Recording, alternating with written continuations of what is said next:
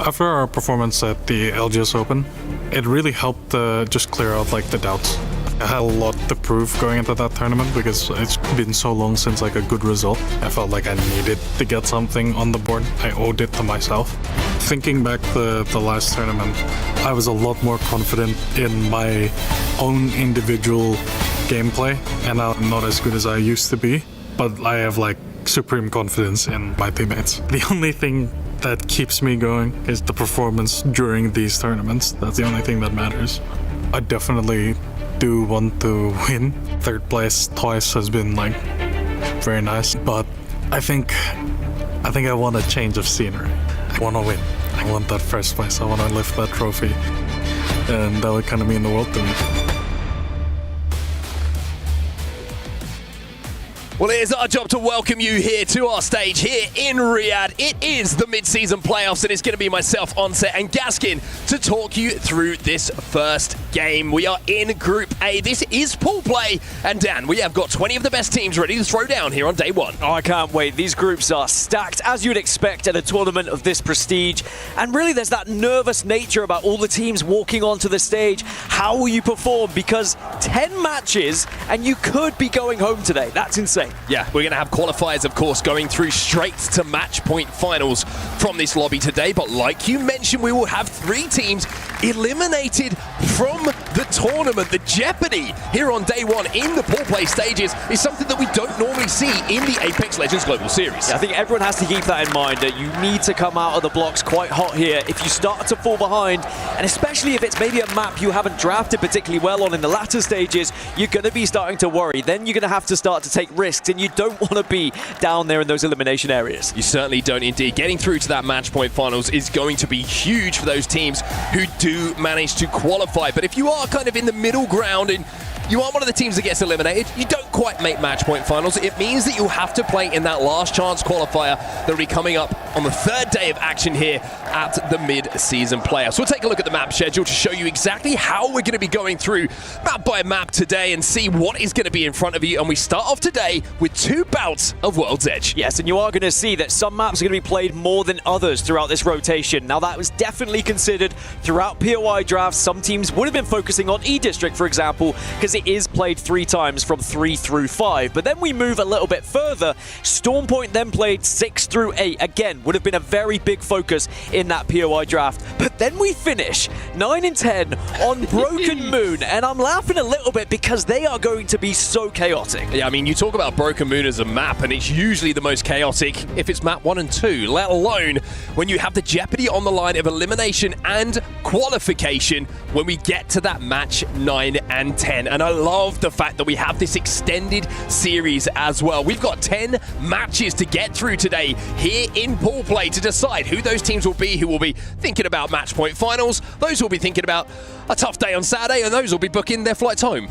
Yeah, the flights home will be sad ones, waving goodbye to Riyadh, but certainly going to have that opportunity to get all the way to Sunday into those match point finals, which I'm sure you are not going to want to miss, because match point finals in Apex, always the best thing you could possibly have on your screens. Now, when it comes to competing in the ALGS, obviously we had somewhat of a recent patch, so we are going to see some new legends maybe coming into the equation, maybe some legends banned a little bit earlier that you wouldn't have seen previously as well in regional finals, for example. But I'm very excited to see just how they're going to feature today. We're going to see a lot of Watson, you would imagine. Of course, a lot of buffs. Probably the most buffed character that we did see in the entire suite of legends available. We're going to see her certainly prevalent in some of these early picks. But then you have like Sparrow, you know. Sparrow was something we didn't really see at the ALGS Open. It was a new season character, so we're going to see him on land for the first time. It's very exciting to see how these legends are going to slide into these competitions. Like you say, whether they be new legends, whether they be buff legends, or whether they be legends that we're a little bit more familiar with. Yes, and on average, we have seen Watson and Alter as the 2 most banned during scrims anyway, leading up to this event, so I would expect that here in match 1. And it looks like the players are just about getting ready here. They're locking and they're loading, but I'm excited to see it. Well, $2 million on the line as well. One of the biggest prize pools in the Apex Legends Global Series. And of course, you can see that Crusher waiting for the keys of the teams that will be eliminated at some point. We are ready to get underway here in Riyadh. While it is back back. It's the mid-season playoffs, and we're starting off with Falcons. And this was a big focus from the analyst desk. They were talking about this northwest area. Of course, Skyhook Trials is where Falcons are going to be dropping, but just south of them, between MouZ and Edward Gaming, is there going to be a little bit of a ruckus for a potential ring console? It looks like both teams have got a ring console to work with, so I think they'll be more than happy and won't have to take a fight between them. So MouZ and Edward Gaming should be absolutely fine when they have to fight there. Yeah, something just to highlight on Falcons as well. Skyhook, it's not that they've just got Trials, they've actually got the entirety of Skyhook to themselves. So pretty good chance that they're going to have multiple Evo Harvesters, multiple interacts with ring console, survey beacons, and of course the loot from Trials. So good chance that Falcons leave every single game from their POI with purples and golds. Yeah, purples and golds, they're going to be looted, booted, and because they did prioritize this as their first pick during the POI draft, they need points here on World's Edge. Now, this is the lay of the land on World's Edge. We are going to be heading down south, down between Lava Siphon and Tree most likely, and of course we feature a little bit of Harvester right now for Furia, so those three teams landing in those spots will get priority to zone. Looking at where that zone is going to be going, Truck is going to be maybe a late game play for a lot of these teams, but the Trax is certainly going to be somewhere that people will want to hold down. That platform outside of Lava Siphon, you would imagine teams will play for a little bit later on as a position to maybe look to pick up some kills from and rain down a little bit of fire as they move towards that end game. But there's a good chance actually here that this pulls into the open ground down around those rock formations. It's pretty difficult to navigate towards the end game if you don't have a character that can control that space. But let's have a little look at Sentinels here, dropping over at the northern side of the map. They've got a long, long way to go, as now we go from the north towards where the teams are going to be trying to take a little bit of priority. Zero Tenacity being one of those teams. Yeah, Zero Tenacity, a very impressive team during scrims as well when they were playing on World's Edge. One of the best, actually, probably top 3 out of all teams competing in this tournament. Not just this lobby, in this tournament. So I'm expecting big things from them on World's Edge in particular. So we'll see whether they can live up to those expectations that I'm setting for them now. We're already seeing compositions featuring Watson, and one of them in front of us, our Qadsiah Esports, you can see with Newcastle and Watson in the composition, so they're going to be able to hold down that ground pretty comfortably on those train tracks. Orchid now making their move to the Snake building, which is on the southern side of Harvester. It's interesting to see a lot of teams, as always is the case, Dan, when we get to LAN, the style of play changes very rapidly, very quickly. A lot of teams early rotating here to zone. Yeah, I mean, some of the scrims we've seen lately, there'd be like 4 teams left in Ring 3, Ring 2. Just so many teams dying early, but when money is on the line, this much money is on the line, yeah, suddenly those playstyles do change. And you mentioned it, a lot of Watsons. I believe from what I can see, Watson going to be banned going into match 2 with those legend bans as well, because there's just so much Watsons being selected. She is an incredible legend now with all the changes that have come in, whether it's those fences, just making sure they can basically not allow anyone to enter. You touch a door that is electrified now, and suddenly you can't even open it. You can't even boot it down without getting shocked. Well, Furia playing the high ground outside of Harvester here. You can see that's a position that's going to be pretty easy to hold down for that long game, as long as they can avoid some Skynades. Just looking at the composition here, you can see it's going to be Crypto, Watson, and Alta for them early on. So that interception pylon from Watson will be able to eat up any Skynades that do come their way, but they're actually playing down the low ground, excuse me. It was TSM, if I wasn't mistaken, who are above them. So this position here for the long game, going to be pretty good for Furia, and this is going to be one of those games that we take a look at now as somewhat of a slow burner. A lot of teams already inside a Lava Siphon, a lot of teams already inside a Harvester. Team Nemesis, one of those teams who drops down to the south here around Tree. You can see when the zone pulls towards you, sometimes not the best thing in the world because you don't even get a chance to get Evo. They're on whites at the moment. And as this is most likely going to be the only game we see Watson with that ban coming through in, very unlikely we'll get a controller reset, although still possible in 10 matches. We are going to see a lot of people usually take the same kind of perk tree with Watson as well, going for the ultimate conductor when you get onto blues to just make sure you can get that ult charge up on Nox. Really just get as many ultimates as possible because the Gen is just so powerful. Interested that Furia looking for a couple of cheeky abductions with the Ulta Qs. Void passages going down, see if they could just steal away a TSM player, maybe get a free knock, which will make it life a lot more comfortable for them. And of course, TSM would have to leave, craft a banner, and make that space available for Furia to play a little bit later on. Talking of teams, though, they're a long way away from Tree at the moment, where we are expecting this zone to go. Interesting to see over at Stacks, you've got Noezz, Foxx, and you've got Gen.G Esports still fighting between Stax and Big Maud. On the northern side, you've got Sentinels and Team Falcons a long way out, and then the furthest team on the western side of this zone at the moment, Edward Gaming, heading their way through Thermal Station.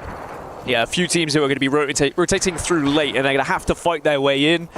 So we're going to see some interesting fights, probably around Ring 3. I mean, at the moment, everyone's been able to find somewhere pretty comfortable in and around those areas, so we shouldn't see too many fights, apart from mainly just poke fights. People just trying to get a little bit of damage, trying to get a little bit of Evo, maybe trying to deplete some of the resources on teams that are nearby. But this is, again, the beauty of Watson. You can kind of hold these more open areas. You can protect yourself a little bit. You are a scarier target now with how impressive that not just the fences are, but of course that pylon.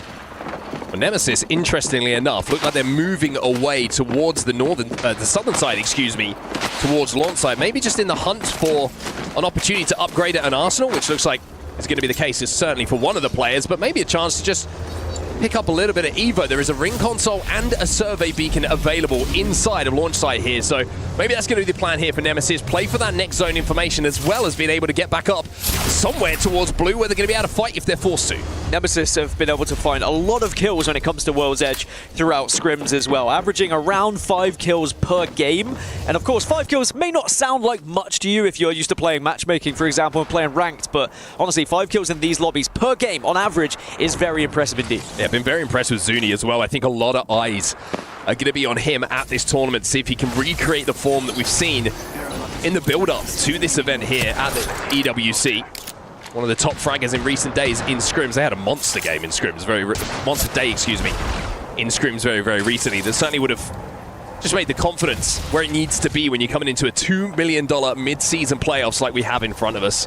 Other teams have been very impressive in scrims as well. Ninjas in Pyjamas, you can see them on your screen on the left-hand side right now, putting up some really consistent performances. And on World's Edge as well, they do drop over at Dome, which historically hasn't been one of the strongest POIs, but we've been talking a little bit before the tournament. We were saying Arsenal's, the addition of that seems to have just leveled out and leveled up a few of those weaker POIs. Yeah, just being able to have the weapons that you want to have. And yes, okay, you might not find all the attachments you want. You won't have as good loot available to you, but you can at least journey with those right weapons. And it means if you do get into a fight, you've got weapons you're comfortable with, rather so than like holding onto an alternator for God knows how long because you haven't been able to find an R9, for example. The crypto drones are out for quite a few of these teams at the moment. You can hear them hovering about. You can certainly see them hovering about as well to collect information. Destroying those right on cue. Thank you very much, Vayne. Is going to be important to make sure these teams can rotate without getting EMP'd, as well as spotted out by those crypto players. Wolves now making their way through the train tunnel as we jump on board with them. A couple of tracking darts, which is going to give information away of their movements. Using these alter cues to avoid passages just to cross a little bit more extra ground without being able to take damage. So important for these awkward and sometimes scary looking crosses. So that zone is going to be shifting a little bit further south. Now we might have our first real 3v3 here. Falcons taking on Fnatic. Well, Falcons certainly have the armor advantage. Waltzy now trying to anchor. You can see How's down to 1 HP. Flatline in the hands of Waltzy here, which is something he's become very comfortable with. In the meantime, we do see Gen.G Esports eliminated as our first team out of this lobby. And it actually looks like Fnatic are going to back off from this fight here. So a little bit of a split of resources because Edward Gaming actually looked to third party that. Yeah, both teams just retreating. A big thanks to that portal, the Nexus being available on both sides. And or at least on one side, it was actually the Ash portal for Fnatic is how they escaped. And EDG just trying to close in on these two remaining players. But Fnatic are going to be down just to 1 now. And for Colonel Qadsiah, it's about trying to escape and stay alive. I don't think you're going to be able to. Well, it's a nice spray, but this is even better. Fnatic will be the second team eliminated here in game number 1 on World's Edge. A little bit of a rough start here for the APAC North powerhouse. Edward Gaming, charge rifle in hand. I would be running you down if you were playing that in ranked. He's not lying either. He does take a personal vendetta against anyone. It's a personal thing. Anyone who's running a charge rifle will very much be pushed. So now things starting to heat up a little bit. 2 squads have been eliminated as everyone starting to be pressed together by these rings. As I said, the zone is going to be shifting a little bit further south. That was to be expected, though most teams had predicted that. As you saw in the little hit that came up there, you can see Zappa just managed to pick up some goodies from a care package for all gamers global. So we're doing a great job on the production side to keep you informed on all of the information that you need to receive at home to give you an idea of what's going on the map here. And it does look like zone-wise we are going to pull down to that area we were talking about right at the start of the game. We are going into those crevasses to the northern side of tree and the southern side of the track. So Qadsiah in a great spot. Oh, you also see Falcons retreating. And speaking of great spots, they could not be in a better spot, as we've just seen where the next zone is popping. Yeah, Qadsiah have very much predicted this one correctly and will be in prime position. And they've got a Nexus portal set up in case they want to be able to just move away from their current spot. They really have set up a nice triangle formation. They certainly have. They're trying to own both the truck on the low ground, which is going to be obviously where a lot of teams try and move into. One of the only pieces of kind of hard cover that you do have in this zone, and the train tracks above. So it's a great spot from you. They're taking so much space and saying, hey, if you want to move into this zone, we own it. And actually, they are the only team within that next zone after it closes yet again. So other teams are going to start to join them, but that space they're generating right now is going to be massive for them. I think Enterforce 36 are going to be joining them shortly, but we're currently having a look at what's happening elsewhere on this northern side. And the reason for that, there's going to be a lot of action here on the north. You've got Orchid, you've got Furia, you've got Kinotrope, so many teams. Well, look at E36 right now. They have made the play to take this truck away from Qadsiah, and by doing so, have forced Qadsiah into a position where they want to fight, and they are going to fight. So this is the space they were desperate to command, and they are commanding it beautifully. Furia, in the meantime, have been eliminated. They were not able to rotate from the Harvester side. Yeah, these Harvester teams are all going to be struggling. As I mentioned, TSM, the remainder of Enterforce 36, Kinotrope, Orchid, MouZ, even Edward Gaming might get involved as well. Sentinels stuck in the tunnel. It's going to be mayhem here, and a team like Qadsiah, who have eyes on kind of all of this northern side, could pick up a lot of kills, especially with weapons like the 30-30, which could be the most used weapon. It could be the most kills that we see throughout this tournament as well. And I saw on social media a lot of players were trying to predict which weapon they thought. What do you think is going to be, Mark? Ooh, that's a tough one, actually. I haven't seen many Devos in players yet. And with the way that teams are quick rotating, maybe it is going to be R9 30-30s. It's going to be certainly topping the leaderboards. We'll have to see as the games progress and as we get through the days, of course, if that does change a little bit. Zero Tenacity, we saw them rotate so quickly to this position on the fence line as Orchid are trying to deal with the last remaining members of E36, and that's exactly what they are going to do. So E36 will be eliminated from the lobby. Some of those KP go into the team on your screen right now. KP is going to be important. These points, every single one is going to be so important when we get to those final games to see who's going to be eliminated. Now, Zone is going to be shifting a little bit further south, away from where Qadsiah were currently holding, which isn't the worst because they can still go down to the truck, but it is going to end up in that kind of open area rock formation, which is difficult to hold for teams. Well, listen to the firing squad here. As Kinotrope fires some shots out as we take a look at the fans that have come in to be a part of the mid-season playoffs here. Kinotrope, this is a tough rotate for them. You're looking at the composition at the moment, trying to see if there's any characters. They do have Ashe, so that portal is viable for them to get out. But where do you go? It's such a difficult rotate to make, even with that portal, because you're probably going to be landing in an open space. Yeah, landing in the open space is going to be rough for a lot of these teams as well. There are a few teams that are playing a little bit off meta. We do see some Newcastles featuring, for example, that might be able to help. There's a Pathfinder from NAVI. Could also be very important to try and zip across and get a little bit of protection as well. But mainly it's going to be the lack of ability to throw grenades with the amount of Watsons that are going to be alive here. As NAVI, speaking of them, they're taking a fight against Sentinels right now.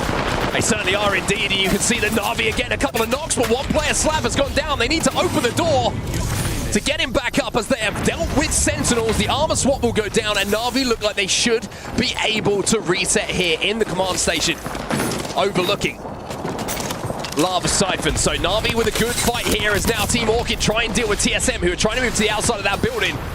But Orchid quite simply are saying no to this. Panic is last alive.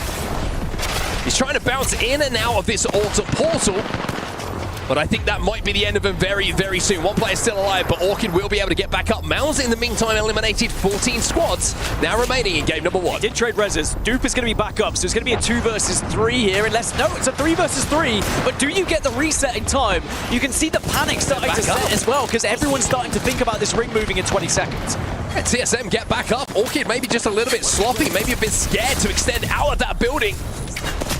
As we see Gen now and the rest of TSM under a lot of suppressing fire coming in from NAVI. As Kinotrope will be the next team to be eliminated. Furia, by the way, in the meantime, has become the kill leader in this lobby for Z10. 4 kills to his name. You can see the panic as well as everyone now starting to fall. Movistar will get taken down. 12 squads now remain. NAVI, by the way, I mean, they looked excellent in scrims, not just leading into it, but as we saw live scrims happening in this building, they looked like a real threat and maybe that championship winning team that we saw back in Champs. Yeah, confidence is a big thing, I think, for this NAVI roster, and they certainly do have a chip on their shoulder. Zero tenacity. We were talking about a kill leader. Well, unfortunately, now they're going to have to watch from the lobby. Ninjas in Pyjamas will be next as we find ourselves with 10 squads now remaining. Half the lobby is gone. A TSM somehow or other have made this crazy rotate from having one player alive to getting a reset to now being in the truck that was being commanded by Qadsiah a little bit of time ago. Noezz Foxx going down, but TSM are going to be below Qadsiah, so they are going to struggle to push out, but maybe could hold them out a little bit. But NAVI will be taking a look.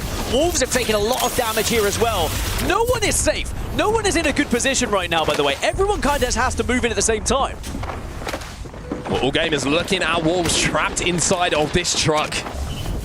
And if there's no gen down, there certainly doesn't look like there's one available. 44% until that generator is going to be available. That interception pylon for Crazy Kong to stop any nades coming their way. I think they're just hoping that All Gamers don't have any nades, but now you're going to see him go in, and you're also going to see the America's kill leader from the Pro League, Zap, move in to pick up a few more for his tally. That's 2. Can he make it 3? Well, he doesn't need to because his teammates are there. Wolves eliminated. In the meantime, NAVI also go as well. Yeah, there was a fight between NAVI, Orchid, and ALGS Year. Now, ALGS Year have lost 2 players, so it kind of went in favor of Team Orchid on this northern bridge, but they still have to move south. And look who is now holding one of the better positions, Team Falcons. They can gen up, they can get their fences down, and they can watch all these teams arriving from the north. Their main concern is going to be Team Nemesis down to their south.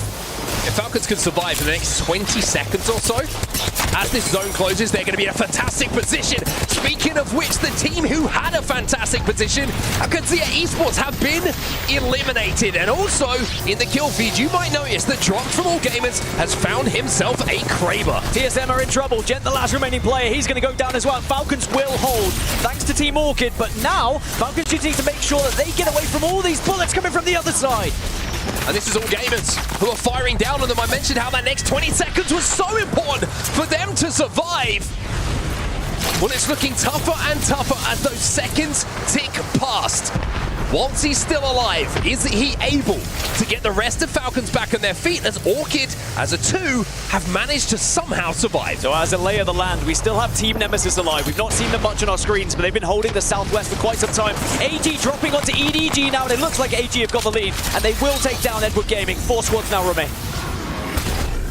Use that void passage to get back up to the high ground as well, so job done. They now know there's no team underneath them.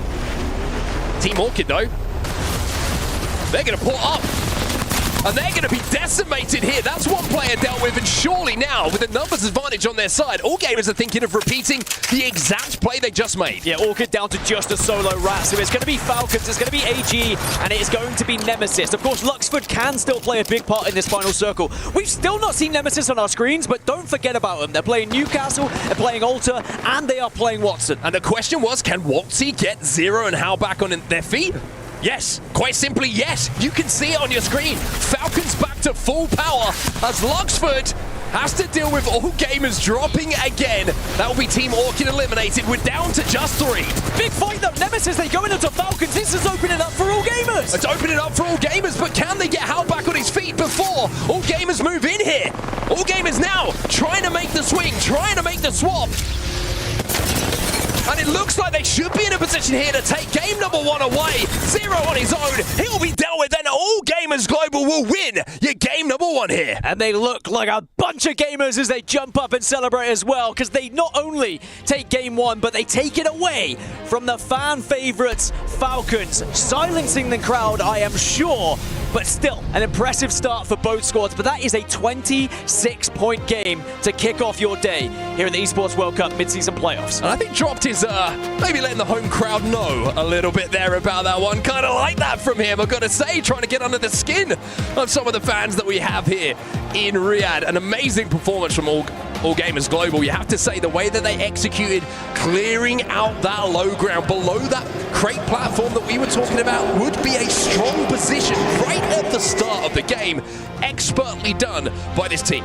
I need to go back and look at it from Nemesis' point of view, because Nemesis had the Southwest, they had the Newcastle. I'd have to imagine they didn't have a castle wall available, or because of the ruckus that was happening with Luxford, they thought that was their best opportunity to take a fight, maybe an isolated fight, so they took it against Falcon. Sadly, they did not succeed, but it did open things up for All Gamers, who put 26 points on the board. 26 points, very impressive points tally coming in from All Gamers to start this day off in our match number 1 here on World's Edge. 14 KP alongside the 12 points that they get for being the champions and being first place in that lobby. Very, very impressive stuff from them as well. Team Falcons, though, let's remind ourselves, had quite a long way to go towards that zone. They had to drop right on the trial side of the map, had to move all the way down. We saw a couple of disengagements to get to that final zone. So a second place for them in that position, I think they'll be pretty happy with. And you mentioned Zap as well leading into that game. Look at the stats. He puts down almost 2k damage, 7 kills on the board, and the damage difference very healthy for all 3 of them.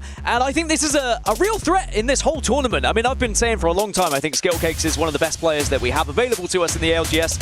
And maybe, just maybe, this squad can go on to do big things. But you don't want to get too ahead of yourself. One game. Just the first match has been completed, but it was an impressive one, that's for sure. Yeah, very, very well controlled there by All Gamers. An impressive performance in them. From game number 1, World's Edge looked very, very comfortable for them, and we'll have to see if that comfort and that win percentage will continue to rise as they go through these games. We're going to go to a quick break. When we get back, game number 2 is coming your way.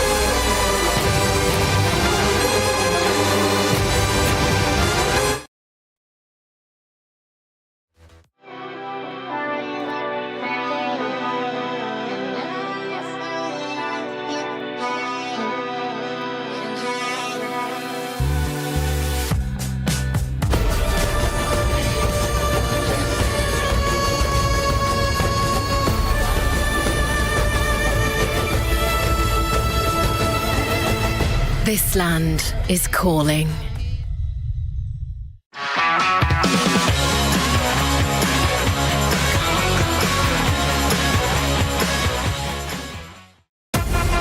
Dear Papa, my studies have been very rewarding. They have introduced a new game to practice our skills. No abilities, no healing, just you against another. Electric.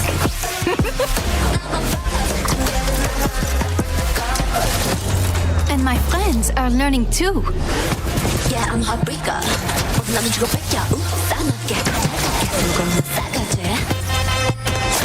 Now we know where you fit in the food chain.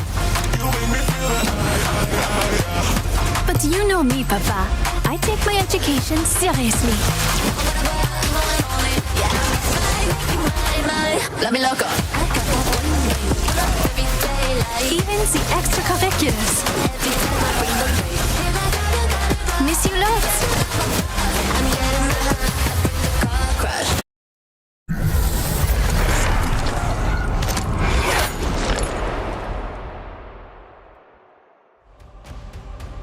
Welcome back, everybody, to the mid-season playoffs here at the Esports World Cup. It's on to Gaskin to continue on the microphone here as we walk towards game number 2. Game number 1, though, belonged to one team, and that is the team that's on your screen right now. All Gamers Global, led by that man Dropped with a fantastic performance, putting a huge amount of points on the board in just one game. Very confident in how they took fights as well. I think confidence is going to be everything in this tournament. We've seen in scrims there was maybe overconfidence on some some teams' parts, but I think when you get into actual tournament day, that confidence transitions very differently indeed, especially into those fights. And not only confident in your fights, but the confidence this now brings going into the following games. Teams might fear you, but you're going to feel like you can take on the world with how you've been playing so far. So this is an excellent way for all gamers to start, but of course, as we alluded to, it is only the first match, and we've seen how things can change up very quickly. Winning one is great, but can you win two? Because I think when I look at kind of 10 matches, if you can get 2 big wins, you should probably be fine not to be eliminated from the competition, because you shouldn't be in the bottom 3, but actually getting into the top 7 is what's going to be difficult here. Because as a reminder, everyone who's watching, the top 7 teams get automatic qualification into the Grand Match Point Finals. Those teams 10 thereafter go into the last chance qualifier, and the bottom 3 get eliminated. Well, if you're wondering how that winning moment felt from inside the comms of All Gamers Global, we got you covered. Let's take a look back. Yo, full. Nice. Get full. We Q on these guys. Kill them. Fucking kill them. 10 energy ammo if you can steal. Here. I dropped you some. Dropped you 20. Listen, get full, and then we kill these guys under us. Okay? Yeah. I'm surging and then we go, alright? Yes. Last 2 teams are 4. We kill these guys. We have our whole side of zone. Are you ready? Ready? 3, 2, 1, go. Under. Took. Is it solo? Swap on him. Can we Q up? Can we go up? You guys go up. Yeah, go. I'm fencing it. Go. On me. He went back down. Dead. Last 2 teams. I'm staying up, down. I'm staying bottom. They're walking up. Walking with you, Skittle. Or is that training? Walk up right. No trades. One. Yeah. Right here on the side. Right here. Look at him. Peeking. Right side. Cue the kill. He got res off. Crack to the left. Nice. He got res. Dead. Swing. Let's 30 HP. Let's fucking go, boys.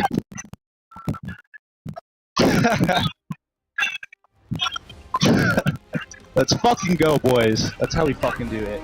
You can hear the energy coming out of the squad, and it's probably a good job that the headset probably came off of Drops in that final moment, so we didn't quite get to pick up what he was chanting, but I'm going to go with let's go All Gamers.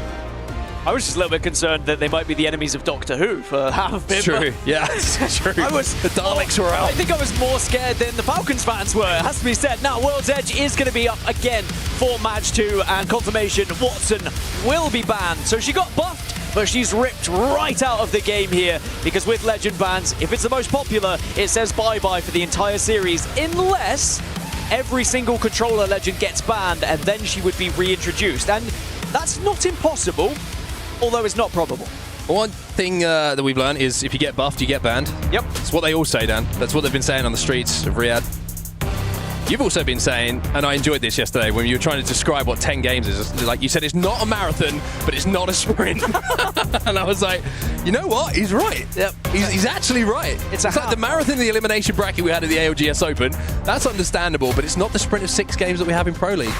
It's like the half marathon every 30-year-old signs up to when they turn 30. Posts viciously on social media to let you know that they have completed or are maybe pulling out of the day before and then they go quiet. But, you know, we've all been there. Let's focus on Apex and Legends. Let's go back to World's Edge now for map number 2, game number 2, and see if AG can go back-to-back. Obviously, that does open things up. We're probably going to see a few people switch, well, about 17 teams switch off of Watson and find a different Legend to give them that ring console information. We did see a few Caustics during scrims, but I don't think he's going to pop up just yet. Maybe later on in the series. One Legend that might actually turn up could be Vantage. Now with her new perks, you can actually get ring console information as well. Definitely could be an inclusion depending on how people like to play. But we'll see probably a lot of Catalyst as you see Skittlecakes going for it as well. Yeah, Skittlecakes on the Catalyst. I know he's very excited as we've heard some rumors of what may be happening to Caustic in a new season. And we know that Skittlecakes historically has loved that Smelly Man. Devo in his hands early on is going to be good news for them as well. Don't know if they've got an energy arsenal close by. They do, indeed. So they'll be able to upgrade that on the way through. Potential Devo play, who knows? Zap is doing the no-name to make sure they can claim as much loot as they can before they start on the task of going back-to-back here. And it's interesting to talk about the story of Drops, because I feel like he's been the nearly man so many times when we talk about LANs. You go back to Birmingham Champs a few years ago, Optic Gaming had that chance on match point. Historic moment where NRG managed to clutch to keep the tournament going, and he's always been there or thereabout, but that trophy, that chip, has always eluded him. And this would be a brilliant one to get as well. We saw how much it meant to Alliance last year when they finally were able to raise and hoist that trophy. Is there going to be a new name on the Esports World Cup? As we are going to get some zone information coming in as well. And it looks like we're heading a little bit closer to where Falcons are landing. We're going to be heading somewhat northwest, maybe more west side, over towards kind of Lava Fissure area and Countdown. Just see where this zone does actually pull. Is it going to be out the backside of Countdown, or are we going to go towards that drill tower? Have to see as the game goes on, of course. Third beacon information might be pretty important for some of these teams. As we have a quick look at Qadsiah as they make their way through Harvester, already up to purple, Strafe and Flame here, so he's been busy collecting Evo. But for teams like Kinotrope, TSM, Edward Gaming, Orchid already rotating as well from Monument, and of course MouZ who drop over at Countdown, they're going to have priority to this zone and should be set up for success. And I'm not sure Edward Gaming actually had a ring console, but they did have a survey beacon, and they probably already saw how many teams were there, and they say, well, let's just hedge our bets, and we'll start to join everyone else. Now, TSM should be able to comfortably hold this building as well. They're a little bit concerned that someone might have been pushing from their south, but it looks like it was Zero Tenacity. They've just been able to bully them away for now. And as you can see, they've got a Nexus portal down as well, just in case, as a fallback. The TSM will be, in all aspects of the word, chilling. Technical term that we use in Apex Legends.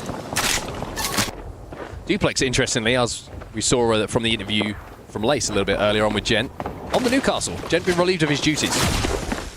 Package over there. Why can't Very late drama, Dan. Maybe drama. Who knows? Late to be doing that, isn't it? Let's make things up.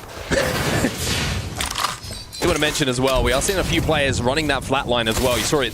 I mentioned kind of Wobsy, how he's become the player who's going to be running that for Falcons, and you're probably thinking, you know, why exactly that is. Of course, it does have the accelerator hop up on it now, so the ability to get that ultimate back a little bit quicker with the damage going out is going to be vital to teams and their success, as we see a Stinger Bolt going on here. It's going to force E36 to retreat and play in this tunnel underneath a lot of the teams who are already inside a Countdown.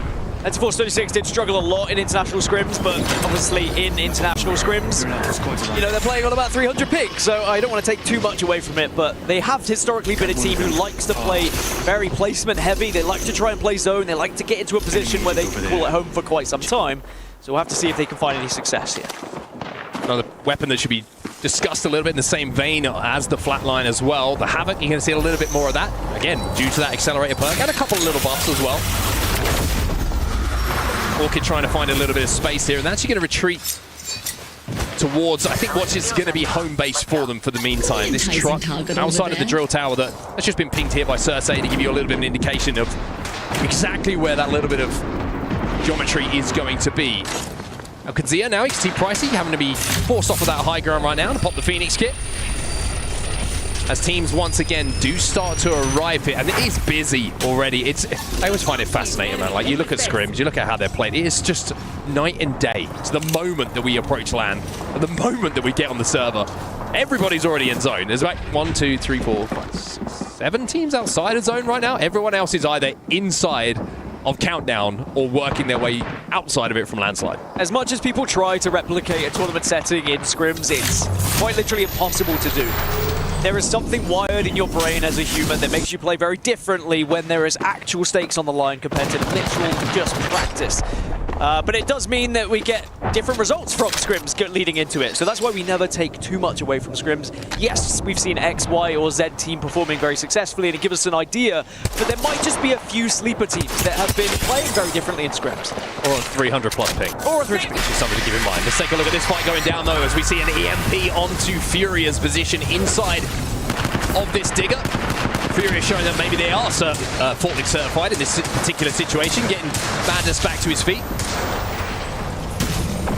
You have the Catalyst as well, which is going to reinforce those doors, but the windows always make it a little bit scary, especially when you don't have Watson available to suck up those grenades that are going to be coming in with that interception pylon. Also, interestingly, no Newcastle, so that castle wall isn't going to be able to fulfill that role either. So Furia are going to have to essentially take damage and just try and reset and hold off teams that approach. I have thought of a Catalyst buff, though. Reinforced windows. There we go. That's how suddenly her pick rate will skyrocket. Reinforced POI. Just reinforce everything. ALGS are healthy, well, and they can back off, and they're okay in Landslide for now. My worry for them is when that zone inevitably does shift, is it going to be an uncomfortable rotation for them? They do have Newcastle to make builder cover, so they'll be absolutely fine to at least walk up, and they can use Newcastle's shield as well to get closer to Furia. But it's about where you go. Like we said, it's so busy when you get closer towards countdown. Yeah, it's interesting to see how Falcons are actually playing this game as well, because we've seen a lot of teams already rotate their way in towards countdown and the surrounding areas, but it looks like Falcons are playing for next zone information. They're hovering in and around Skyhook at the moment, waiting for the zone to pop, then they're going to hit that console and see where that third zone is going to be going. By doing that, they get the idea of if it's pulling towards countdown, if it's pulling out towards the drill tower, or if it's going to pull towards landslide. And it looks, from my point of view, on the info that we have, we could be either going drill tower or a little bit further towards landslide. So everyone who's gone into countdown is going to have to leave at some point. Got a new upgrade. Can't wait to unleash. The Falcons now will make their move thanks to the Nexus portal. Again, another reason why Alter is such a heavily picked legend, not just for the defensive ability, but also the speed of access as an offensive ability to try and catch up your team.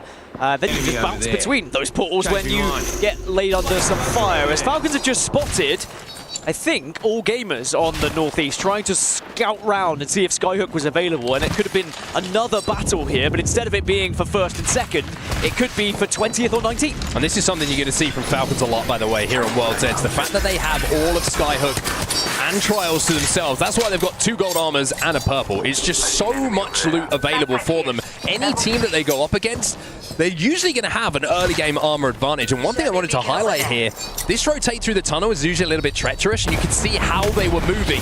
They were very aware of what could be around them, but it's pretty clear that to actually move through to where this zone is going, not so clear though for AG.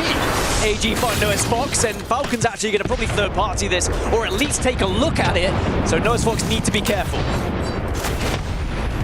And Noezz Foxx at the moment just retreating because Arufa has gone down. And it's going to be zapped with another kill to his name, or certainly the finish onto Arufa. And now Noezz Foxx have got to decide how they get around this situation, how they get his teammate back into the game. Falcons have a little poke at this, but they've got Team Orchid to deal with as well. So, sticky situation where they're trying not to put themselves in a pinch. Orchid will retreat, or at least one of them is going to, so Falcons were able to hold off just a single player that was trying to step up, hearing all that commotion.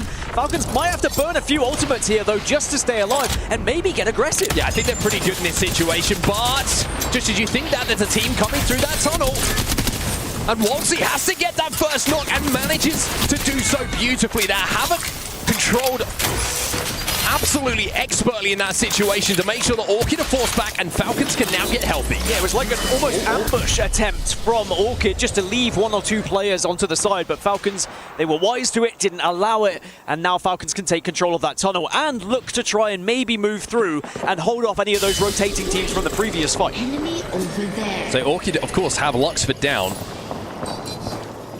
And the worry for Falcons now is that they will know that Orchid are low. They've got that KP themselves, but they've got to worry about Wolves Esports positions up on that drill tower. However, they make this cross, we're in a great position to pepper them with damage. So Falcons have got some choices to make here, how they play. They don't have to do anything for this zone.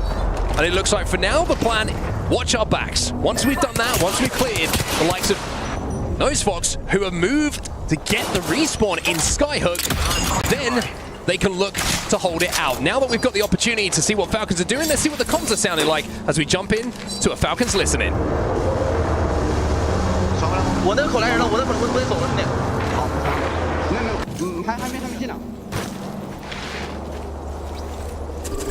I see one. Well, we'll get Falcons on our audio in your ears as soon as we possibly can, but for now we're going to go back to the POV, and you can see that at the moment they're just keeping their head on a swivel. They want to make sure that nobody is rotating from their back and that they can just turn their attentions forward. That zone is going to shift a little bit further towards Falcons as well. It's going to be on this eastern side. So I think they'll be delighted when they eventually realize it. Of course, they're not going to have any information right now. AG will also probably be pretty happy about that one, as Movistar will be our first team eliminated. It's taken quite a while here, but finally we see a team deleted, and maybe another one here as Edward Gaming will be under fire. They're taken down by Sentinels. I was wondering when we were going to see a Devo. Well, Carter's got one, and he's got some KP to go alongside it. So the Devo stats starts to pick up in game number 2 here. Sentinels clearing out their low ground. But where that zone is pulling, very, very interesting as we see NAVI going up against our Qadsiah here, and it looks like NAVI could not be long for this world. Xhaka will be taken down, and Qadsiah will be able to hold, but they've got to be worried about Falcons now. Made it to max level. Actually, excuse me, this is the vault tunnel on the southern side of this zone. Falcons are absolutely fine, and now Qadsiah as well will be fine. They'll be fine, but they then have to go back into landslide, which is currently heavily contested by the likes of Furia and MouZ and remainder of Nemesis as well, as now Sentinels into another fight. You can see they've been able to get yet more damage onto a squad. Sentinels not scared of taking fights right now. Interesting to see that Ninjas in Pyjamas were actually pushing onto Fnatic in that fight. Sentinels were moving to try and third party to see if there was an opportunity, but NIP used their Void Nexus to get away, and now you're seeing exactly the same play from the side of Sentinels. Unfortunately for Fnatic, last player alive Ace will be taken down as Ninjas in Pyjamas will pick up some more KP. So a lot of teams now are going to start to try and worm their way into zone.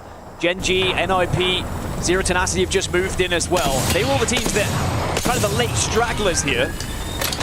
I don't know if any of them are actually going to force a fight. We might get a position where 16 squads are still left going into this next zone. Maybe one fight might occur on the south. Gen.G potentially against Qadsiah and Team Nemesis. Can we go to the point of view of Cannon if you have the opportunity? Because he was in the funniest position with that Sheila behind one of those walls just up on the height. But for now, we'll look at Gen.G. More pressing issues ahead of us as Nemesis are feeling what that Devo can do. Ripping that wall down. But Nemesis do have that mobile shield available, and now Nemesis are going to send it onto them. Ninja Pyjamas have been eliminated in the meantime. Gen.G are down to one. Asia feeling the power of Team Nemesis, and with the armor disadvantage, Nemesis will win that fight. This was my worry down on the southern side, that Gen.G would just spark all of this commotion. Now Furia getting involved. Zero Tenacity is starting to arrive as well, and the devotions are very much in play here. Man has got to be careful here. Still one player alive somewhere or other here for Nemesis. Qadsiah has been taken out. Zero Tenacity now moving in, like you say. And when you're looking at the armor disparity, well, you can't get much more than this at this point in the game. 2 reds and a purple here for Z10. God, everyone wants in on this madness on the south. Now Qadsiah are going to look into it. Nemesis do get eliminated. Furia down to just 1 as Madness gets knocked down as well. But they do have the ability to go back into this truck. Maybe there's a reset, chat. No, there isn't. Furia will be eliminated. Qadsiah moving into landslide to try and be the last team to essentially arrive in this position, wrap behind everyone and clear this southern side of the map out. We'll take a look at the replay in a few seconds of Ninjas in Pyjamas and that fight where we saw them eliminated. So Qadsiah now take that loot that was left by Furia. They take that loot, they take that position, and they will control the majority of the south. Zero Tenacity being their main concern on the southwest. Everyone else is above the halfway point when it comes to north and south. So most of the fights now are going to occur on the northwest. You've got MouZ, Noezz, Foxx, Sentinels, TSM, all have to get out of Countdown, and they're probably going to find a rough time of it as well. E36 gathering some loot that was left over, and they will be safe on this blue crate for where this next zone is going, but there's going to be so much traffic around them. Qadsiah, by the way, amazing job from them to wrap to that southern side, be the last team to wrap. Keeping their eyes on that timer when the zone was closing to clear out that southern side, and now they have a walk-in if, and it's a big if, they can deal with Zero Tenacity. Now over towards Countdown, and this is going to be chaos as everybody has to leave. Gen trying to get the res behind the castle wall here as the Newcastle, excuse me, it was Duplex on the Newcastle. As Sentinels try and move in to finish off TSM, and Carter. No turbocharger on that Devo, but he doesn't need it. Oh, they get eliminated from elsewhere though, and TSM will just about survive. Second time in 2 games. Realistically though, are they going to be pushed from the team above? How aware were they? It looks like TSM might get away with this. Second time in 2 games that 1 player, and it's going to be Gen again, is left alive, and TSM are allowed to reset. So TSM, a slice of luck going their way. As Kinotrope up on that high ground were able to survive that fight and influence it. Qadsiah, by the way, been eliminated. We mentioned how they had to clear that side out, weren't able to do so. Noezz Foxx also go down, so 6 squads now remain. Falcons are currently hunting down the remainder of MouZ on the north by the looks of it, and they should deal with it, and they will deal with it. So off screen, MouZ just got eliminated, but it looks like Kinotrope are now aware of TSM's position here. Sheila's thirsty, and TSM have got to be careful here, because if Cannon peaks with that ultimate, there is going to be an opportunity for him to do a huge amount of damage. By the way, did you see the loadout there for Cannon? Don't think he had much time to loot before they rotated. Had an alternator, no attachments, maybe even rezzed. Yeah, Kinotrope did res, so that's probably why. Like the Although attempt. Foxx has got an RE45 and a MouZ check, so who knows? We are going to see just Kinotrope very concerned about TSM, but reluctant. Oh, we see the it! abduction, but Cannon gets away. Cannon goes in, Cannon goes out. The TSM, try as they might, they are just in such a precarious position right now. It's going to be so difficult for them to survive. Panic's got that turbocharged Devo, so if anyone walks into his POV, There's another they one. are going to get shredded!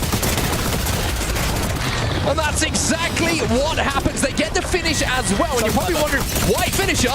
Well, it means that they can't recall him through that Nexus that was down. TSM not only survived, but now start to thrive as well. By the way, all the meanwhile, Falcons have taken the entire space in the middle of this zone, and they are very much favorites to win this thing, because Wolves, TSM, and Kinotrope all on the same side, and Falcons can watch over all of it, saying, come to us, is there anyone else? Chance to pad a little bit of damage here. You saw Hal, by the way, nearly 2k damage already in this game, but the Catwall now going down from TSM. They have moved in towards zone, but the Motherload and the EMP coming in means that Kinotrope will be destroyed, they will be eliminated, and Falcons do not want to let anyone on this side of the map. And Falcons are so spread, they are just covering, they are pitching, it's just Wolves left. It's just Wolves left, and look at this. Just so much space being controlled still by Falcons. The question is, did they use all of those ultimates to clear this space a little bit prematurely? And what have Wolves got to play with? If Wolves can commit and maybe find a single player from Falcons, there is a chance here. You can see that Sparrow ultimate was close as well, and that could really make a difference. And they're so close to a Dark Veil as well. All the ultimates are nearly there for Wolves, which could make They're not going to let it happen.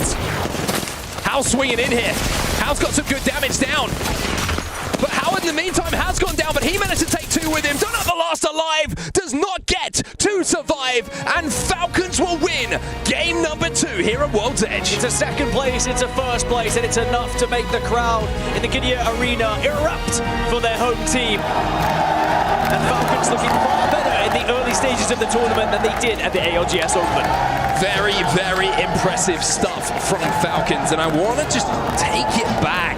You think about how many teams rotated quickly towards that zone off of that first ring console piece of information that they got. So many teams like, this is a countdown zone, this is countdown. So many teams stacked up inside a countdown. What do Falcons do? They wait inside the skyhook. They wait for third beacon information. They play that ring console and they play that pullback superbly. The fights they won to clear that eastern side is so important as well, and it means they end up with 23 points coming in from match number 2. And Falcons make the most of their #1 pick on World's Edge. I was looking at it and I was saying, you only played World's Edge twice, so having it as your priority in the POI draft can be very dangerous, but they have put up a second place, they've put up a first place, quite a big first place with 23 points as well, so they have capitalized on their priority from POI draft, but now they will go into other maps where they don't have as good a POI, but certainly they have done enough here to prove that, you know, Skyhook West, it still gets the job done. It certainly does indeed, and alongside Watson, we will not see Alta in the next game. So Watson and Alta, the two legends that will be banned as we change over our maps. Falcons now on top after 2 games with a first place and a second place, respectively, at the top of the leaderboards with a little bit of a gap between them and All Gamers. With Watson and Alta gone. You banned Walty already? That's Just crazy for you. Walty, get him out. Maybe Seeing what that man does with the coffee cup, you don't want to... I've seen him get himself out, actually. Well, with both of them gone, who will be next is the real question, because on average, they are the first to go throughout scrims, but now you're going to start to see more Ashe. Now you're going to start to see more Wraith come into the occasion as well, and I'm excited to see a match number 3 on our way. Well, match number 3 is going to be coming up very soon indeed. We're going to go for a quick break in the meantime, but the mid-season playoffs will continue at the Esports World Cup in just a few moments.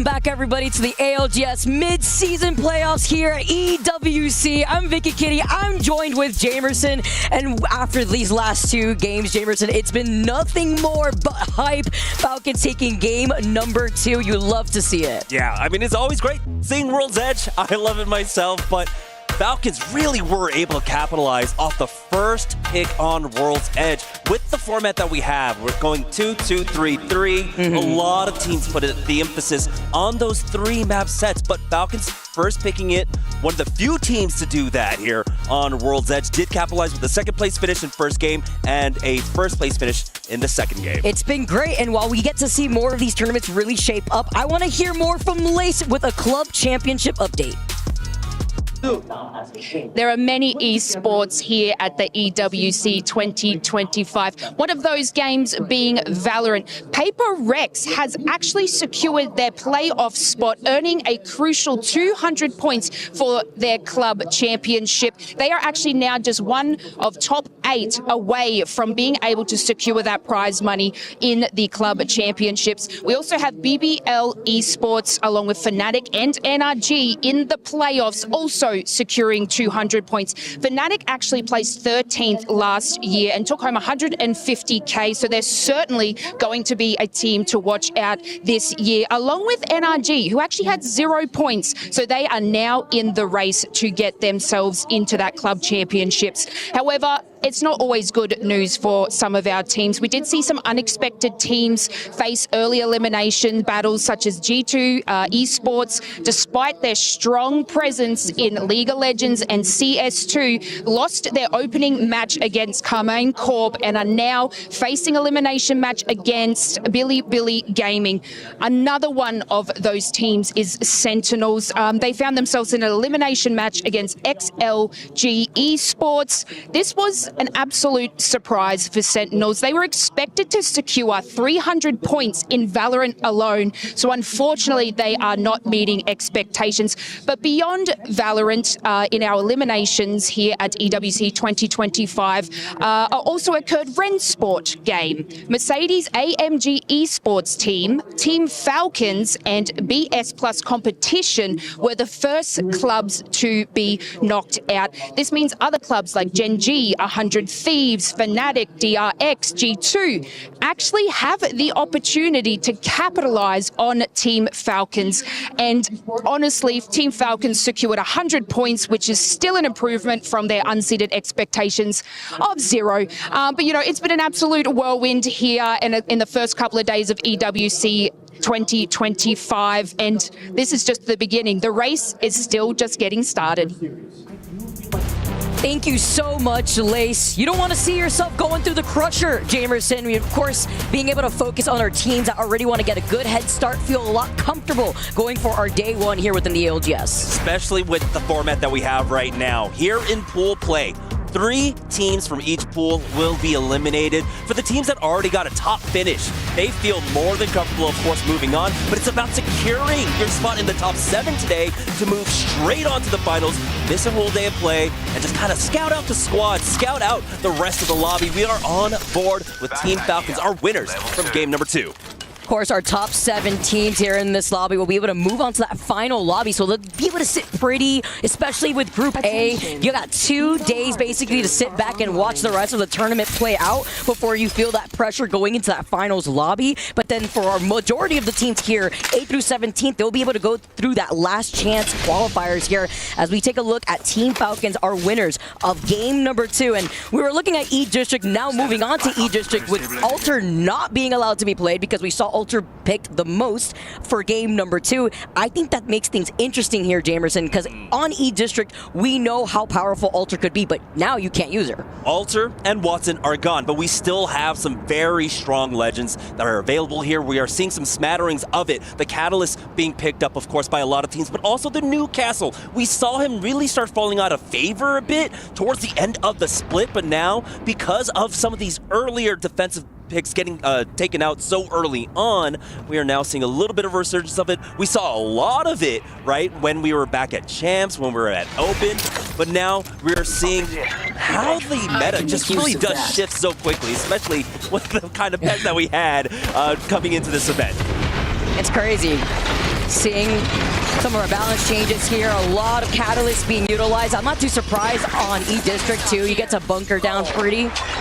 Looking around these doors, it's TSM sharing this building with Team Nemesis, though. They've taken a good amount of pressure already. TSM are going to be able to share this building, and this is something else about E-District that I really like. A lot of space to coexist for a lot of these teams. So you can expect a lot of these final zones, especially teams that like to prioritize their positioning into that final zone, to be sharing a lot more of that real estate. Yeah, and of course, everyone that was able to hit up the ring console, seeing this one going down towards draft point, all the teams that had priority are already inside the next zone, except for Kinotrope Gaming coming out from Street Market there. But at this draft point circle, you don't really expect most of our teams to get too aggressive here. I think the timings on a lot of the rotations alone will stop a lot of early aggression, and I think the teams are just more than comfortable on holding these positions for now. We'll see how the rest of the teams rotate around for this one, but we are starting to see teams coming out from the eastern side of the map right now. There will be a moment where there's going to be a huge clash of teams on the northern side. Yeah, instead, you want to be like Kinotrope here in this situation where their POI is Street Market. They're going to be able to wrap around to that south side, less contested by the teams that are moving in through that northeastern side, like you mentioned. Edward Gaming being one of the teams now actually rotating over to that south side where Shipyard Arcade does have a ring console. Comes in clutch if you want to try to play objective, especially since you know so many other teams that want to play patiently into that next zone won't really have those Evo shields boosted. We've been seeing a lot of damage output with poke pressure from the G7, the 30-30 thus far. Not too surprised we saw something very similar, you know, when it comes to Scriptbugs. Yeah, we have a small engagement here as teams are making their way on in. Qadsiah will utilize their wall to make it to the first floor. Team Nemesis ends up getting knocked out first here in game number 3. TSM gonna get an eye on this one, but I don't think there are really any trades on the other side. I mean, look at this pile-up. It's not only just TSM here, hearing a lot of this fighting going down right below them. Kinotrope have now made an appearance. Qadsiah too, who are player K falling incredibly low, already losing out on his shield here too. Yes, Yuka now makes an appearance, and TSM just hear all of this, trying to look around to see if maybe they could put in some poke pressure here too, but they're not going to be able to give up that space. This is the results of a battle that took place in Energy Bank.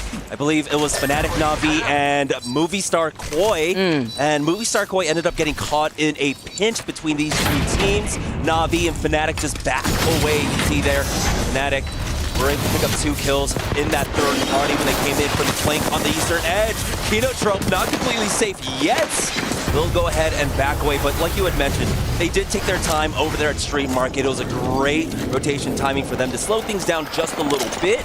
But now they do have to worry about trying to keep that southeast side, or excuse me, southwest side of the zone a little bit more clear, but a lot of teams are starting to hover around that area right now. That's why they backed away too. It's so smart because you have the Ash Portal just as a getaway from a lot of this chaos here. They didn't want to commit to that fight versus TSM, and it was good timing too because Edward Gaming were looking to wrap up behind them. There's also an Evo Harvester to the south side on the outskirts of that zone, so they could be aware, specifically Kinotrope, of any other squads within the vicinity that may want to play objective and take that spot away from them. So they backtracked in a really good time, as Furia now are going to be able to wrap around Street Market with a ring console and that survey beacon too.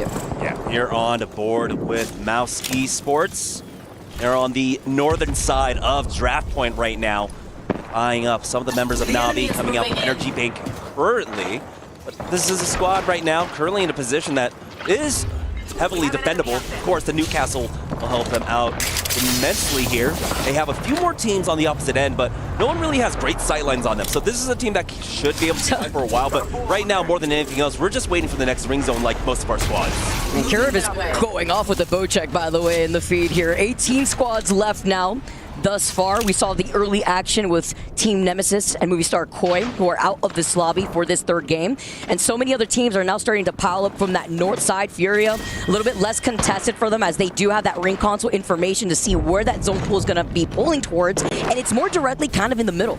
Right in the middle, so it doesn't give too much, it doesn't really favor any team, possibly NAVI, just because of how much of the pileup happened. We saw a lot of teams try to go to the western side, a lot of teams come in from the south, and so those teams that rotated in from the north now were not having that pileup that I expected. We have NAVI safely there on the northeast side. Edward Gaming, they did end up losing out on one when they tried to make the rotate deep into it. Remember, they were rotating around towards that south side of Shipyard. NIP, that was a moment of friction for them. They had to try and get past them. NIP were able to pick off one, I believe. And so now Edward Gaming in the middle of draft point have to figure out how to get their third back in.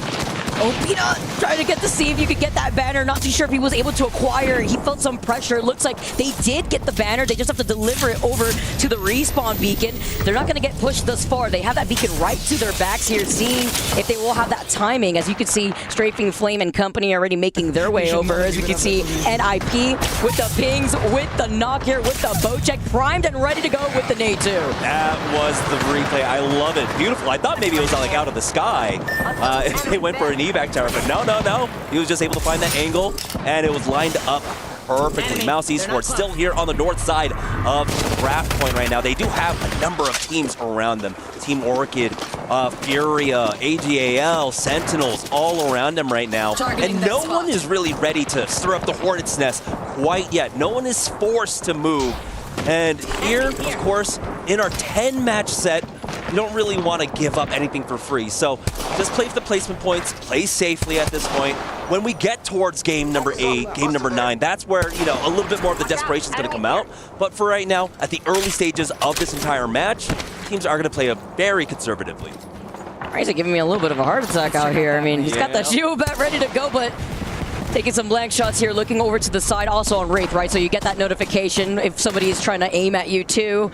Getting that little heads up while Furia playing on that low ground, full purple Evos, whereas NAVI on the high ground, still rocking the full blue, but playing off this low ground, this is what Furia wanted to do, right? They got the ring console information from Street Market. They already got ahead of the curve. They're directly in the middle by draft point, which we know if you're trying to play by that bridge area, by the crates, there's so many open line sites that you have to be careful with, so that's why they're forced to play on that low ground. It's the Madness special. Get you into dead center of the zone here, but that does mean, of course, they're not going to have the access to a lot of KP potential, right? Even if you do bring in the 30-30s or the G7 scouts, you just don't have the angles from that spot. Now we are starting to see Noezz Foxx coming in from the northern side, and because they delayed their rotation so much, they will get access to that mythic mid with no contest whatsoever.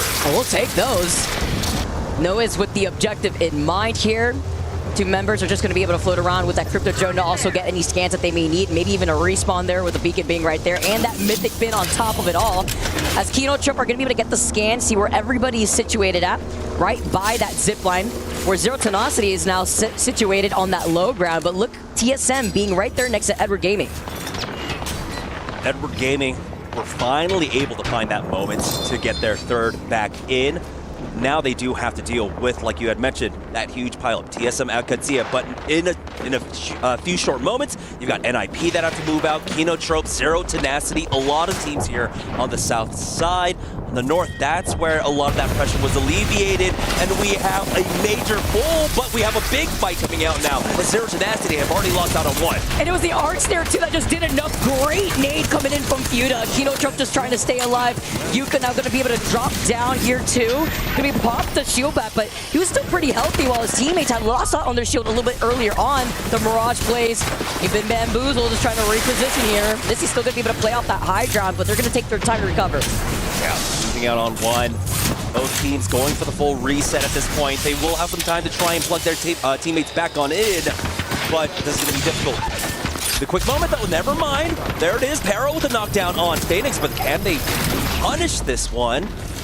Looks like with the new castle slowing things down, not going to be a moment to really punish them yet. Man, Yuka with the ballistic, letting that rampage sing, by the way. All juiced up while we get the Mirage res on top of it all. Giving that green light, though, for other teams to now make their way into the vicinity. 0-10 still trying to recover, while TSM looking ahead here, playing still inside this building. Yeah, for a lot of the teams that are still inside the zone, they don't know about the next pull, but we do have a major shift in the next ring. It's going to be pulling over to the southeast side of draft point, where currently Fnatic, Enterforce 36, and Team Falcons are in position for it. The rest of the lobby are going to have to fight it out from that northwest side to make it in. Furia, who we had seen earlier on in that low ground, will have to be forced to really try and avoid a lot of that fighting with about 10 teams coming their way. Even better when Watson was the first to go out here in our Legend lineup.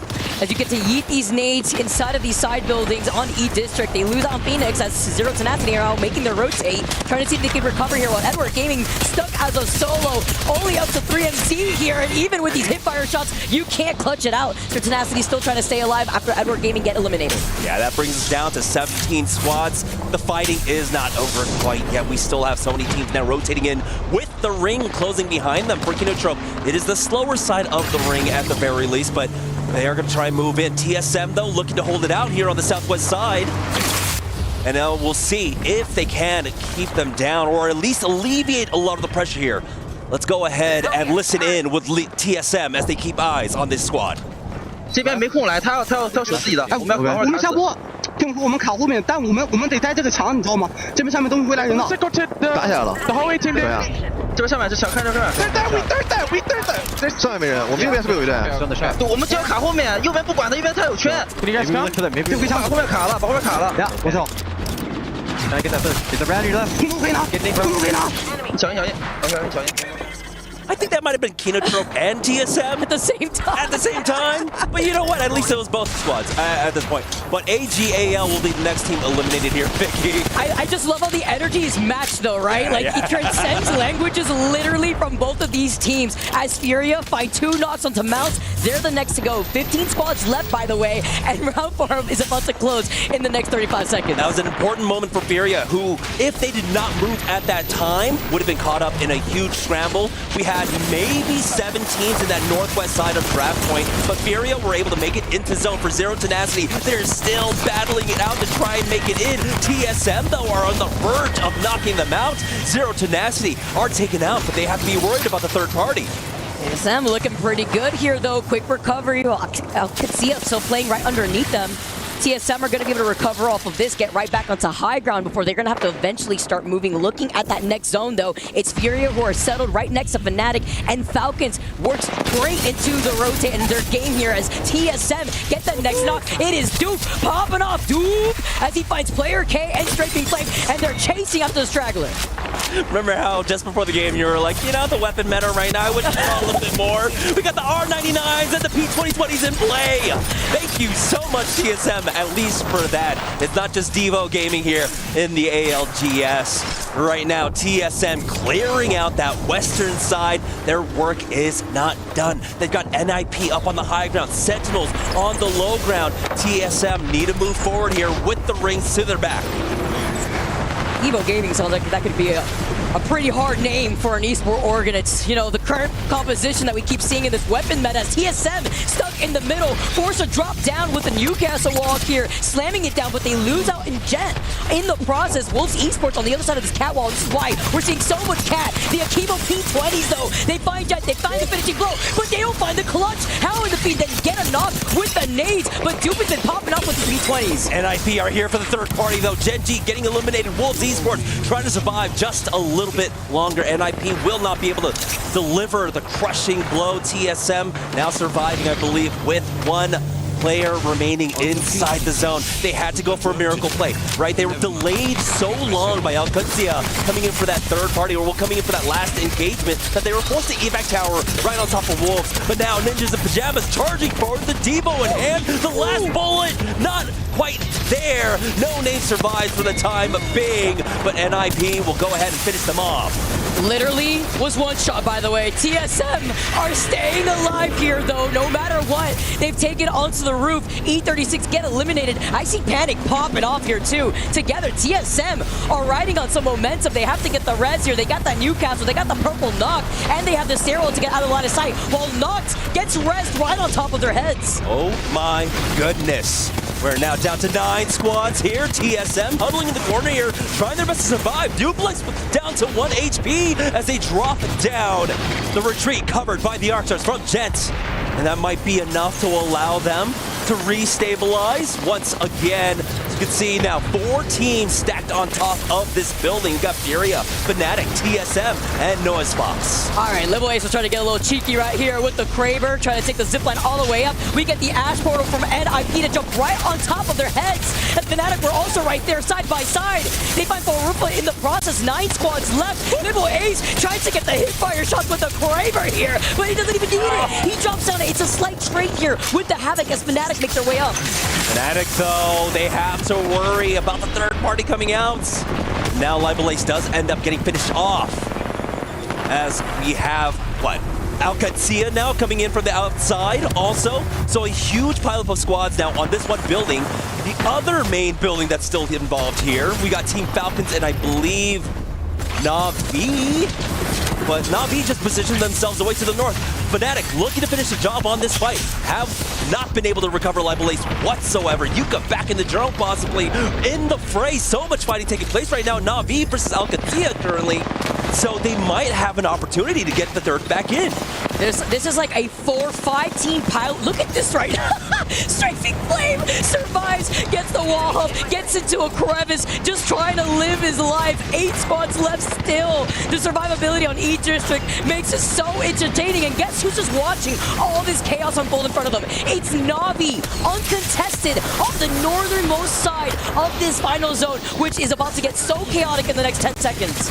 Falcons also watching on. And so really it's between these two teams to really try and finish things off, right? Falcons were eyeing out NAVI, looking possibly to try and push in and, you know, try to take them out early on before that 4-team fight kind of fizzles there in that one building. But for the time being, it looks like NAVI have full control over this northern side. Team Falcons are more than okay with walking it in from their south position. And they're going to allow these teams to just whittle it all down. Really like Navi's positioning right now. Our former champ winners looking to take this game here. Sentinels, though, have to be careful with those blue Evo shields, having to wrap around. Nice shots from Panic here as TSM have managed to stay alive. They have the loot at their feet, too. So not lacking on loot in general, looks like.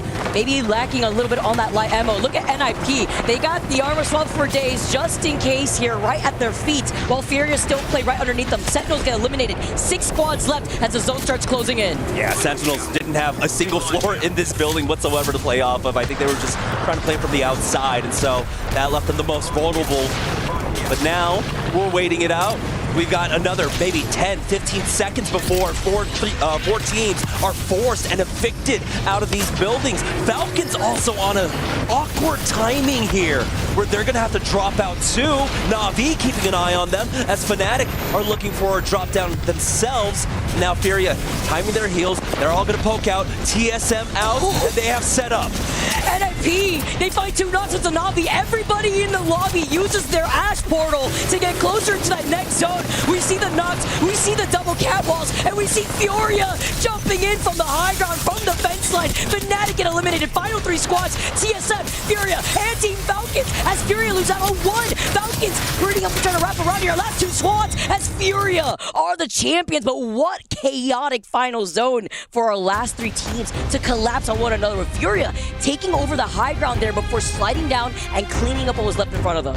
And I mean, I feel like it continues to happen here on E-District, where we just get some wonky, weird Ash Portals on top of the winning team position that kind of throws things all for a loop.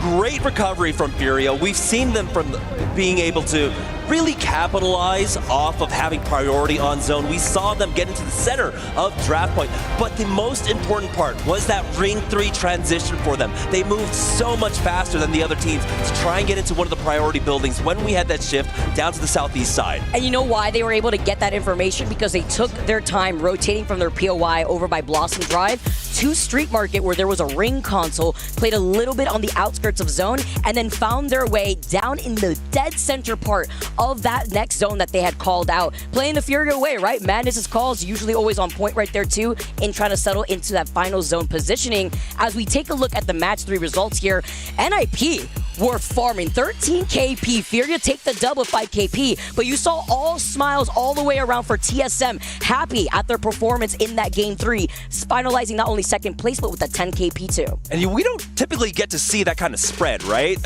First place with 19, second place with 18, third place with 17. It's typically not that kind of spread out in terms of KP, but that's an amazing result. And so with Falcons as well, now with another top finish, it wasn't a top 2, but it was still, of course, a lot of KP, a decent amount of placement points for themselves. They're already our lobby leaders, and after 3 games, they're at 50 points. I mean, this is all about farming that KP, farming positioning, and that's what already Falcons is doing after 3 games alone, because of course, we are playing 10 games no matter what throughout the pool section here for Pool A specifically too. And Falcons already on top with 50 points. I mean, look at the amount of points that they've been able to soak up in 3 games alone compared to the rest of the lobby. I mean, just imagine, right?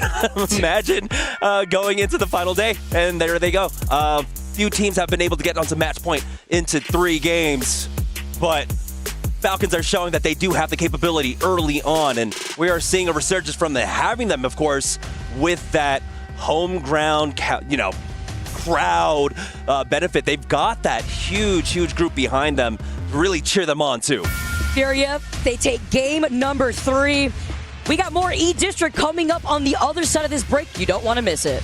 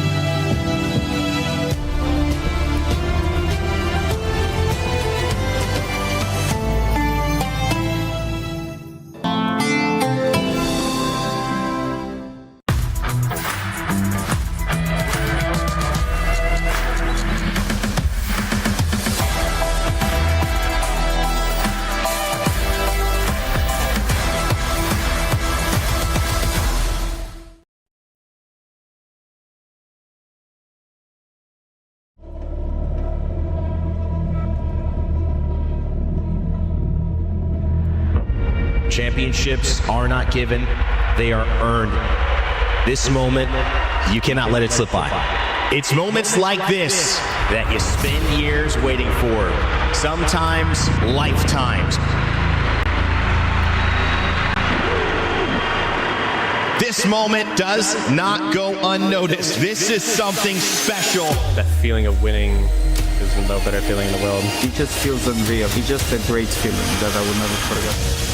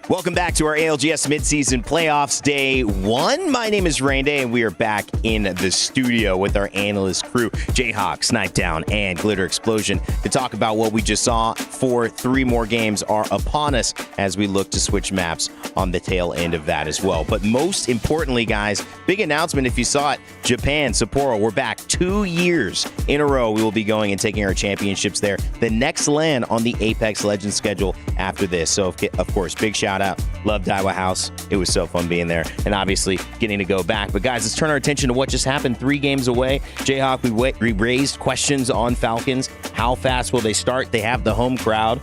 It certainly has been a boon for them. They're off to the races here. Absolutely, and it's been America's dominance. I mean, the 3 winners of all of those games was America's teams, All Gamers, and then Furia as well. But Falcons, I mean, they're showing up, and who's surprised? 16 teams, Lauren, were qualified into this from the Americas. That is a testament to how well that they've been playing. I expect this to continue, but was there some bright lights for some other regions for you in those 3 games? I mean, I think what we're seeing here out of a lot of these squads is that it's day 1. Yeah.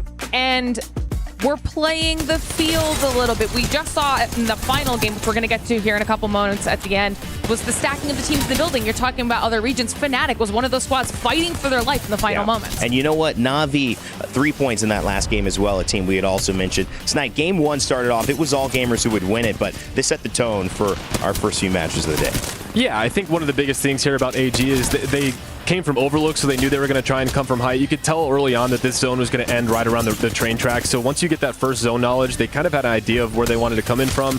They ended up taking height, clearing out the teams around them. They had one team in the truck behind them that they knew they had to clean out, so their back was good. Fortunately for them, ORC was actually under them as a duo, which allowed them to clean that up. And if they didn't clean them up under them, they wouldn't have been able to drop down for free like they did. And once they did that, they were able to control most of the map. Falcons was actually struggling throughout this entire time.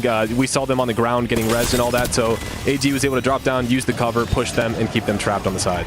We did see the return of Watson into a premier pick. You'll see that in scrims, the recent buff. People are questioning, is she going to come in? Oh yeah, absolutely. Certainly a top-tier pick. Game 2 as well would see things continue, Jayhawk, with America getting the edge. Absolutely. This game was a little bit of a change of pace in terms of the winner. Falcons, unlike All Gamers in that game 1, were able to get a ton of kills.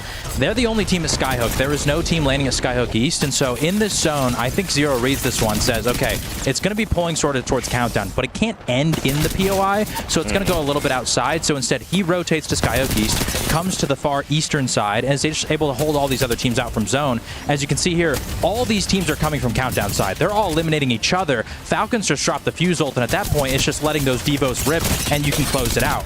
Now, they were a little bit split in this end game. Things got potentially a little bit dicey as Hal did go down, but regardless, it didn't matter because the Falcons, they've got the firepower to clean things up, and they're able to get it done. Wasn't a lot of aggression from those teams as well fighting through. They were so busy with each other. Wolves, Sentinels, Gen.G in the mix there, as well as TSM, who would play a bigger role in Game 3 after Falcons celebrate, take their headphones off. It's because, you know, they want to rest, but they also want to hear the crowd shouting their name, Lauren. But this would be TSM's moment here in Game 3. Yeah, and this is the chaos that we were talking about. We're going to get to a point where you're going to see all of these teams stacked on top of each other inside this final building. And like I mentioned, Fnatic being one of those squads. TSM was in here, NIP was in here, NAVI was in here. I mean, this was so much chaos, and people were able to stay alive in this building for so long. NIP had tried to get that rooftop, which they were able to claim the space of and able to hold for a while, but under them, so many of these other squads, Furia included, Kinotrope was in here, Qadsiah was in here. Everyone was trying to fight for space. We thought it might have been NIP at the top who were able to utilize the roof and maybe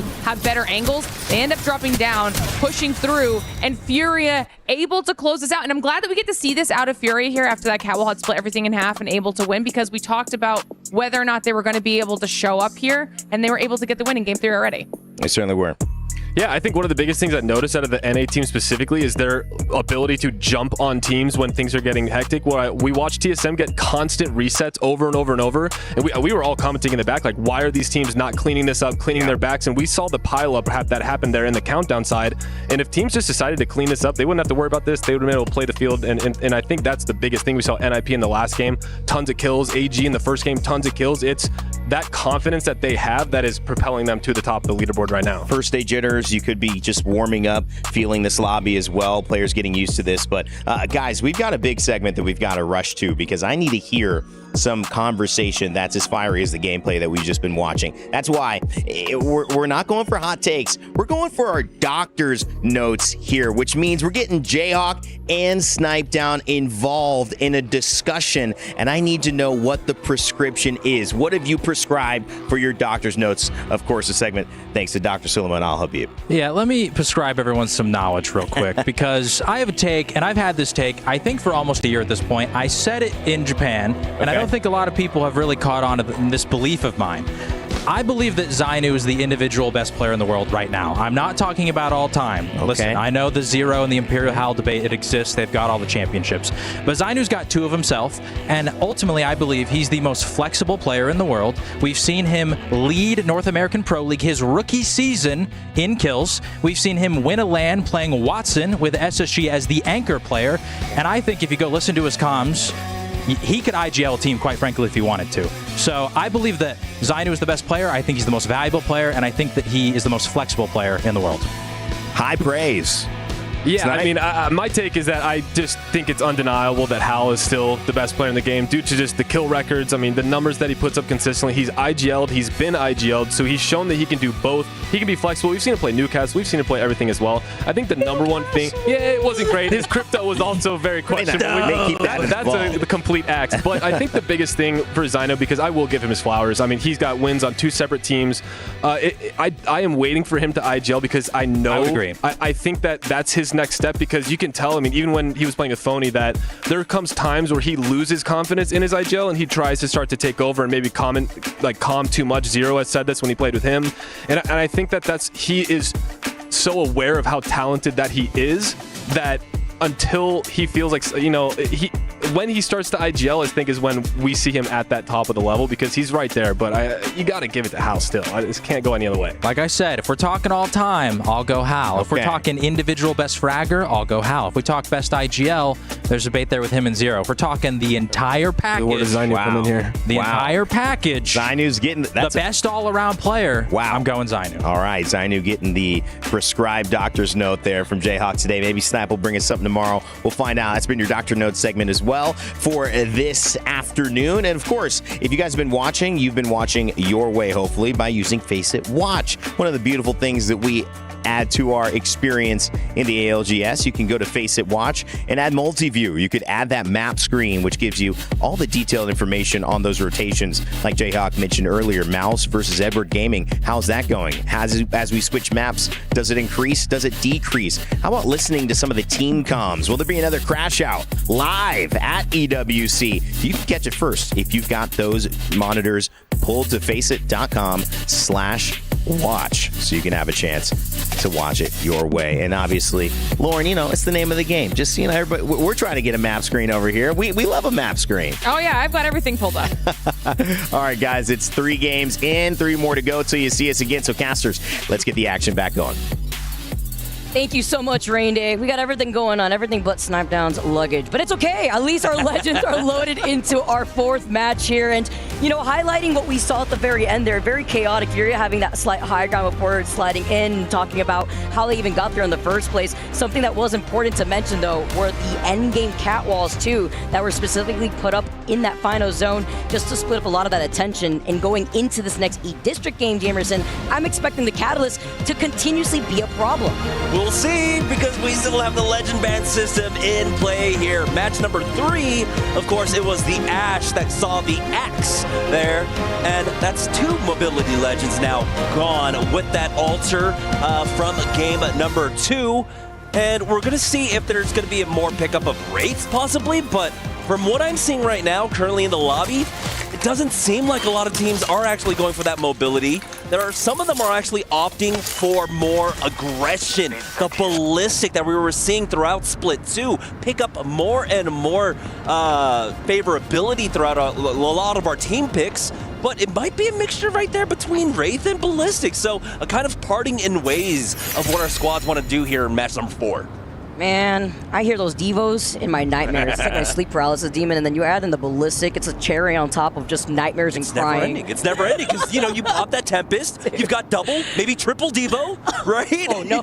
You don't need to go triple. You just go double, and then you're just constantly just switching weapons. Never reload, 45 seconds Devo, completely swinging. But here in match number 4, on E-District, our second time on E-District, we do have a different pull. It is going north, but we don't have a ring console pickup quite yet, so we don't know how far it's going to go, but we're probably expecting a Lotus pick here. Wouldn't be too surprised, honestly. A lot of teams are already on their rotate. We've even seen a zone like this pull on the outskirts of Electro Dam, which actually would benefit Fnatic, considering that is their POI. They could hold on to high ground. They also had access to a ring console that's right there. Of course, a survey beacon being at every POI too, just scanning maybe a little bit later to see where everybody is going already ahead of time. NAVI being one of those teams already positioned there, as you can see right here, but also rocking the crypto, so they could get some information with that survey beacon remotely and then pinpoint where they want to sit. Yeah, we'll see where they decide to go. A lot of teams a little bit slower on the rotation right now, as we've got plenty teams still at their home drops, so not as many as we had in game number 3, match number 3, highly prioritizing getting into draft point. I think for a lot of our squads, though, they are starting to make their way on in. With Enterforce 36, though, they've got a few teams around them. They've got Fnatic to their north right now that they have to worry about, but we do have an early engagement. Movie Star Koi, we're knocked out early on in match number 3, but they will take out Zero Tenacity. Booted him in the middle of that rotate there too. You can see crypto drones flying overhead, just getting information to see if the fight was done, and indeed it is. Right in the distance though, they're going to be able to reset. I'm wondering if that could have been NAVI. That's to their north side. Movie Star Koi are rather isolated, one of the teams rocking the Sparrow, and looking to see if maybe they could get even more information, because obviously Gen.G are going to be able to come out of Lotus eventually. There is a survey beacon right there too, but so many teams have already gotten ahead on their rotate over to the northeastern side. Yeah, all Qadsiahs are here, MouZ, Wolves. Enemy. We had a small fight. Enterforce 36, I believe, got a few knocks on to Orchid, or at least one knock and a finish at the very least for Qadsiah.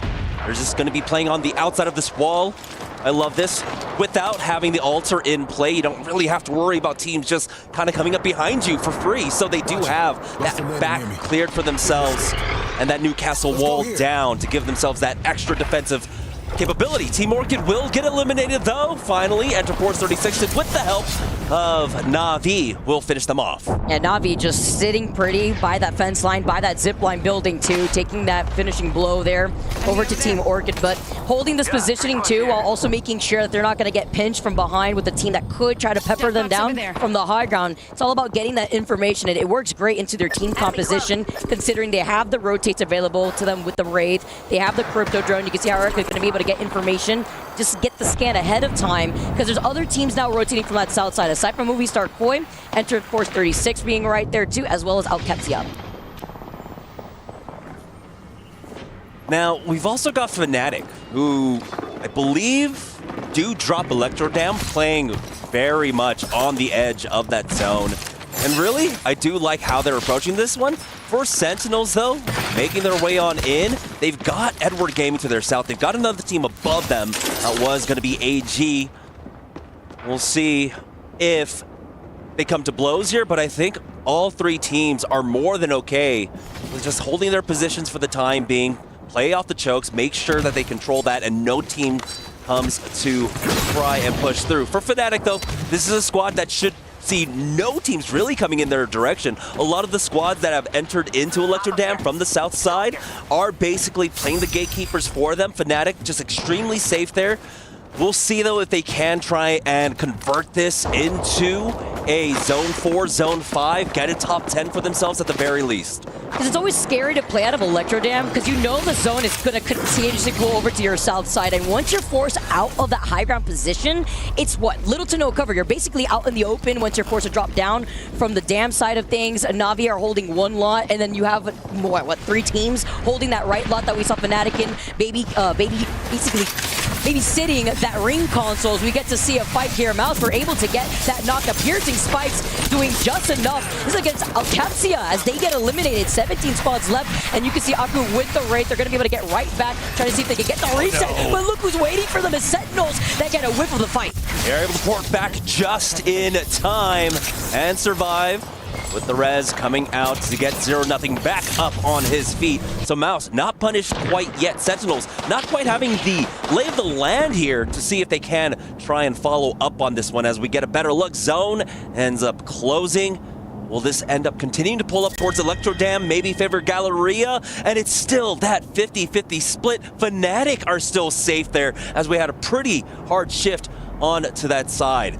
Now, a few teams are still lazing about on the outside of the zone. A few of them, Kinotrope Gaming there, about to get involved in a fight. Furia slow rotating through this one, of course. They were coming out from Blossom Drive, and so they did not have any kind of priority here. They'll take their time. It's Team Nemesis on the other side of this fight, up against Kinotrope Gaming. Kinotrope dancing around these zip lines here. Cannon just trying to find them up on the high ground while Team Nemesis still have that rooftop. Zuni's able to get away to pop that medkit hopefully here. With 16 squads still left though and other teams taking their time to rotate. Kinotrope and Team Nemesis will have a much more isolated fight. And whoever comes out on top of this fight specifically could take their time, get the scan on the ring console over to their south side, and then another ring console on their pathing over to the north side on the east side of Energy Bank, away from Furia, who are already going to get a scan on the survey beacon. And then Furia specifically could position themselves in the southeastern choke to try to gatekeep Kinotrope, or at least the winners of this fight that we're currently seeing. Yeah, they've got the survey beacon, they've got the ring console as well. So the timing for this fight is going to be important for all gamers though.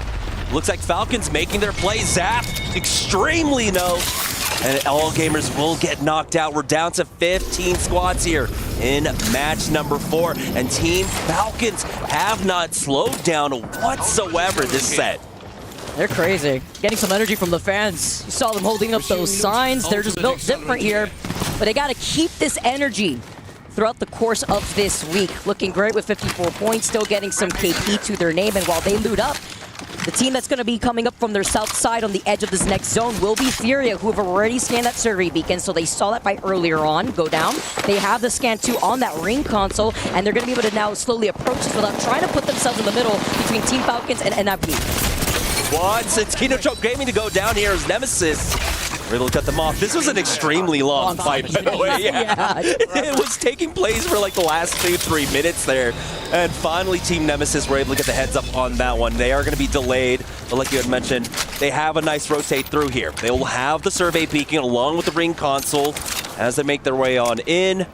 And so they're not going to be really caught unawares, right? It's not a blind rotate for them. They have plenty of time to really suss out a game plan for themselves, but the path to get into the next zone is still going to be difficult, right? You had mentioned Furia can cut them off. Ninjas and Pyjamas are already in position there on the eastern side, and even then it gets tougher because you got MouZ, you got Sentinels still playing that southeast side of Electrodam. NIP's always really good on their rotate too on E-District. They're actually one of the teams that find the most success on E-District. And I specifically would prefer this rotate here into that next zone versus going through Galleria where you see a huge congestion spot, but are trying to engage from afar here, having that boat check primed and ready to go. Trying to find some spacing here as Carter's forced to drop right down, calling the catwall. At least that's more utility forced out, but having to be careful as Furia is in the line of sight. Right there by the other team over to their left side, just going to be able to get over to the slip and pop this shield back. Yeah, solid retreat there. They don't have to overcommit for this one. Again, there's still plenty of teams alive. You are still trying to play for the placement points. During this time, though, Team Falcons, playing off of Galleria, were able to secure themselves that mythic bin. I thought maybe Furia would come in to try and contest that one, but Furia with Team Falcons with full control over it will be able to secure that for themselves. Have the extra loot, that's going to be strong for them. But with this ring closed, we do have a pull. It is going to be going over towards the Electrodam side of that wall as we have another small engagement here. TSM just peppering Gen.G currently. And Fnatic have managed to make their way down south from Electrodam too. That's important while TSM looking at that portal, looking to reset. We had Gen right underneath them here. Seeing if they want to try to get involved in this fight for right now without giving up this space here before they eventually have to get closer here to try to take them out. But Gen.G and TSM also have that survey beacon to their north side. And do you know who's going to wait for them here? Whoever comes out on top of this fight is Movistar who need these points, right? They've been pretty lackluster over the course of these last 4 games, still sitting all the way in 20th place with only 5 points. And those points were only able to be obtained this game. Yeah, like Dan said, though, it's not a sprint, it's not a marathon. True, yeah. It's somewhere in between. Not quite a 5K either, maybe a half marathon, I don't know. So you have plenty of time. You have plenty of time, right? And I think that I like how Falcons had approached this, right? You get that first pick on on World's Edge. You dominate there, get great points, and then from there, you get to see how you need to play. If you're on the other side of the coin where you first pick and you have a really bad first 2 maps, well, you still have 8 maps afterwards to try and catch up. You can adjust your play in regards to it and have a lot more flexibility in that regard. What I love about our expansive map pool that we have going on. You see the survey beacon that's scanned. Falcons on the other side of this choke. It's Dupe that's taken over to the high ground, and to the right side choke is Furia, who are getting involved in this fight. Up ahead, you talk about the Tempest, you talk about the Devo, and you let it ring here as Nocta trying to close in the gap, trying to follow up off the EMP. Yeah, Team Nemesis trying to cut off Furia. They were both able to basically hit the scans around the same time and get their way on in. Nemesis resetting on the low at this point, though, and Furia decide we're not going to actually stick around for this fight. We know that multiple teams are here and fighting. We know that there was a team inside Galleria beforehand, and instead they're going to opt to disengage from this fight and start working their way into the next zone.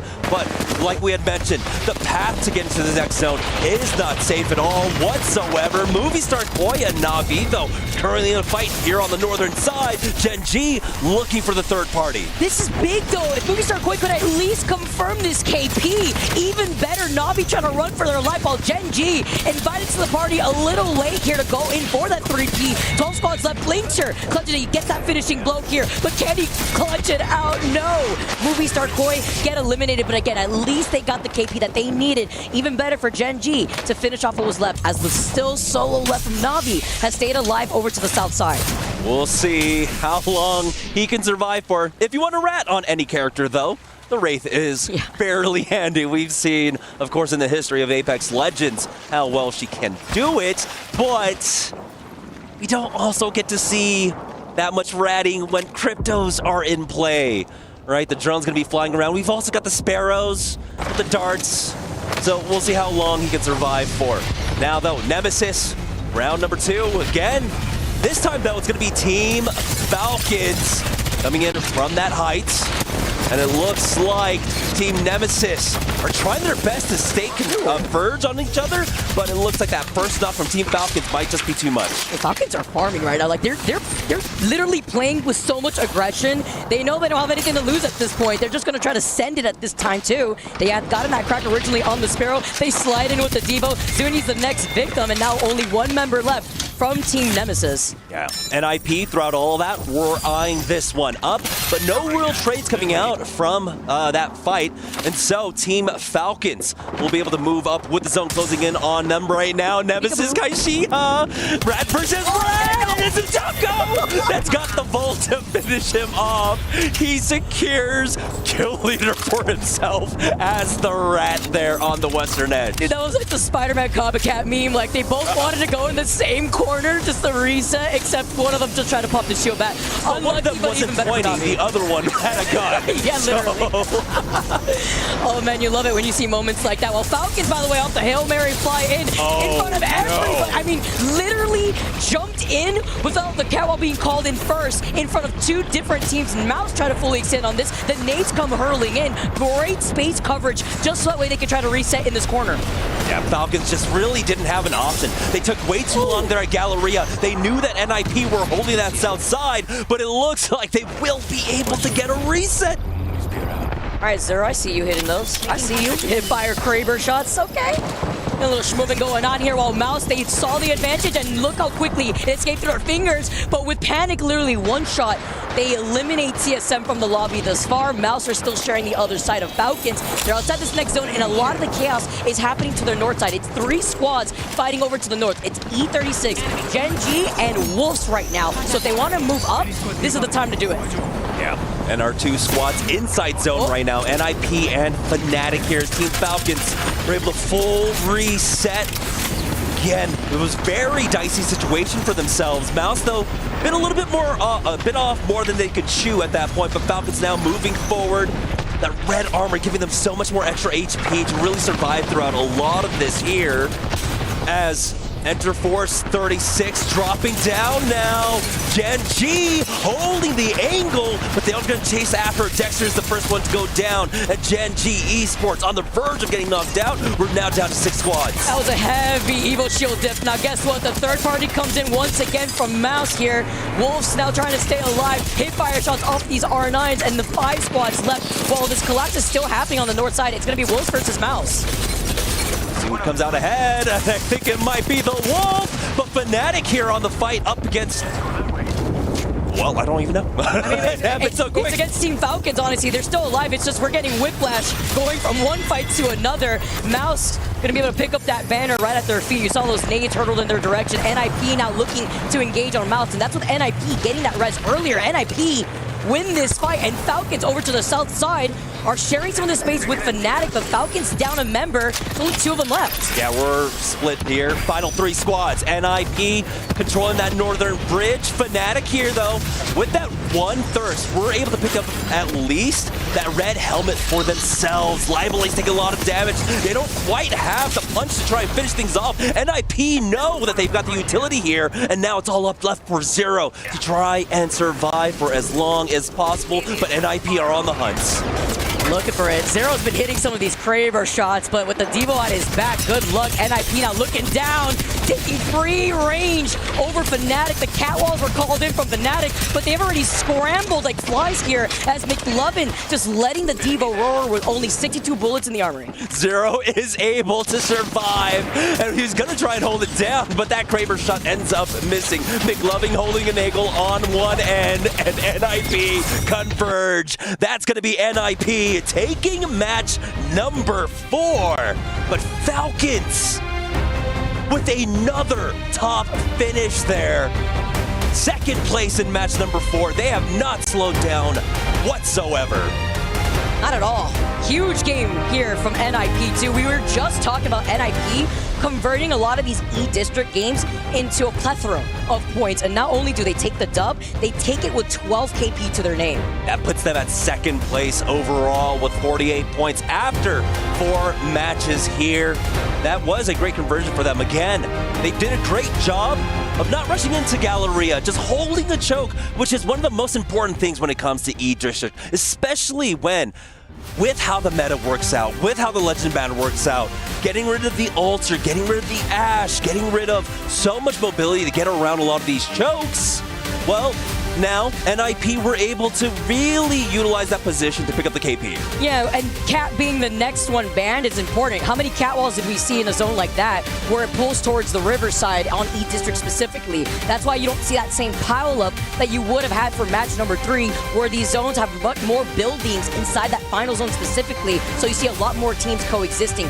Better look here, NIP not only taking that dub once again with 12 KP, but MouZ too, who had timed a lot of third parties to get 11 KP to their name, as we see some of our top performers. Importantly for MouZ, what I really do want to note for their performance there in match number 4 is that they went for an aggressive timing for an early fight on zone 1 closing, which I think really did catch off the team. I don't remember which team it was that ended up going down first, but they were able to get that early fight, catch teams off guard, and they were able to continue on with that. I think they got a little bit over-aggressive when they tried to go after Team Falcons when they went for that drop. And they know what's at stake too. They're at 21 points after taking that early fight, and aside from staying in this tournament and not being an 18th or 20th, something else that's at stake is sitting comfy while watching everything else play out for our top 17 lobby right now. Yeah, it was Noezz, Foxx, and Movie Star Koi, and one other squad I didn't quite catch there at the end that are currently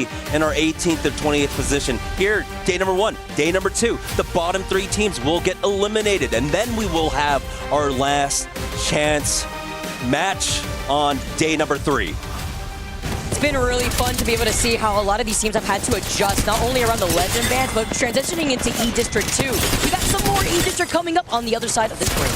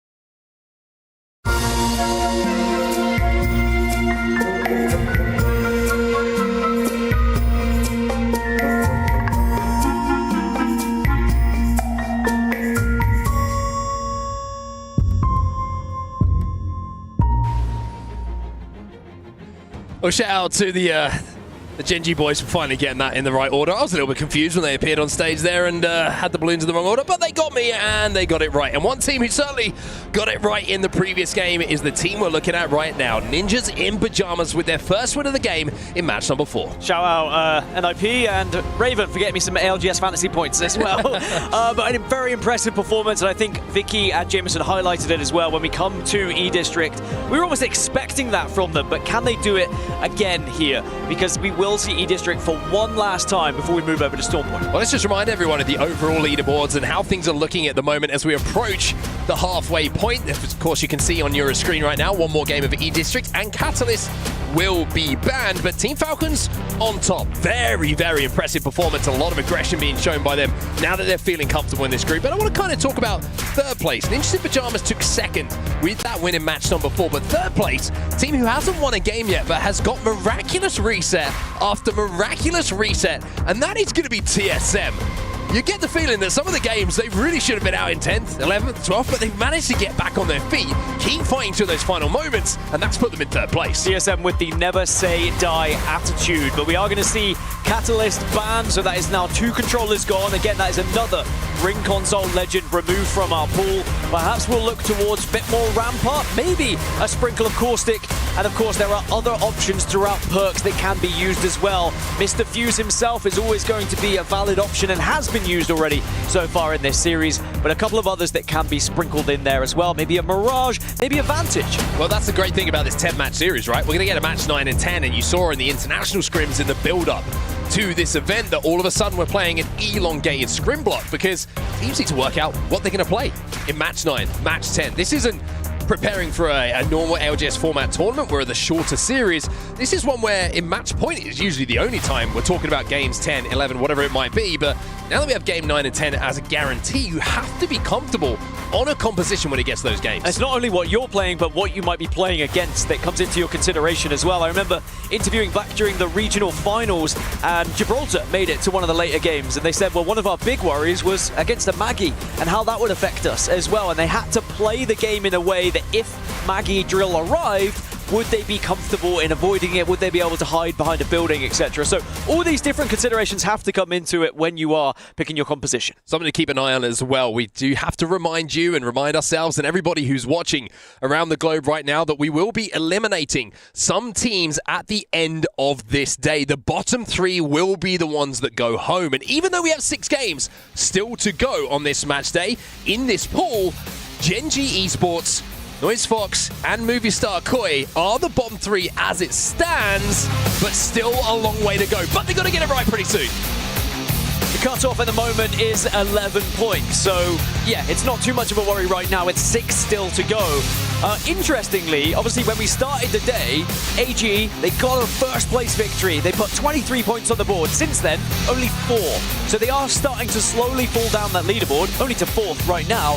But the real question is, if this consistency carries on trending that way, they could drop further and further, maybe outside of those top 7 positions, because whilst, yes, we will be eliminating 3, we'll also be sending 7 teams to those match point finals. So a reminder for everyone as we head back in towards E-District here for this next match that we will not have Catalyst available. So those buildings are going to get a little more difficult to lock down. I'm seeing a few caustics popping up in the lobby early on, which is certainly interesting. Sparrow, Rampart, already being played here as well, so the compositions are starting to get a little bit funky even at this point. Yeah, a little bit funky. People trying to maybe go for something that might last a few games rather than being banned straight away. Of course, at this point throughout scrims, we did start to see things like Wraith ban, things like Ballistic get taken away on average as well. And it does look like we have a lot of both of those, so I'll get full confirmation on how many a little bit later as we dive right back in to E-District. Well, here we go then. We feel the pressure start to ramp up just a little bit, game by game, as we head through the games that we have today to decide who's going to go straight to that match point finals, who's going to have to fight their way through that last chance day, and of course, who unfortunately is going to be thinking about what went wrong on their flights home. Let's check out Ninjas in Pyjamas, though, understandably so, winners of our previous game. So just double checking, so it's going to be 10 Wraiths and 10 Cryptos. So tied on that legend pick rate, and as a reminder, the tiebreaker comes down to who wins? If you have that legend on your team and you win the game, that legend will then be removed. If there is no legend on there, it will go down to second place, third, and thereafter. I'll explain it if we get there, but for now, it's either going to be Wraith or Crypto banned going into match number 6. All Crypto players will be throwing this game to get out of jail. That's what's going to happen right now. Probably not. Let's see where we're going then. It looks like we are going down towards south, pretty similar to what we saw a couple of games ago, actually. Over at Checkpoint by the looks of things, over by Draft Point, Viaduct is going to have good idea of where this zone is going to be going as well. TSM, they do have a ring console to play with. Ninjas in Pyjamas got a little bit further to go, however, so back-to-back for them is going to look a little bit tougher as they're dropping over by Stadium. Yeah, down in the priority areas, TSM, Sentinels, Kinotrope, Qadsiah are all going to be moving fast and might have a little scuffle if they are not careful, but all of them should be able to find somewhere to play. Wolves Esports and MouZ are going to be the two teams that will arrive thereafter. AG don't have too far to go either, and they do have a ring console to work with, providing they have a ring console character as well, which they do. They're playing the Caustic. We said, you know, Caustics will pop up here or there after we've seen a few bans come in. Interesting that Skittles isn't on the Caustic. I mentioned a little bit earlier how one of the most notable players when it comes to a certain legend is certainly Skittlecakes when it comes to Caustic, but obviously he's probably playing more games on the Crypto at the moment. He feels very, very comfortable on that. So Drops is going to take that responsibility. And Z10 going to pull away just as Drops had a little peeky at him. Yeah, just zipping past them, it feels. Furia also are going to be behind them. AG, that is, but I don't think there's going to be any clashes just yet, as everyone is still prioritizing their rotation and moving fast, as they have been throughout this entire series, really. Again, I don't want to harp on it, but very different to what we saw in scrims. Well, Furia, of course, will be pretty happy to see this zone. This is one that they took home just a few games ago. See if they can repeat the dosage here. One with the charge rifle in his hands. 2x4 on that is certainly going to be able to do a lot of damage as they early rotate, and will be able to hold this position with the rampart walls down as well. And I tell you what, you don't want to hit that evac tower right now, because a charge rifle behind a rampart wall can certainly do a huge amount of damage. 20th place at the moment for Movistar, and we were watching live scrims happening yesterday. They were performing very well, but haven't really been able to find that same form. And as we mentioned, they are in very much the danger zone, as all these teams are starting to land. MouZ quite close to Sentinels, too close to Sentinels. Too close to Sentinels indeed. Look up. Will be the next to go, and that is going to be the cleanest of fights possible. As MouZ will be not just eliminated, but I think decimated, I think destroyed, I think absolutely... Not going to say a bad word, but you know what I'm thinking. They got pooped on, let's be completely honest, and sadly that can happen when you just try and dive blindly in. Especially against the Sentinels roster that not only have the Caustic defensively, but they have the Ballistic available as well. You saw the Devos there. It was 1, 2, 3 easy as that. Now, Movistar have been able to use that time, though, to get into the building next to Sentinels and at least find somewhere safe. You hear the grenades and the fuse cues going off. And here, everybody trying to lock down their positions at the moment. One of those teams is going to be Sentinels, like you mentioned, in the building next to Movistar. It's kind of a Rampart versus Caustic when it comes to who's going to be able to control the space, who's going to be the more defensive legend that's in the composition. Interesting to see the MKoi playing the Caustic as well, so a little bit earlier than we've seen in scrims historically, Caustic coming into the fray. Yeah, 3 of them as far as I can see, and I mean, if you look at ranked, Caustic, one of the lowest select legends overall throughout all the data that's available. But I think some of these pro players might show you why Caustic can be very beneficial, especially in these kind of environments when it is a little bit more slow, when it's a little bit more setup heavy, as Z10 are trying to escape the boat check. Yeah, great shots coming in from Panic there, but looks like the mobile shield will be just enough cover for them to make the cross that they wanted to. Pon's having fun, by the way, with the charge rifle in the feed, because he gets the knock onto Cannon. Not sure he's going to be able to convert that one, but TSM, they found a place to play in zone here. They're going to be pretty comfortable, especially with Panic with this bow check, hitting shots like it was a few moments ago. Interested to see where Ninjas and Pyjamas go here. At the moment, they're rotating through on the southeast side, and might come across Team Nemesis, but we have to keep an eye on NIP because they have been performing very well on E-District and have a chance to try and really climb those leaderboards and be one of those teams to really look out for throughout the rest of this series. But everyone seems to be comfortable now. There was a little bit of riffraff as people were making their move, but here is the Ninjas in Pyjamas journey, and they are just held out. They were hoping they were going to have an easy move into that building.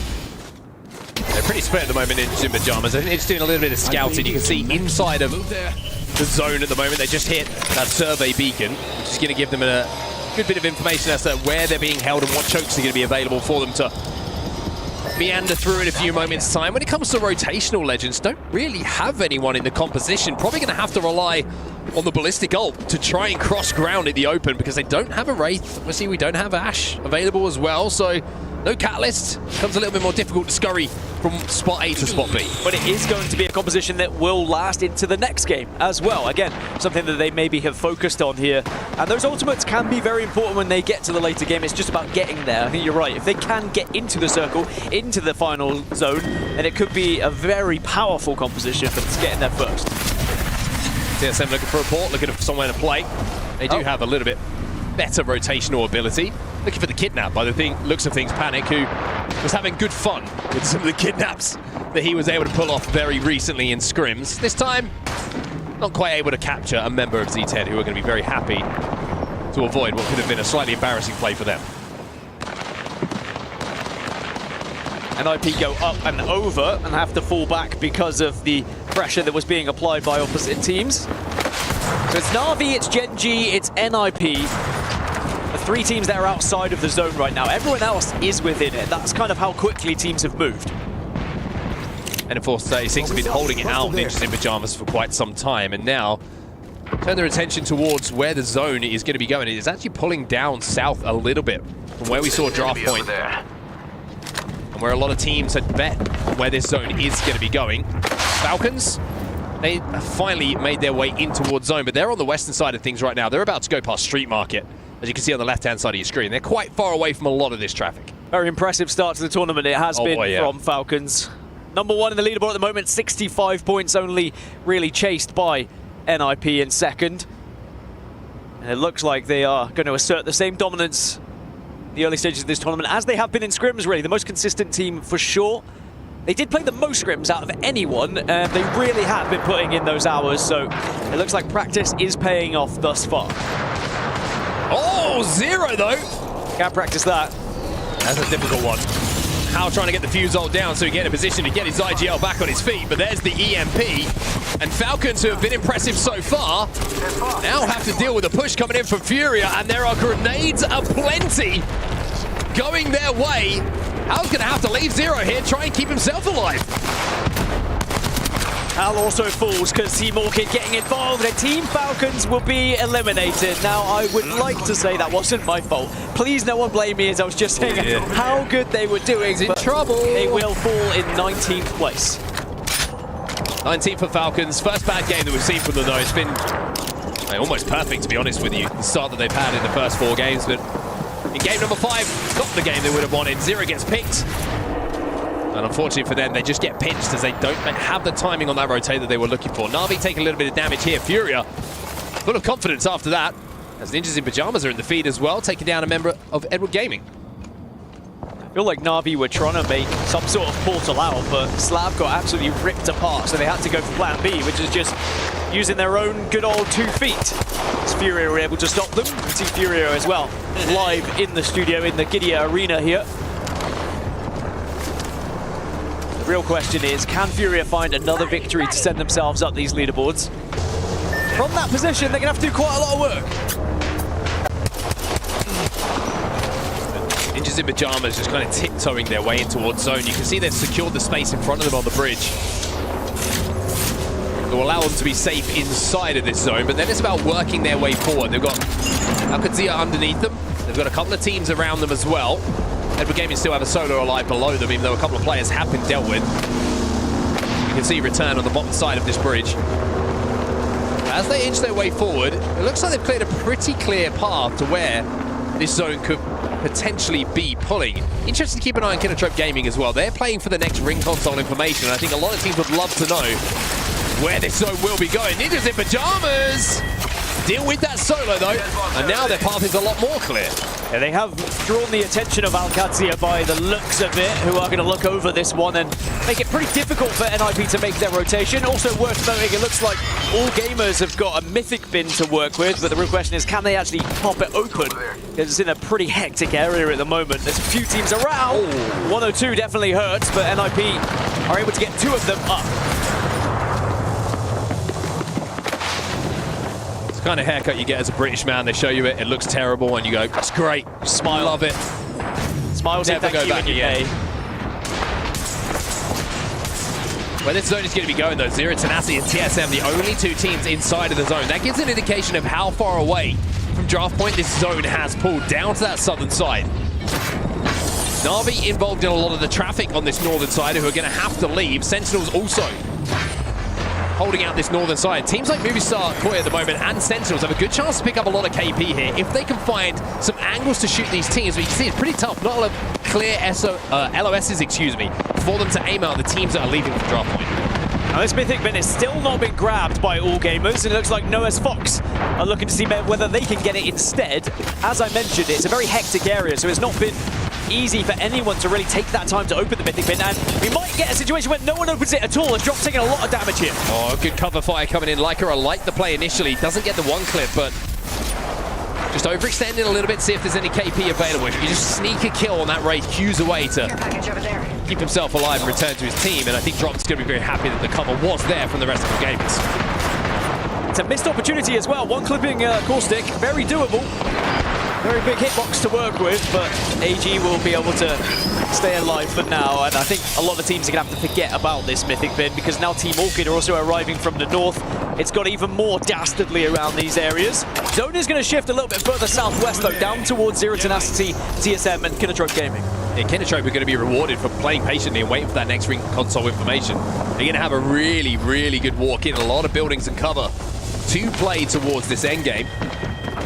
And indeed, they actually will be inside of the zone alongside TSM and Zero Tenacity. So Gen.G Esports, they've got a long way to go. They've got to work from this northern side. You can see where their position is in the top left-hand side of your screen on the map overhead. There's so many teams in front of them right now. Movistar, Koi, NAVI, Sentinels, Wolves, Furia also. But Gen.G with the drone out will be able to try and navigate a path through here. Zicky's got some responsibility to see who's in front of them and what fights they have to take. Gen.G not only a long way to go in this game, but in this whole series. 11 points at the moment, still down in 19th position. There is commotion happening below them, and you can see they're trying to see if they can get eyes on here. It's Furia below him right now, and Orchid on the other side of that. You don't want to get involved, drop down, and then suddenly find yourself between two teams, but they do have the shield advantage amongst all of this. Just two blues below them. Furia also burnt the ultimate as well, which means that they're not going to be able to scarper away. They're not going to have that sling weapon available, the ballistic.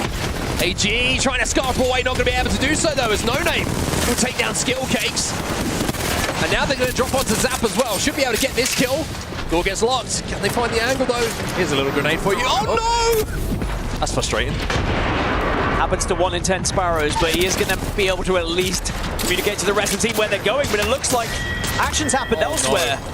And that is sometimes the danger of dropping. Yeah, that's frustrating, because that angle was something you've got to be aware of from the top of that building, playing that bridge position. To get picked up from there, very, very frustrating. Dropped his last alive here for AG. It's another dud game for them as they will go out 16th overall, 15 squads now remaining. Wolves down to just 1. I think it's still available. Maybe Dono can pick that one up and go on a little Superman run towards the end of this game. I don't know if there's enough time just because of the ring. He's sticking it. Looks like he's trying it. Don't think he got it. But Wolves slowly going about their business, I will say. They're up into 4th position. It's now Movistar. Nothing slow about Sheila. Fun. Having Sheila and a charge rifle is going to have a lot of fun. Yeah. Despicable. Gonna try and get this finish! And Six will certainly do that. A little bit of help coming in as well, as the Kinotrope Gaming, who I mentioned have so much control of this zone, who are raining down fire. Gen.G did not manage to make it into zone. Wolves, the solo, that will be dealt with as well as Nemesis go up against some Qadsiah down on this low ground, and they will win this fight. But now you see E36 arrive, and Zuni, goodbye, my friend. Nemesis are out the lobby. Yeah, there's so many teams that are on top of each other right now. Noezz, Foxx, Sentinels, Orchid have all found somewhere to play. Enterforce 36 are on their own on this eastern side, but they're being pressured slightly by the squads, both south and north. They're kind of stuck in the middle, so I like that they have just dipped down low, get out of some of those sight lines. A couple of teams made really smart rotates just before all of this commotion started to happen. One of those teams was NAVI, just used a Wraith Fort to get into the bottom of the building that was held by TSM. Speaking of Wraith Forts, NAVI's Foxx trying to make their way into one of these buildings as well, and this is where NAVI will be finding themselves. But this floor is free. It's beautiful from Lycan, and thread the needle and find somewhere for them to play. Straight into the bathroom afterwards, just in case it got a little bit too scary, but they are going to be able to hold this now. With 20 seconds until this zone closes, and still, teams on the north have to move. Remember, Sentinels locked down that building on the north a long time ago with the caustic, but now they're going to have to try and cross here and potentially be held out. Furia still alive, up to purples now. TSM, who have been the cockroaches of the lobby. The amount of times they've been down and been able to get resets, well, now they're in a really good position. A little bit of a different look to their game. As Movistar Koi now have to work their way in towards this zone. They were in a pretty good spot early. They had good priority, but the zone shift down to the south has now left them with a rotate to make. Sentinels, they are falling as well. Low to last alive, trying to escape. Cersei with that R9 says no. And that's the thing, with that composition, it was always going to be a tough cross, and Orchid were waiting for it, and Orchid say, we will take down one caustic, but we keep one alive. But now they also have to continue their journey. Kinotrope Gaming are pressuring them from one side, taking a lot of space, as Movistar also deleting them, and Orchid is just going to have to look to that race to try and stay alive. Will not happen by the looks of it. And this is the place that's been held down for so long by Kinotrope. You can see them overlooking the lobby. Cersei still alive here with a Wraith Pool available to jump into a safe spot in the zone, but for how long can he stay alive? That's the real question here. If E36 spot him out, they're going to take him down very, very comfortably. Yeah, can you gain an extra placement point or two by ratting out maybe into the top 5 as everyone looks across to each other now? The eastern side is very hectic. Kinotrope, however, on the west have the majority of the zone here, very much in the power position. There's a chance for Orchid to get good placement points here, because like you say, that all of the traffic, all of the teams, about 6 or 7 of them are on the eastern side of this zone. Cersei managed to get back center zone, and with everybody stacked on top of each other in these buildings, teams have to fall, quite simply, as we have now 8 squads remaining, and TSM, the alternator, in the hands of Gen, putting it to work. Really good play from Gen as well. He saw where they were, he knew he could get an angle, and regardless of where you get the kill or not, you force another team away from your building. TSM have arguably the best position on top of this building because they just have so much sight lines onto everyone else. 2 free kills to them as well, as the port is not good enough for Z10 to survive on the other side of it, so they have to port back, and that's just easy kills for the likes of Gen and Panic to clean up. Thermite goes down inside of the little hut as well, trying to flush that final player out. Navi still has a full team. Escaping the building, as do Noezz Foxx onto the low ground. Zero Tenacity's final player will go down. Satsuki picks one up. Only 2 cryptos left alive, but there's plenty of race going down as Kinotrope. They have so much space, but Noezz Foxx decided to send it on them and might have just taken one of the best spots if they win it. Ninjas in Pyjamas still alive, by the way, in this game. They might be looking to go back-to-back here. Kinotrope and Volts looking to keep his teammate alive here behind the knockdown. 2 knockdowns to play with. Going to have plenty of time to pop this battery as the 1v1 with Lycan will take place, but his purple shields against red. But the HP is pretty similar between the two. EMP coming in as well, which is going to make things a little bit more awkward. Zone also very awkward here for Volts. Has to give that one up, and that will mean they will be eliminated. They will be out of the lobby. Kinotrope go down. Noezz Foxx might be next, but E36 are sending it onto NAVI, who have to take this fight. TSM still watching it from one side. TSM at one point were really struggling, but now they're very much in this. And of course, 36 do manage to deal with NAVI, though, and they're down on the low ground. The shots coming in from Sinab there with that Devo sling weapon. They are dastardly, and NAVI, after being eliminated, will watch the damage coming in from him. TSM down to just Gen. And by the way, NIP still in prime position here. NIP should be able to go back-to-back here by the looks of things. Noezz Foxx, who are the last team alive. Qadsiah will go down, but will stay in the game long enough to watch his teammates pick up that win. Ninjas in Pyjamas back-to-back here, and keeping that form from scrims going, and keeping that incredible E-District record alive. And not only going back-to-back, but now taking the #1 spot in the lobby. 72 points overall, overtaking Team Falcons. We have 2 very clear leaders in this lobby right now, and I think it's safe to say NIP and Falcons have already done enough to make sure they won't be eliminated today, and they are pretty close to doing enough to even getting through to the match point finals just through the first 5 matches. Impressive stuff indeed. A lot of questions coming in. Ninjas in Pyjamas, impressive in scrims. Can that transfer to the live event? Can that transfer here to the Esports World Cup and the mid-season playoffs? Well, you're seeing it for yourself. in front of your very eyes indeed. 12 points for kills, 12 points for placements. It's 24 even across the board for NIP. That is a bomb game, especially when you just won the previous one as well. And NIP had no Wraith, they had no Crypto, so it goes down a little bit further to second place, and Wraith was featuring in that one, so Wraith will be banned going into the next matches, which does leave us up with Crypto. It actually went even further than that, because Noezz Foxx had both, so it goes to TSM, who had Wraith. I'm glad you keep an eye on these rules. It's too much for me. I'm a simple man, you know me. Steak and eggs. Just tell him a straight number and be happy. 100%. Tell me where to be. 1 out of 1 is about as good as it gets, but here's the series results, and this is how things are looking at the moment. You can see the ban legends in the top right side of your screen as well. NIP take away first place from Team Falcon. 72 points, by the way, in 5 games is a phenomenal tally for them. That is, if it ended now, the 7 teams that would be going through to match point finals on Sunday. But of course, we're only halfway there. And whilst the likes of NIP, the likes of Falcons, maybe have done enough already, still a little journey to go before they can really solidify their spot into those match point finals. But everyone else, it's still very much up for debate about who is going to be securing their spot and who would be instead relying on those last chance qualifiers on Saturday. And of course, who is going to have to either watch in the stands or will be ordering a little bit of plane.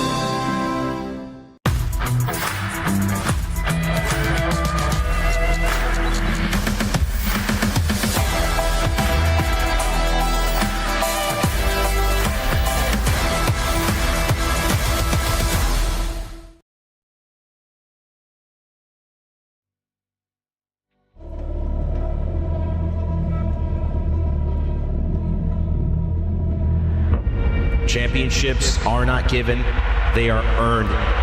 This moment, you cannot let it slip by.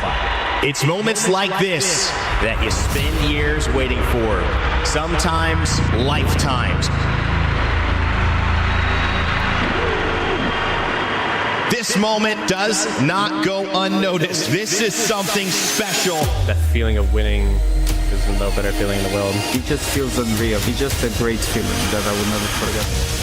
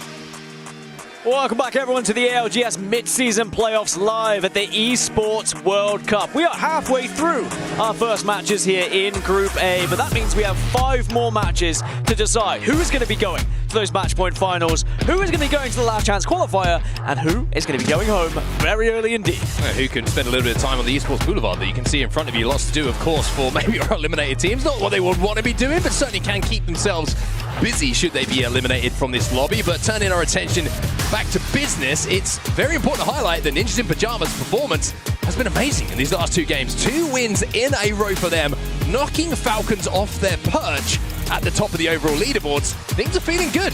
And good news for NIP is they can keep their same composition going into the next game. Again, perhaps planned that they're going for such things, Ballistic, Fuse, and Sparrow. Maybe we'll see Crypto banned in this next one. Maybe we'll see Ballistic, because he sometimes does, on average, get banned around this time.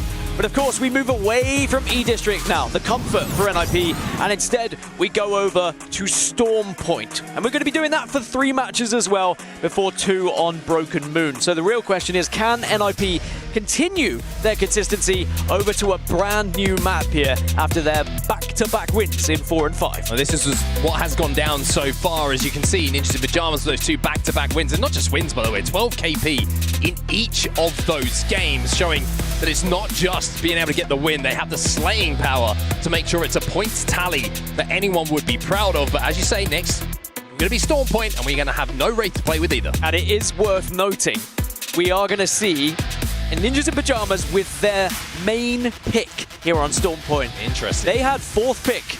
They went for Barometer. So maybe these points can keep on rolling, and there's confirmation of that ban. Our second skirmisher will be leaving, so that is another mobility legend disappearing. So perhaps we'll start to see a few more Pathfinders in the mix now, as that seems to be where we go once we start to lose them. But this is what I was talking about. NIP down at Barometer. They had 4th pick, but we also have to look at Gen.G. Remember, Gen.G struggling today, but this is their moment. 3 matches on Storm Point, Lightning Rod where they're dropping.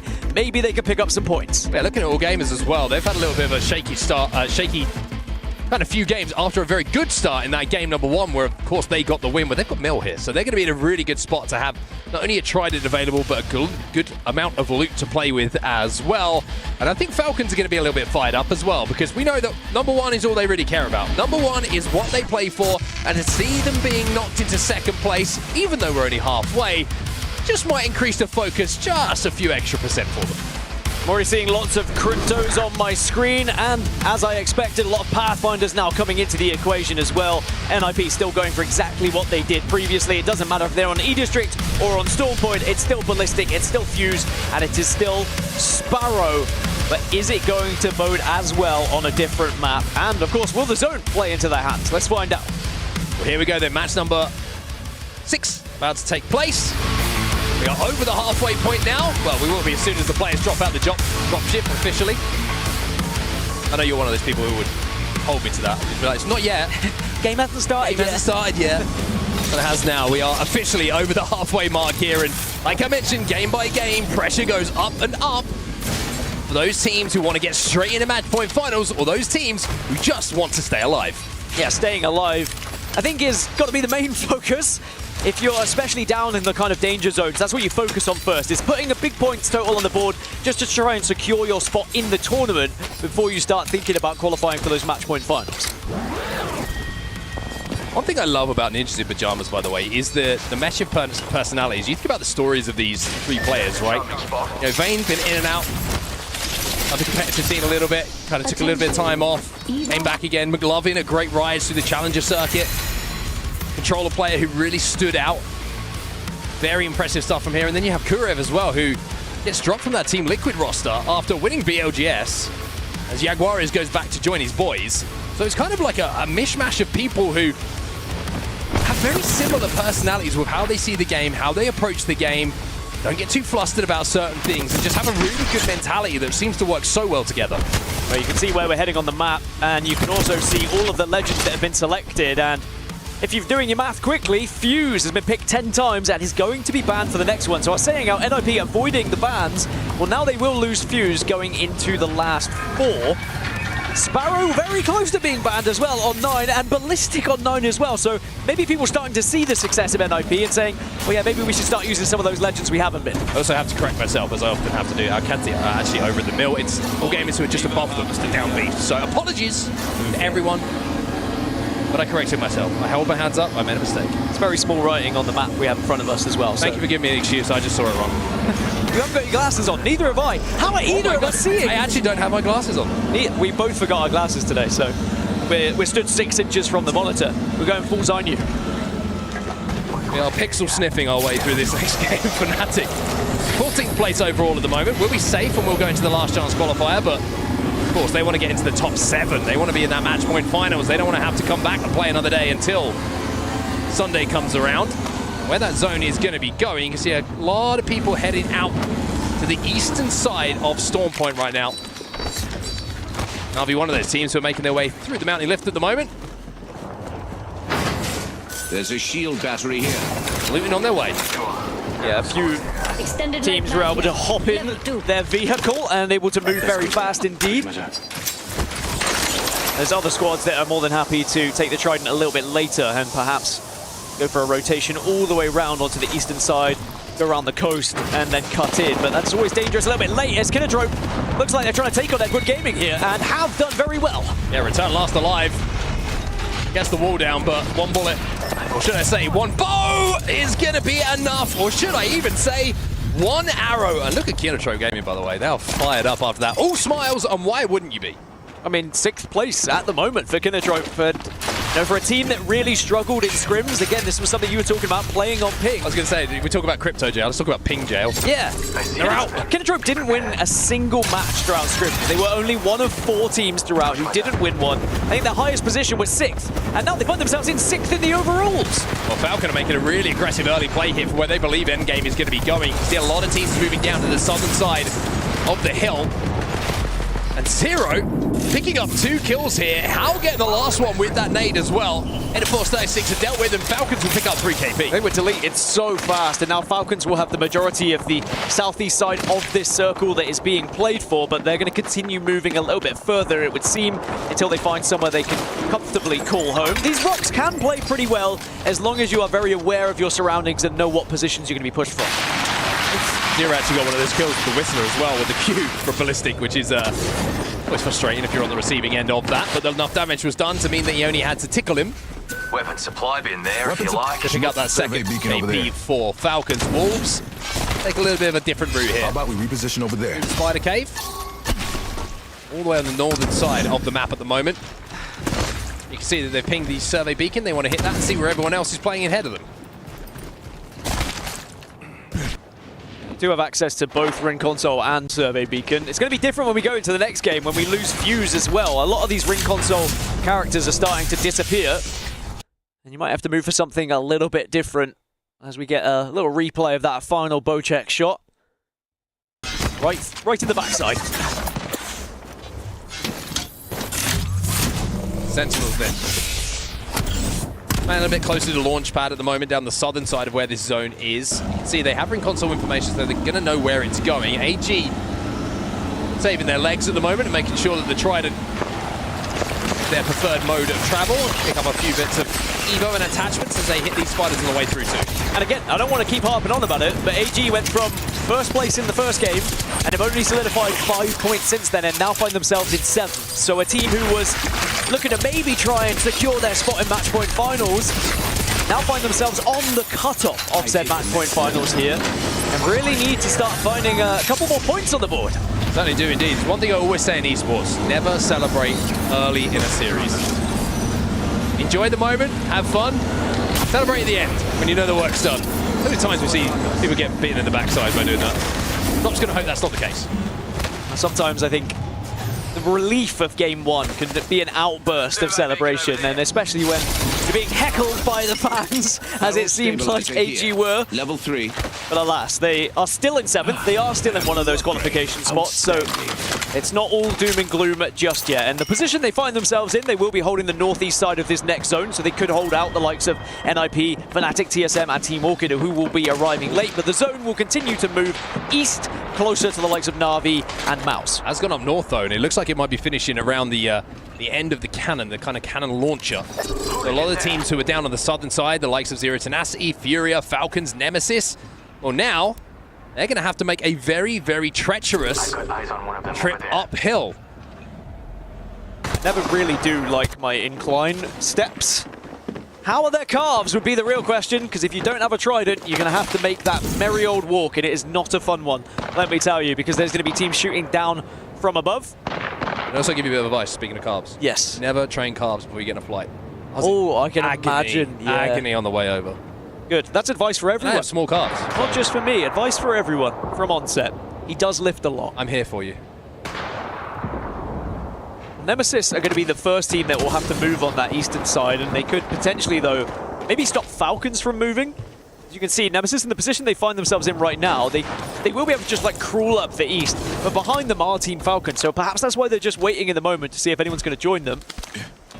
And there is that option. You can see the ring console is just down to their bottom right, but I don't think they have the possibility to use it. Oh no, they have Pathfinder, so they are going to be able to use it as well. Spider. Poor Spider-Man is trying to live his life. TSM have managed to find their way into one of these staircases, which can be a really, really good spot to hold for this endgame, especially with the teams above you at Stormcatcher. Everyone else is retaining from the south, having to find their way through bullets and fire, and you can kind of just hunker down and see what's going on. Speaking of hunkering down, thinking about seeing what's going on. Jacko trying to get a couple of walls down here on the rampart to find some angles of the teams who are coming in late from the north. Only 24 points at the moment for NAVI, finding themselves in 12th, but Sheila has been ripped out. Might be able to rip through some shields from those teams that are riding from the north. Remember I mentioned Gen.G at Lightning Rod, and they had the #2 pick in this draft. They went for Elrod. Can they capitalize? At the moment, they were kind of being held out by Wolves Esports. They haven't been able to do anything thus far. Falcons about to take a fight here against Noezz Foxx, and the worry for Falcons is the armor disadvantage they find themselves at. It's going to be Noezz Foxx without the purples. Falcons haven't been able to engage enough with anyone to get themselves up to blues, but a good EMP is going to level that out for a few seconds, but I think that's more just to keep Zero in a position which stays alive and get that battery off. Yeah, it was a peak from Zero, but he had taken so much damage they had to use the EMP defensively, really. But I'm not sure that Noezz Foxx are going to really capitalize from it. It's getting really busy in this area as well. You can see from our map overhead as well. You got Nemesis at that high ground. You got Noezz Foxx down on there. You got Falcon, Sentinels having a look at it as well. It's really tough rotate for all these teams. I do think that was why Nemesis were hesitant to push up too early, because they recognized there was going to be a lot of traffic coming behind them and potential to pick up some KP here. Falcons are still alive. We'll go back to their rocks. But don't be fooled by the rocks that they've got, because they are going to have to move soon. That wasn't unintentional. It wasn't. Was it? Oh, it was intentional. Oh. Very intentional. I couldn't tell if you were happy with yourself or devastated. Either way. Shout out J-Lo. Anyway, he's trying to make their way uphill right now, and also Team Orchid finding that this is a very treacherous path to have to take. Luxford on the Pathfinder. Cannot get away. Guriv will chop him down, and this fight's inside a zone. Only zone 2 though, so both teams recognizing that, and NIP will be able to not only grab the KP, but also should have enough time here with zone 3 about to close, hit that evac and get back inside of a safe position. It's only Guriv. He is the only player that went on a journey there to get the remaining kill. One player from Orchid has survived and will be reviving the rest of the team as well, or at least crafting the rest of the team. Getting them back on the map is a different matter. But I would imagine Orchid should get back up, as NIP will also hold now the western side. Their closest competitors are going to be ALGS Year, Movistar Koi, excuse me, also in the same area. Kinotropes, 6th place overall, by the way. And in one of those good spots for where this zone is going to be pulling. We mentioned the grav lift. This is where the zone is most likely going to be ending here. There's a mark out there in the distance. Enemy spotted. And if they can put another good game together here and put some KP alongside a good placement, there's a long way to securing potentially a match point final spot. I like their position, I like their composition as well, as Team Falcons now eventually will be taking on a fight against Furia. Madness has already fallen, Madness gets finished, and now Keon is going to be the next to follow up. Woo! Forget about the Devo in the sling. This man's got the rampage. And Zero is going on a rampage right now. Furia dealt with. Only Hal went down. Waltzy was in a position to stay alive here, and they should be able to get this res as well. Furia will fall. It's 4 KP to the name of Zero himself, leading the lobby. Suddenly everyone's starting to get a little bit worried about their zone is moving as it shifts a little bit further back down south. Double pullback. Well, you would have thought Falcons were going to be struggling, but now they're going to have the zone come back towards them as Sentinels taking on NIP. Yeah, double pullback in this zone. It's been a fascinating one to watch. As Vayne now comes in once again to cause some problems. The 2020s come out. His vision is looking 2020 as he takes down the final player, Sentinels, next out of the lobby. Well, where do NIP go, though? If they go south, it's going to be a real struggle. So you might have to go up and go over this mountain. But again, where are you landing? So many teams are going to be taking up space here. This is going to be a rough landing for them. I wonder if Kurev was able to pop mech it. Yes, he was, just about. The zone is going to be burning. Vayne has just about managed to get inside of that zone, but they're not going to be able to get McLovin back in the game. They don't even have the banner as yet, but this tree spot will keep them safe for now. Double clusters coming in, though. It's going to make it a little bit uncomfortable. And Z10 might make it even more uncomfortable. 2 duos alongside Falcons. Well, I was going to say, Z10 might actually take a little bit of attention away from Ninjas in Pyjamas, because Falcons might have to focus on them. Qadsiah eliminated, as are Team Orchid. Interesting to see out the other side of Team Falcons at the moment. Nemesis and Noezz Foxx are trying to rotate behind them, but Falcons are keeping their heads on a swivel here. Zero's taking a lot of damage, and he's just found out where those shots are coming from as well, but he finds a little cubby just to escape here and get that battery popped. Those Foxx go down. Team Nemesis were able to get the final hits onto them, and they have got a knock onto Zero. Are they going to push up on it is the real question. Elsewhere, Fnatic taking on Kinotrope. Kinotrope have been holding down this spot. Fnatic have crashed the party though, but Kinotrope have given the space up and have stayed healthy enough here to stay in this fight. Fnatic will hold this space. Fnatic will be safe for now. A lot of grenades coming out. A lot of nades.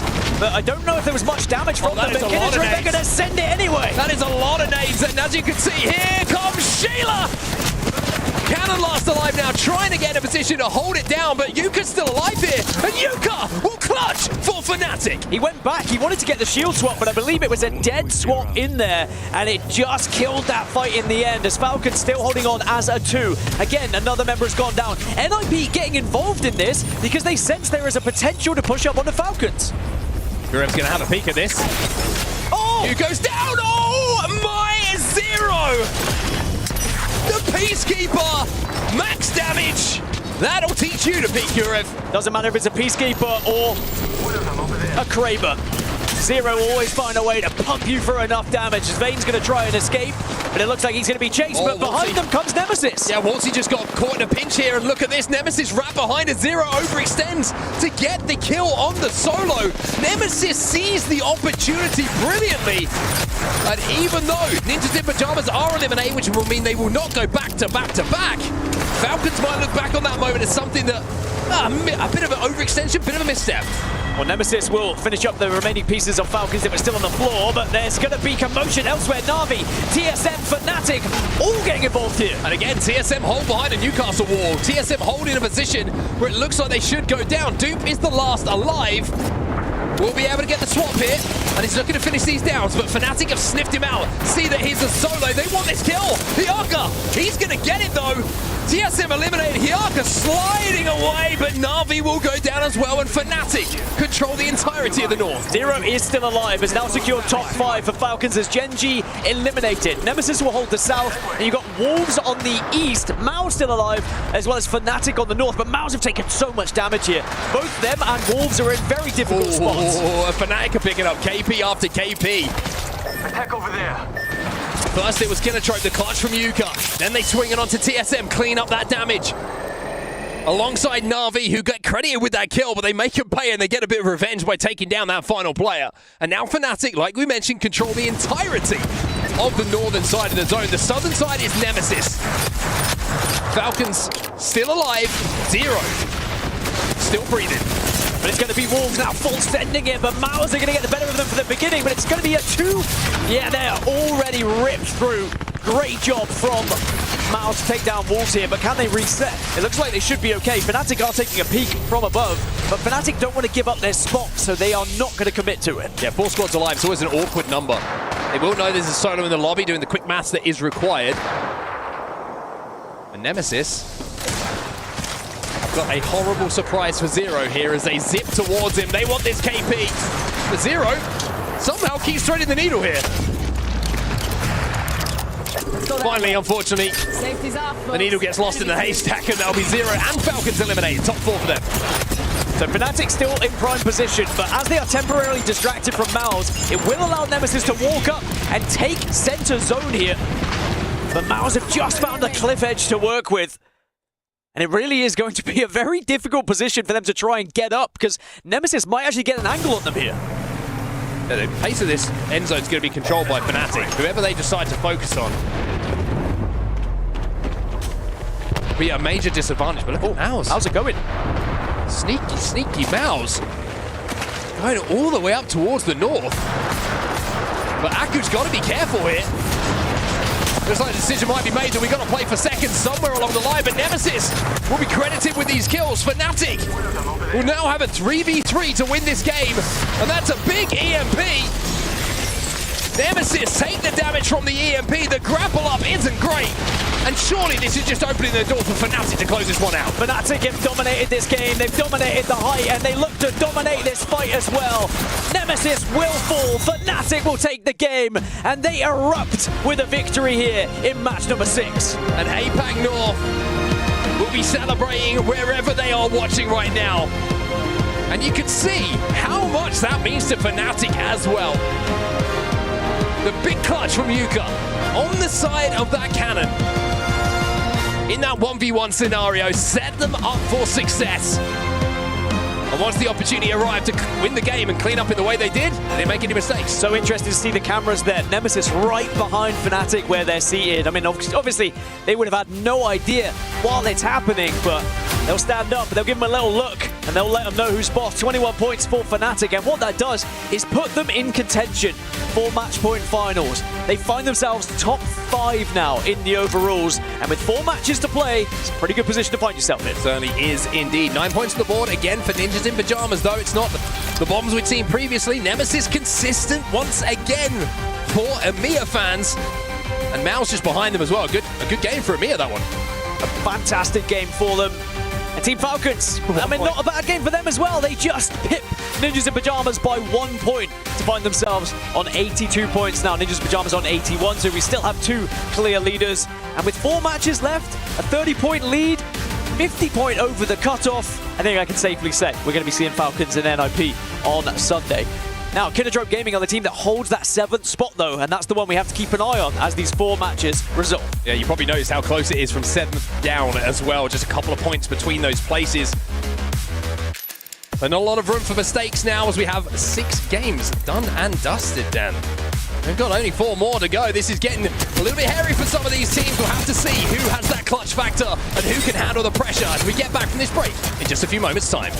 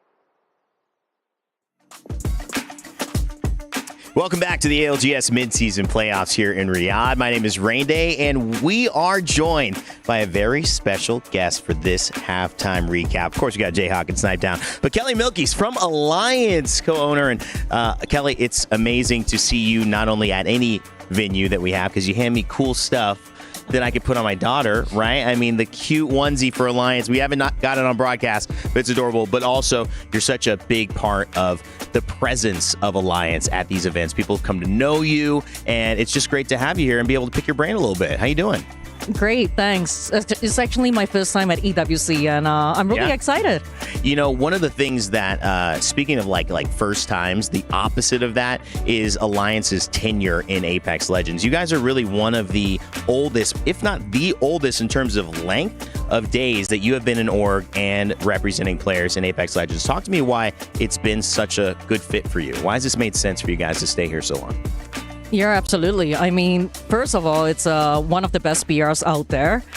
Second of all, we have amazing players. Third of all, we have an amazing community. So sponsors love the game as well. It's hard not to be in love with the game.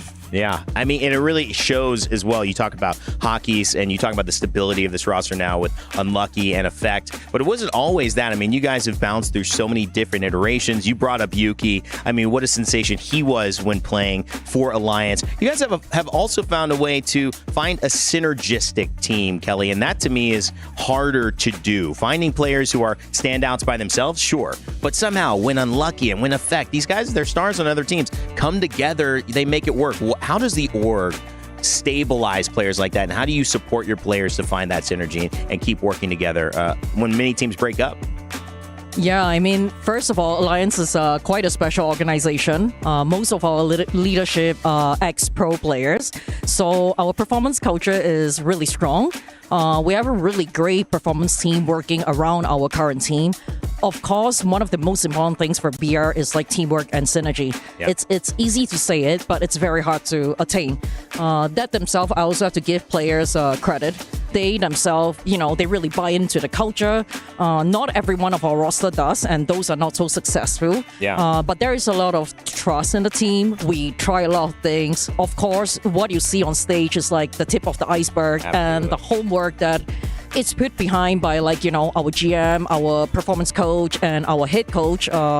It's a lot. And the captain works really closely with them. When we're scouting players, it's a really long process. Yeah. For us to want to remove or make a roster change, it's the absolute last decision to make.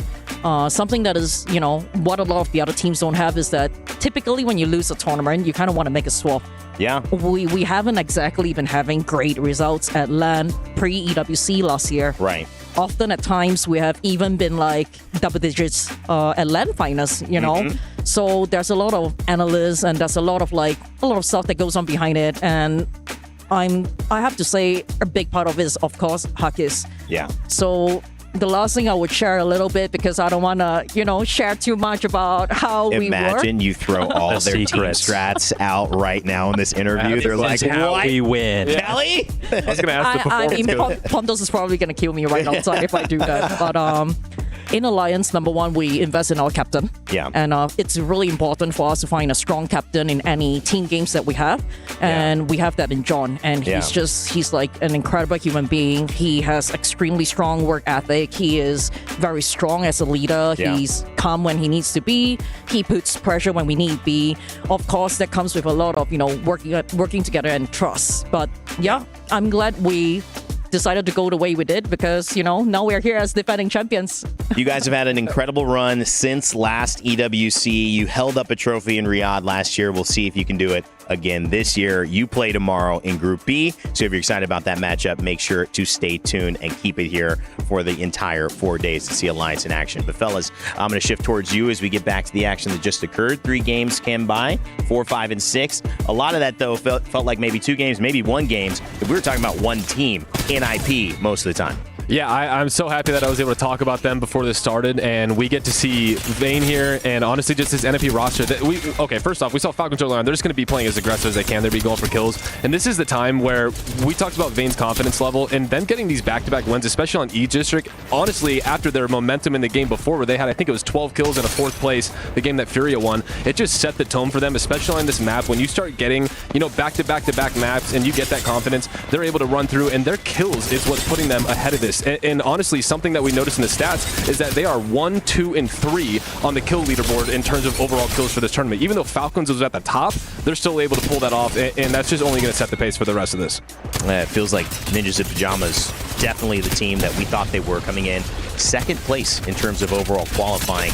These groups are positioned, you might be wondering why these groups feel the way they do, though, based on championship points. So obviously that 2nd place actually went to Shopify Rebellion based on those points. That's why they're in the other group.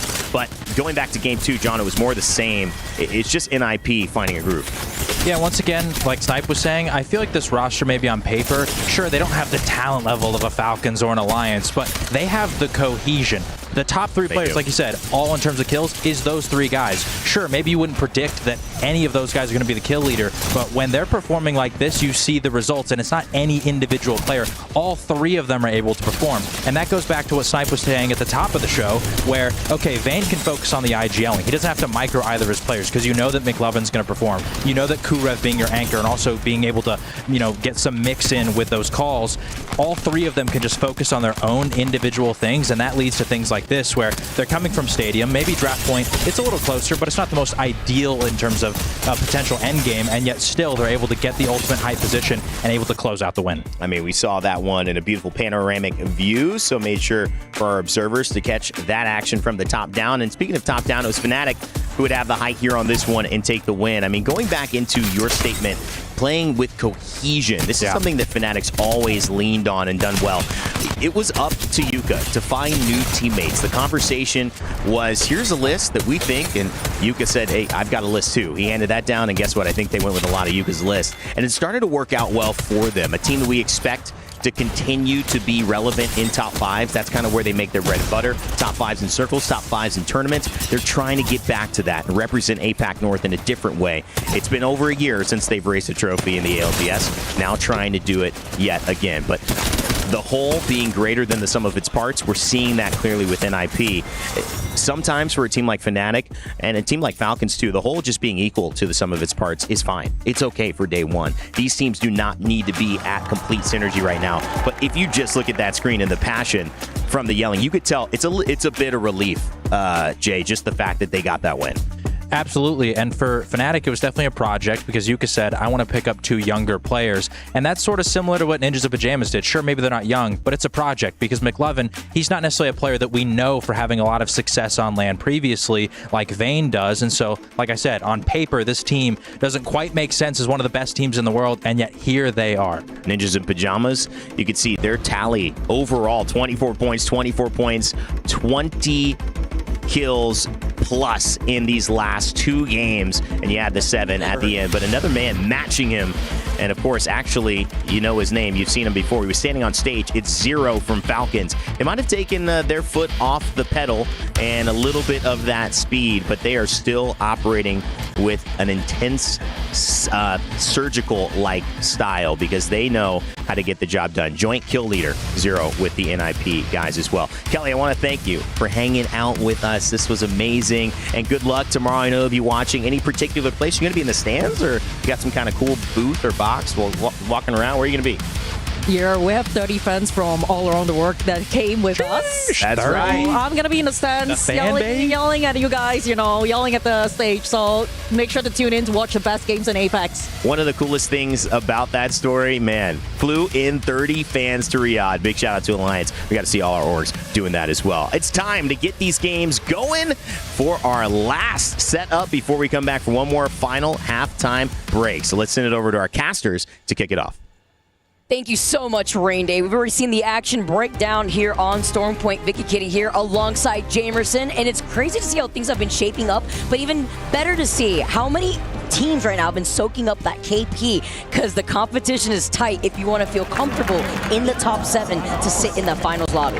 And the two teams, of course, that are standing up top are extremely comfortable, but they have been trading blows back and forth between Falcons and NIP. 1 point between the two of them. We'll see who stands out on top of the day.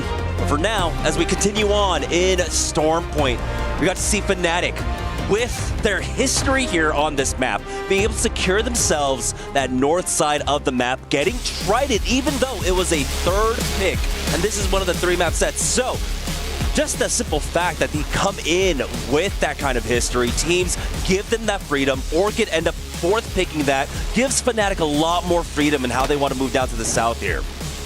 It's great. You get the quick rotate too with the Trident obviously as well while we take a look at where this next zone is going to be taking us. And again, just to remind everybody, it is a top 7 that make it into that final lobby on Sunday. And I emphasize this constantly because looking at how tight in terms of points the overall standings stay, it's MouZ with 33 points in 8th place with Kinotrope with 34 points. And then going down from MouZ, you have AG.AL with 31, Enterforce 36 with 30, NAVI with 30, and that's with NAVI popping off too on E-District at some points. So it's crazy to see how close it is. Yeah, that is extremely tight there on the bubble.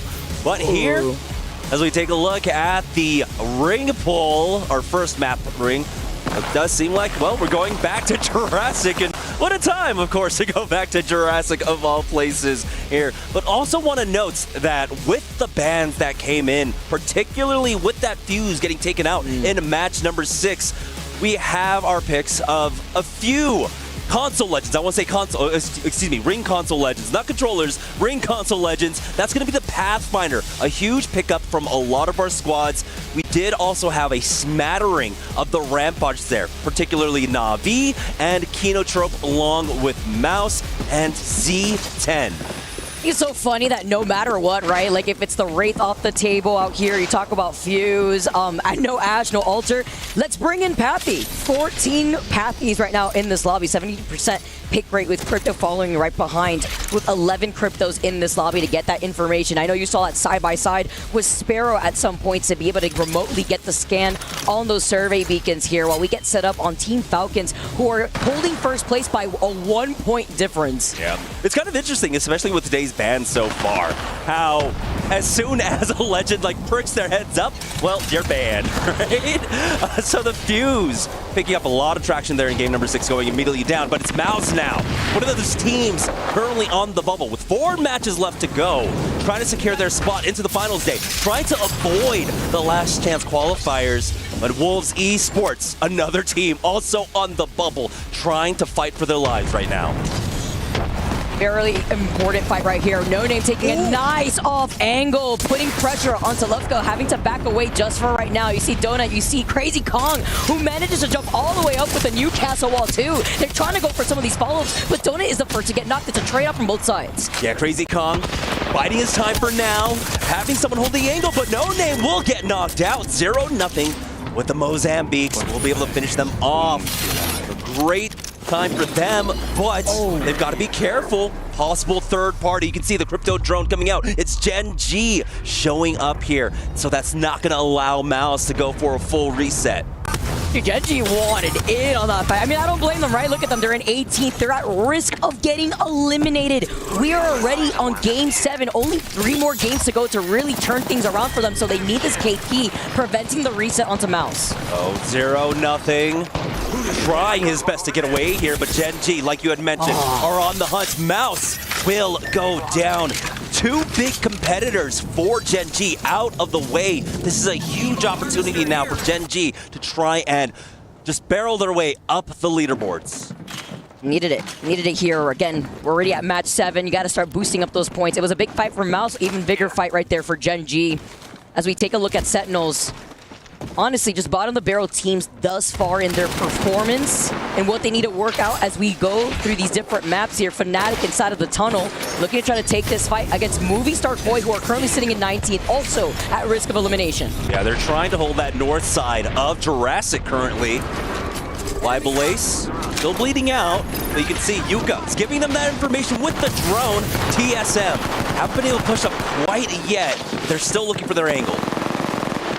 Trying to clean up some more KP here. TSM have been fantastic. I love the way that they've been playing with confidence. So we get the nice little highlight, the side-by-side before the quick third party came up from Gen.G. This is MouZ finishing off that fight versus Wolves, and now we get to see 18 squads up with TSM still taking this fight, navigating around the nades that he just threw right in front of him, trying to reset here too. Off the low ground though, but it's going to be when we start Koi. Blinkster going to be able to get that first knock and then turning around as Fnatic look to get involved in the third party. Yeah, this is always an awkward position to fight in because teams can easily come in for the third party. You know that teams will be moving into Jurassic very early on. You've got teams that can also come in from the northern side, but it looks like this will largely fizzle out. Both teams reset, and it's just economy that's been wasted from either side. But it's always an awkward fight in there. It's always a long fight to get in because there are so many different angles you have to actually check when you're taking a fight there.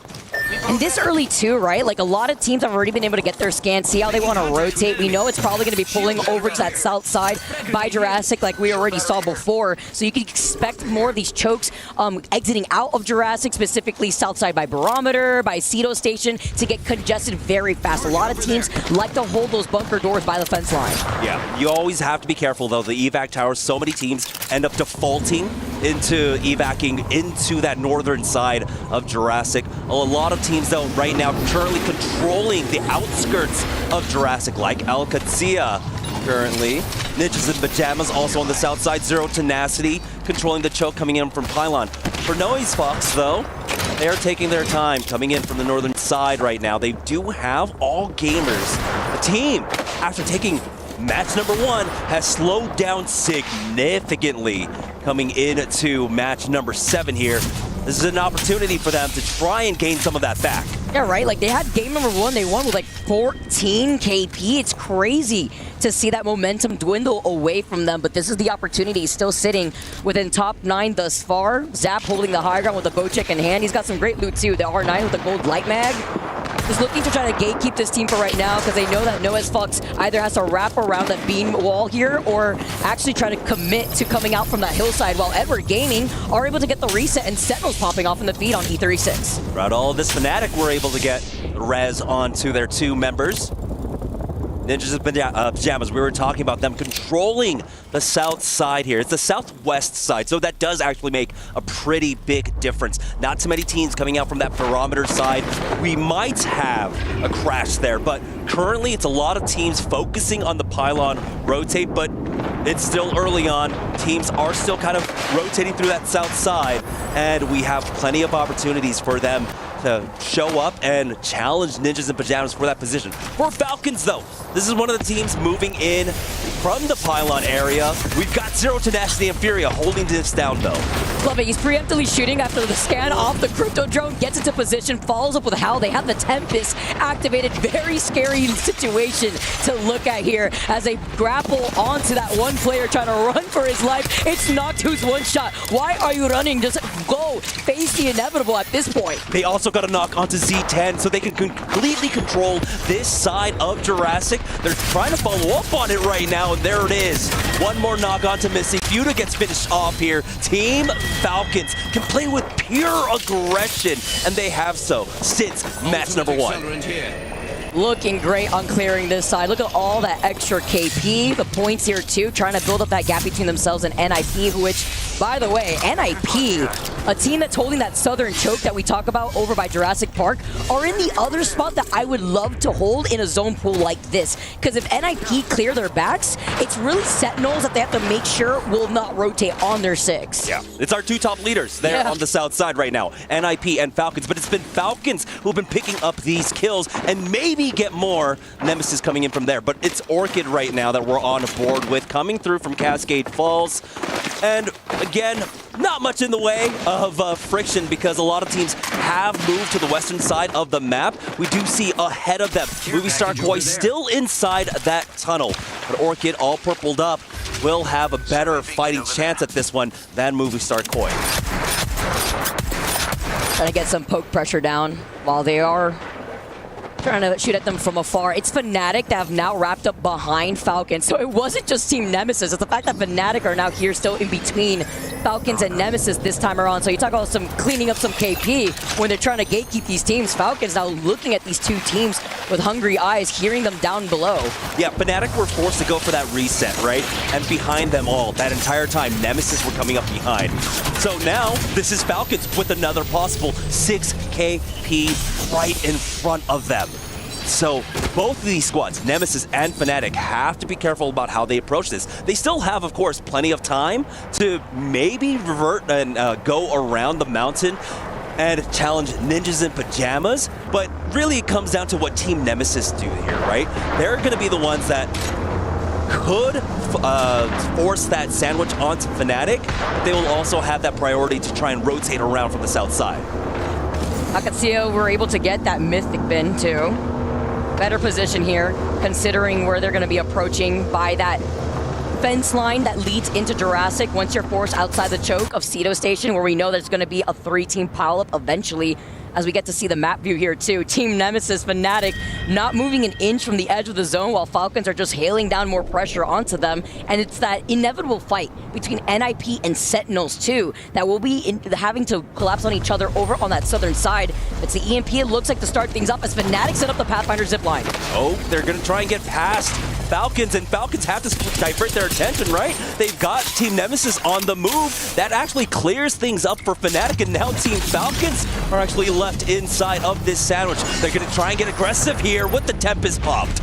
Oh, they're looking to get it here with the Devo ready to go. How just holding it down over to the other side of the Newcastle wall, but you have to be careful because Fnatic could just wrap around and take Falcons' position after what we saw with that zipline originally too.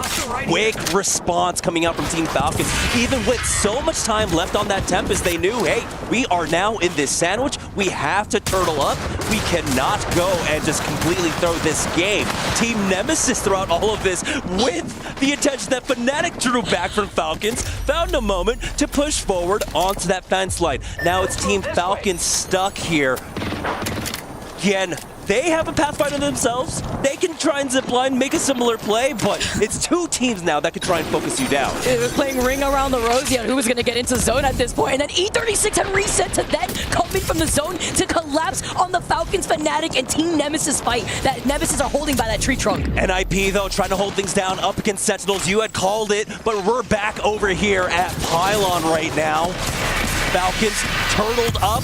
Fnatic coming in for the third party as well. Enter Force 36, get into a pyramid, and they're able to stabilize. Sentinels ultimately get taken out. They're on the other side of this mountain, but it's not over for NIP. It looks like Falcons will be able to get Zero back in. There's just so much pressure here that no team can really make a move. When we see the side-by-side of the action happening on the other side of this choke, NIP now forced to play that out as a duo. We hear the res out in the distance. Listen, Evans trying to contest, but he has to reload at the same time. Fnatic get the first initial knock, and now Team Falcons come up and it's clean up on aisle 3. This is why you turtle. This is why you turtle. Fnatic were consistently posturing for a third party after third party, but it felt like, I guess, to Ender Force 36 that we have to try and take this fight right now, even though they didn't have the utilities behind it. Now, with that pressure alleviated, Falcons are back to that, well, not even square one. We're at like square 3 at this point with all the little chess moves that we have between Fnatic and Team Nemesis. They are still now getting gate-kept by two separate squads, Fnatic and Nemesis. Here, though, Orchid ultimately getting taken out. Ninjas in Pyjamas in their move, getting chased down by Noezz Foxx. Oh, man. Sparrow ultimate up on the roof side. Griv unable to pop the shield back here in this moment. Sasuke, though, tries to get the finishing blow on the hit fire shots of the 30-30. Cannot clutch it out as AG slide in. We're talking about being a little quiet. Well, now this is the opportunity to go in for a 3P. NIP get eliminated. Fnatic over that entire rotate have moved from the north side of Falcons. Now third party this fight, and they're about to get third party by AG. Yeah, AG, but this is a much closer fight between the two squads. Neither of them taking too much damage on the way in. As I say that, though, some big damage. Fnatic resetting on the inside of the building. You can see Colonel Qadsiah trying to chase after these shots, but he gets taken out. It's a one-for-one exchange as Sasuke goes down, and Fnatic will get eliminated. All gamers will survive. EDG with a helping hand in that fight. Throughout all of this, Fnatic, again, move out of their spot, Falcons come in and take it over. They're on the other side, opposite end of that fence line from Team Nemesis. I always love seeing juiced up Rampages go crazy. Zappas have been having a fantastic day thus far.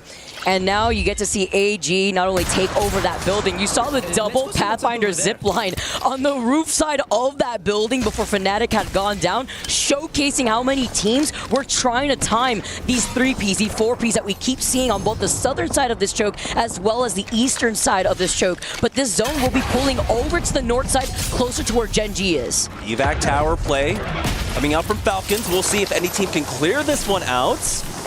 And it doesn't seem like no one's really focusing on this balloon, so Falcons will be able to actually get that one up for 3, but do they find a spot inside of the ring? They're going to drop down onto EDG's building, but they are safe for now. So Team Falcons surviving. As I say that, the Walty and Imperial Howl taking a lot of damage. Over here for Kinotrope, they're getting pushed by AG. It's a concerted effort from 2 players. They've lost out on 1, but they're charging forward now. Harrow extremely loose, and he goes down. Kinotrope are knocked out as we've got AG trying to continue forward here up against Falcons, and they will fall. Falcons continuing to farm this lobby, but can they reset? Even more important for Edward Gaming to stay alive. Pita's going to be able to pop this shield bat, a team sitting in 20th place. Because as it stands right now, both Edward Gaming, Movistar Koi, a team that's in 18th place, Edward Gaming that's in 20th place. This is how important it is. We just saw Sentinels go down a little bit earlier before 2. But look how tight the bottom end of this leaderboard is. 22 for Gen.G, 21 3-way tie between Movistar, Zero Tenacity, and Sentinels. Luckily, there's still 3 games after this, but you need a great game. Team Falcons ultimately will go down, so our 2 lobby leaders fall, but it's Falcons who are able to make it so much further, securing themselves 93 points before going down. Jaco finds a nice knock onto EDG, but they can't really chase after this one. NAVI, again, in that predicament where they have really strong control over the late game, but they can't punish any knocks here. And so Edward Gaming should be able to get the res on this. We're down to our final 4 squads. NAVI, Edward Gaming, Movistar Koi, and Gen.G. Yeah, they're also one of the teams not running the Pathfinder, and even if they did, this is still a way better position for them to hold and keep trying to waste meds away from Edward Gaming that are looking to reset. The G7 may not have a mag, it looked like, literally with the 1x2 as well, but this works for them because they land in Cito, they made that quick rotate, they're holding onto Sniper Tower and looking at their Legend comp alone, having that Rampart and the Amplified Barriers really coming clutch with the Ballistic and the Crypto to get information. And all 4 of our teams, too. This is an important game, right? Because currently, NAVI are the only ones sitting in a strong position, 8th overall with 40. But for Gen.G, EDG, Movistar Koi, all with about 20 points. They desperately need to win here, but EDG will not have that opportunity. We're down to our final 3 squads, but Movistar Koi lose out on 1, lose out on 2. But the res comes through. NAVI still not able to punish it, though. With a Pixel just hiding, and you see Slap just trying to give him a haircut real quick. They had gotten that knock originally with that Sheila. Gen.G hiding behind the crates. They're going to have a stare down eventually against NAVI, but it's a worse position for Movistar Koi to be in because they will be in the line of sight of the 2 teams that will have height unless NAVI and Gen.G collapse on each other, which would allow Movistar Koi to reset. Yeah, we do have to also mention the differences in terms of compositions as well. While we do have the Ballistic across all 3 teams, 2 of them are running the Crypto, while we've got the Sparrow for Movistar Koi, and of course, like you saw there, the Sheila for NAVI, so some extra firepower to finish things off for them. Dude, I swear, Rampart is my sleep paralysis demon. That Sheila, man, it's crazy. It feels like it's so extra personal, too. You're so close to getting into cover, you only have a blue knockdown, and then Sheila's just enough to be a nail in the coffin. But very smart move, too, because NAVI understand there could be a chance that Gen.G try to take advantage and push before Movistar Koi could even reset. As you can see right here, they try to move in, try to close in the distance, but Slab with his Devo, who has activated the Tempest originally here, too, is going to be able to actually try to control this fight. Huge huge timing push coming out from them. They utilize that EMP extremely well. Slab is in position at the right time for NAVI to clear out Gen.G. Now it's just Movie Star Koi on the other side of this one, and Slab will slide down, take out one. It's a 1-for-1 exchange, but it's easy going for NAVI, securing a much-needed victory. That propelled them from 8th place to 3rd now, and they will sit pretty for the next 3 games. Comfy, pretty. Say hello to my little friend. You saw the pop-off right there, too. Navi feeling themselves. We love to see that momentum right in. And, of course, I just feel like it's so gross. The Ballistic Tempest into the Sheila, too, on top of it. You're controlling so much space. The matching skins as well. Oh, yeah. Pretty fresh. Navi knew. Navi knew this was their game, and it certainly was, right? They ended up drafting, of course, from Sito Station, had one of the highest priorities for where this zone pulled. It pulled towards them out of Jurassic. So they had everything to work with. They had full control over that northern side. A lot of teams playing the very edges of the zone, trying to come in. We saw so many teams rotating to the south side, creating a huge pileup of squads on the south end of Jurassic Park. And importantly, our two teams at the top of Falcons and NIP. Of course, facing that traffic go down, they don't have an opportunity to try and go for that late game once again. Great job by Navi, really executing upon their usual playstyle. And look how important this was. 15 points in favor for Movie Star Koi. Like, look at the amount of KP they were able to secure. Gen.G too. Yes, they get the 9 points in total, but these are 2 teams that were on the bottom end of the overall scoreboard, and we're running out of time, Jamerson.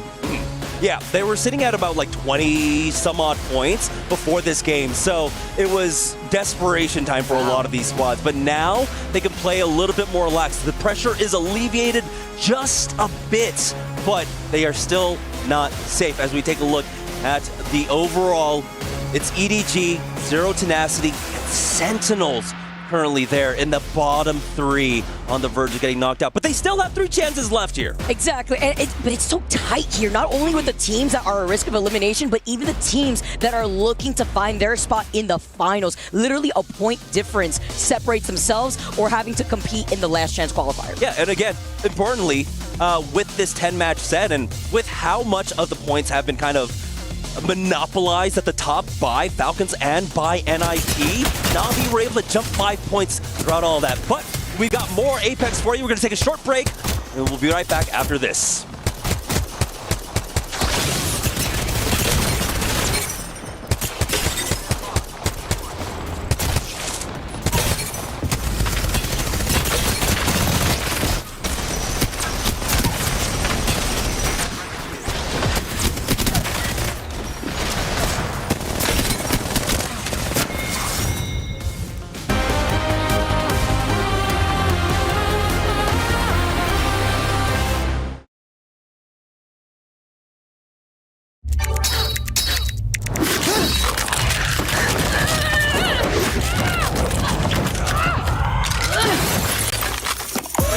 Reach your impossible, Lenovo Legion.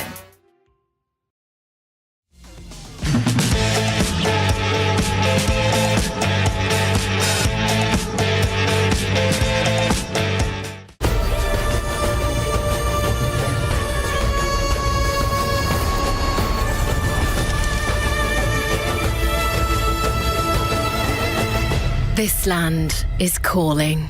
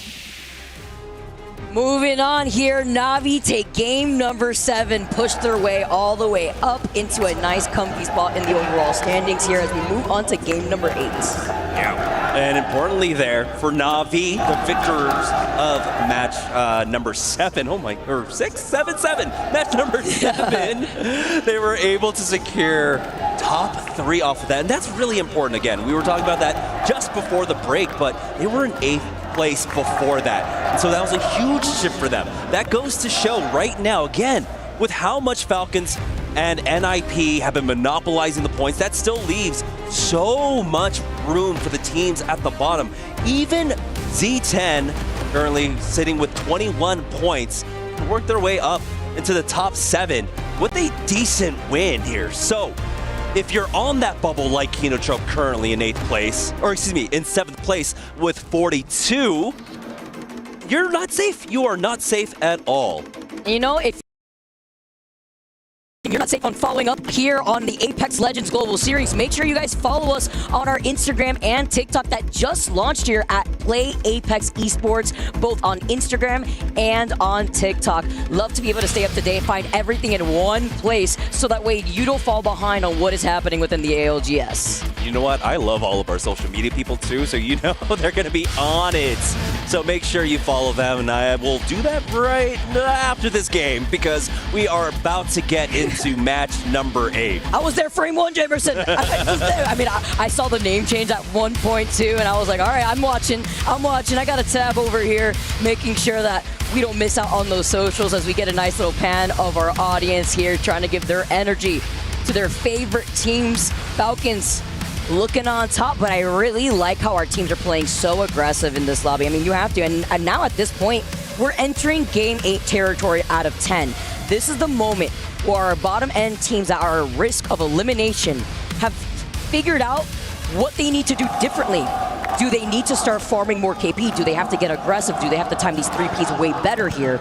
Maybe try to change some things up here, because at this point, if you haven't found that momentum, man, it's been already 7 games done and dusted. We get another Legend ban, and it's time to adapt because Pathfinder will not be available to play for game number 8. We just got him. Yeah, oh we just got him. But yeah, it seems like for every single ban, it's just as soon as one gets banned, you know, it's a new legend that we really weren't seeing picked up that much, right? So it's just slotting in after slotting in, but we did get to see an uptick of the ballistic over time here, the crypto as well. And honestly, when we hit, we don't really get to see this deep into the pool often, right? Only for regional finals so far.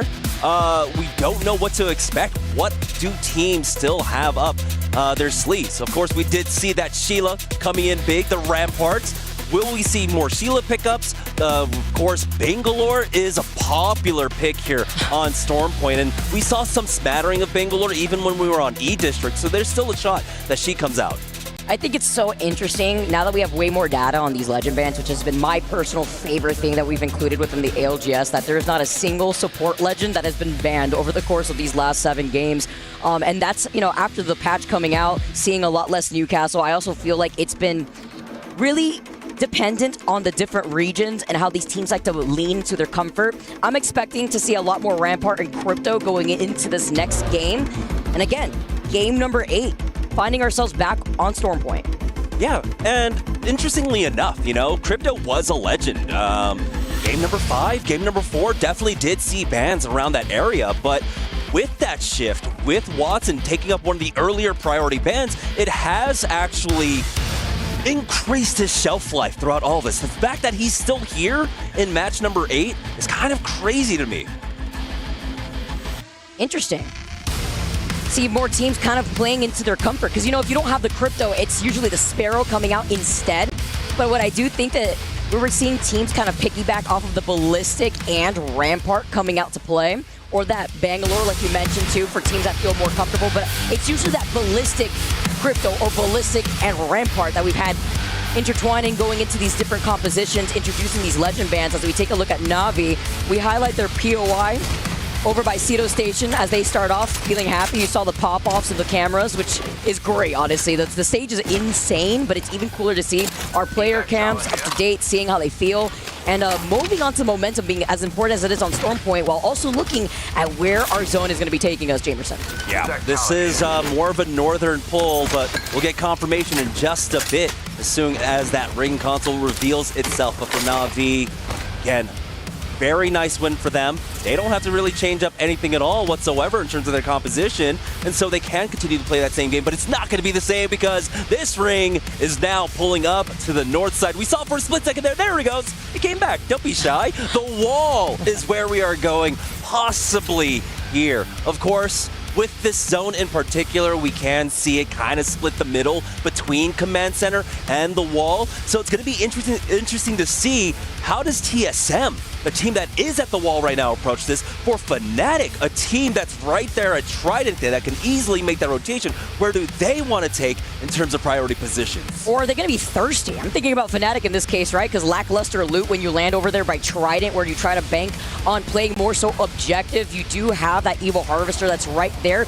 but is it enough? Do you want to take early fights? Because you know teams are going to go in for early rotates. Kinotrope is already on the way over to that northern side of the hill, where there's an Evil Harvester that leads up the zip line on the outskirts of Command Center. Wolves Esports is going to be able to take that big jump tower too, and they see in the distance a scan on that survey beacon. Yeah, Wolves do not want the part of any early fights. It looks like the Gen.G and MouZ were kind of cresting the hills there to get up to Zoo Station, but with that balloon, they'll get pretty deep. And it seems like TSM end up holding that northern building there, the zip line building, and will hold out Wolves for now. So Wolves are going to be in an awkward position unless somehow they can maneuver themselves further in, because you will start having a collapse of teams there eventually. MouZ are already positioning over there. Gen.G are taking their time over at Lightning Rod, but you have to expect other teams to start rotating in from that northeast end.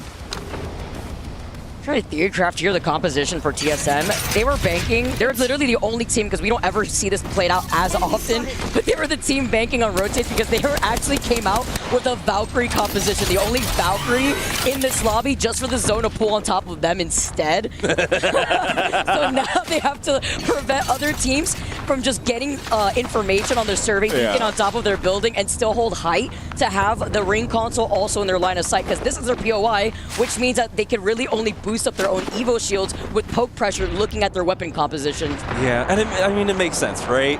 You're at the most northern part of the map.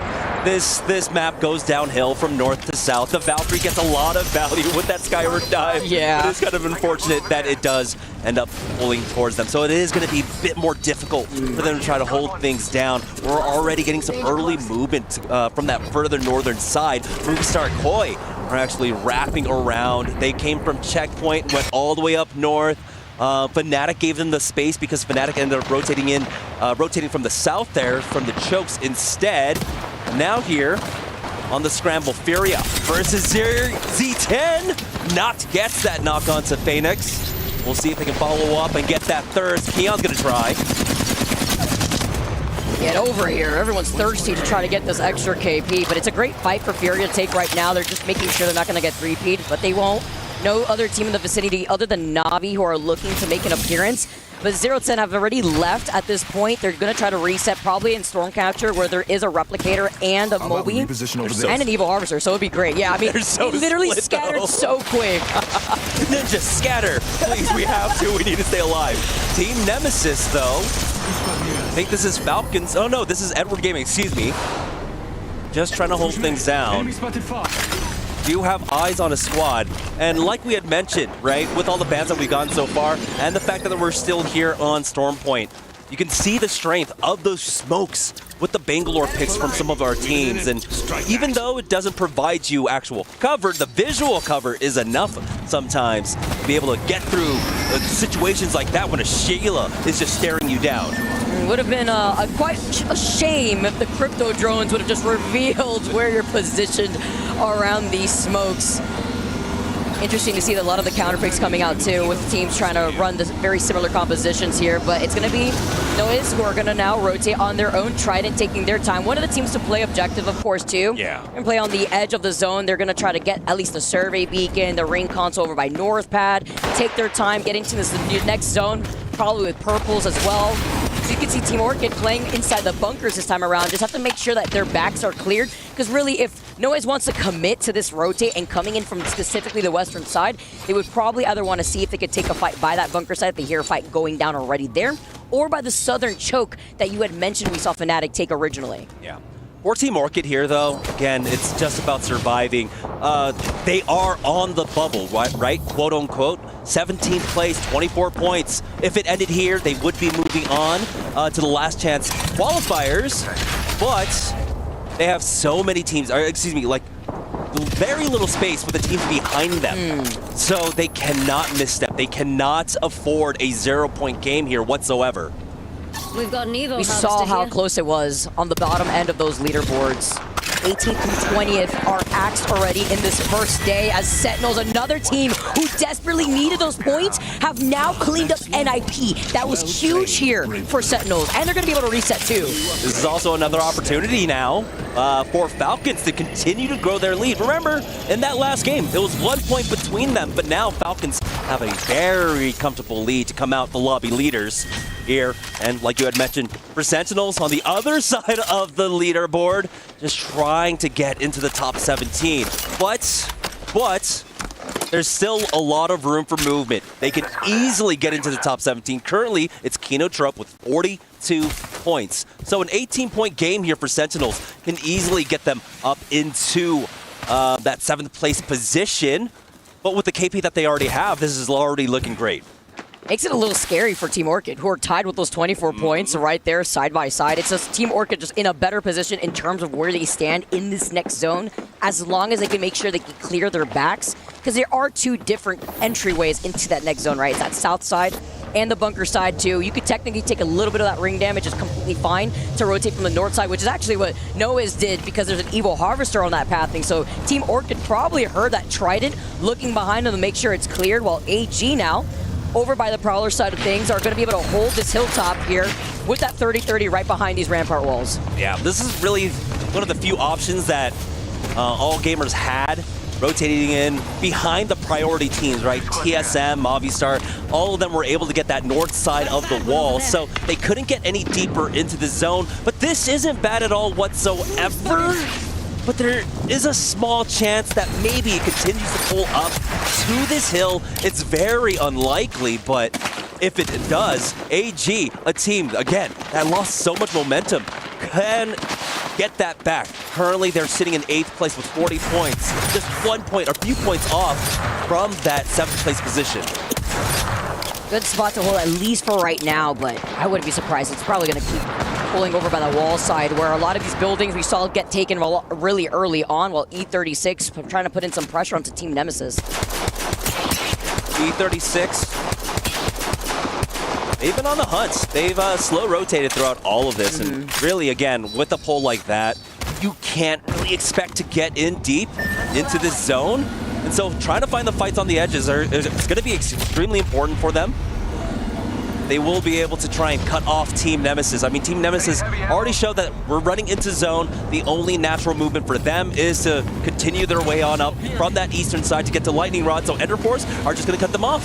Even more important, while we're watching Enderforce rotate here, Gen.G just got involved in a fight. A team that's literally in like 16th place now after picking up points, and they took out 2 members of NAVI. Now the third party's coming in as Furia are looking to take the fight versus Gen.G, and Edward Gaming aren't going to be moving from this position. They're actually going to stay here the whole time. They're going to try to waver off any pressure from the teams that try to take that spot, but I don't expect them to get pressured at any point for now, since they have the high ground, they have the Sheila ready to go, they have the Evil Harvester if any team wants to try to grab that in their line of sight. So even more important, looking at the teams that will be approaching from the east side. Furia see that it's already too late for the 3P, so they're backing out for now, maybe trying to find the straggler that is NAVI. Oh my goodness, NAVI are on an adventure right now.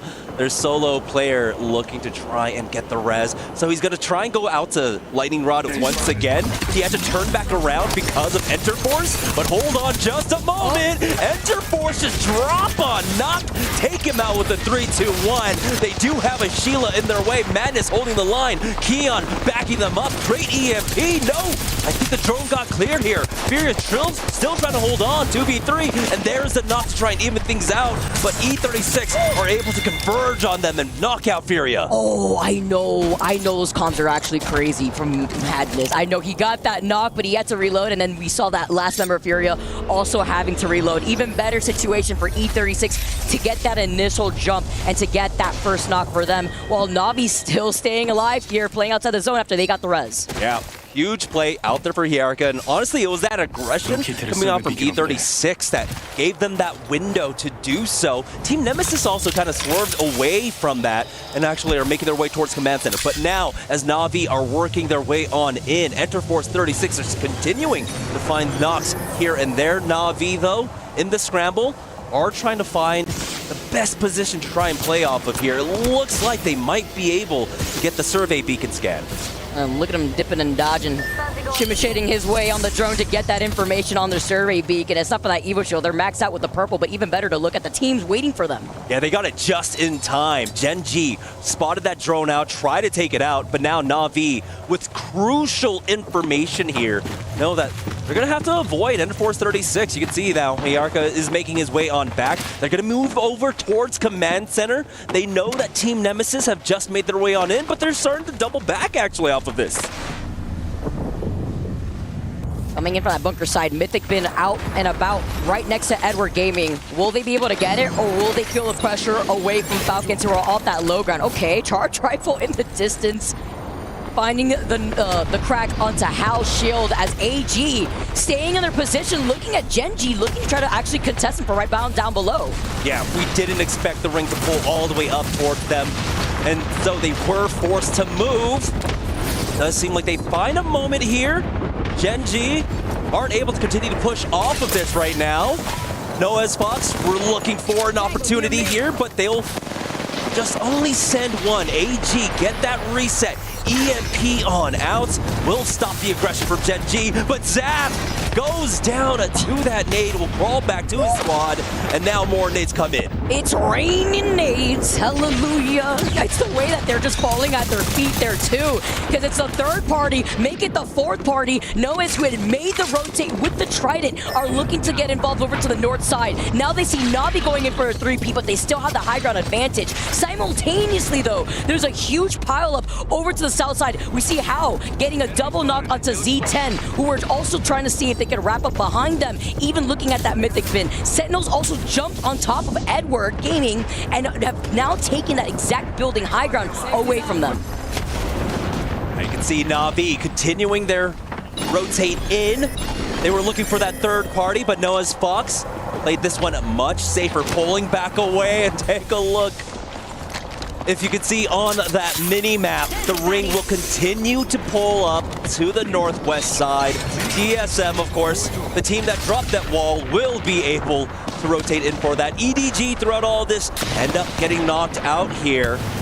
And Navi somehow are in one of the strongest positions here in the lobby. It's all up to Noezz, Foxx, though, to try and stop them from advancing further into the zone.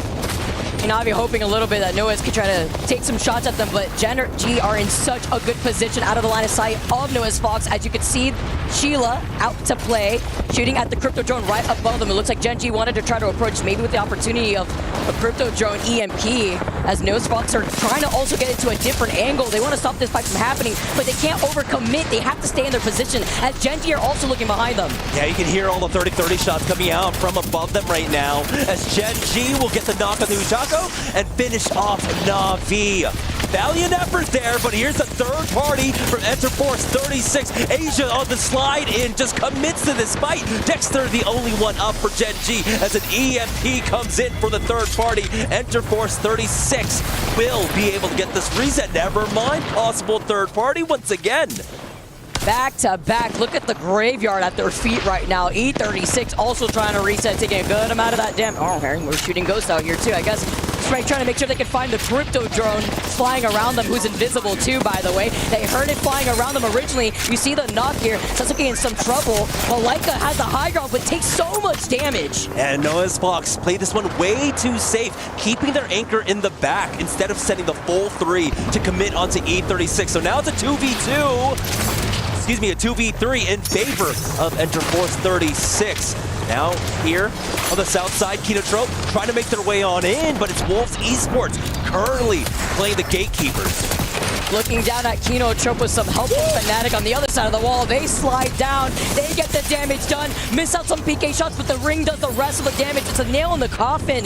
And we're seeing some pop-off moments right here as MouZ Esports, still with 2 blue Evo shields, are playing on the edge of the zone. The fact that E36 were also able to reset after the Mirage we saw go invisible to pop that medkit, to pop that bag here. And then Noezz Foxx had to back away now, instead having to play this out as a duo after they were here in that final zone from the beginning. Yeah, we'll see if they do have mobile respawn beacon for themselves. The crypto drone is out right now to try and secure that death box, but you can see Enterforce 36, their only eyes are on Noezz Foxx right now, and it does seem like they will be able to get that res. But throughout all of this, MouZ note that and try to advance on their position. They know that one person is playing anchor back here. They've got the fight. Now they're pulling back with their third to try and go for this, but I think enough damage was done. Someone got knocked to the ring. Yeah, that was the third. Noezz Foxx now have the advantage. They just got the res there too, but it was too far out of the zone there. It did just enough damage, and now MouZ just walk up. Left them gets the first stock here originally, but they're taking too much pressure here. Also from behind us, E36 walk up to get the 3P. Noezz are just in shambles. Only one member left of Noezz as now Fnatic walk up uncontested while the fight between TSM and MouZ Esports is going down in wall. Massive game here, though, for both Fnatic and Enterforce 36. Fnatic, a win here basically secures them into the top 7. For Enterforce 36, that puts them on the bubble. Right now at 45 points, though, as Fnatic push forward, Wolves will get eliminated. E36 on the other side of this fight. TSM have to now quickly get involved in this third party if they want an opportunity to take this game, especially while this fight is going for as long as it is. ALGS that cannot clutch it out. He can't slide out of their line of sight. One of the teams rocking the Mirage is Fnatic at the res. What is TSM doing? They just finished that fight versus Wolves, but it took so long, and now they have no way to cross this distance because they're one of the teams with the Valkyrie, literally the only team with the Valkyrie, the Rampart, and the Newcastle to cross in this space. Now Fnatic have the high ground. Full 3v3, and I was going to say the Evo in favor of Fnatic, but TSM led a huge nade. Lively's gets a knock. Qadsiah comes in for a second, and Fnatic take a massive win here. So much KP farm. They were able to move in early once again. Fnatic, are they just Storm Point demons? Looks like it. It definitely looks like it. And great timing on when they had to rotate to 3P that fight. The unfortunate res that we saw from Noezz.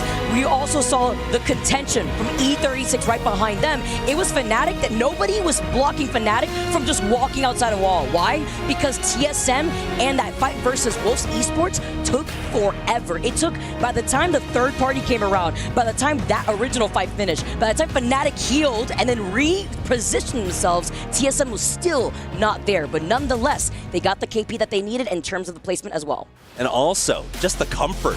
Going into the final 2 games of the day, Fnatic with a back-to-back victory there on Storm Point. Another plus 25 for them. Really does kind of cement themselves in the top 7. I don't want to curse anything, right? But 2 bad games in a row here to finish things off, and they still might be able to secure it. But, you know, Fnatic can't let off the steam, I guess. The steam whatsoever. Yeah. Man, that is fantastic for them. That will move them up into the 3rd position. Very comfortable. And that's saying a lot, especially considering the teams above you right now in NIP and Falcons. So, some of our top dogs from our regions, from our different regions, really starting to show their hand.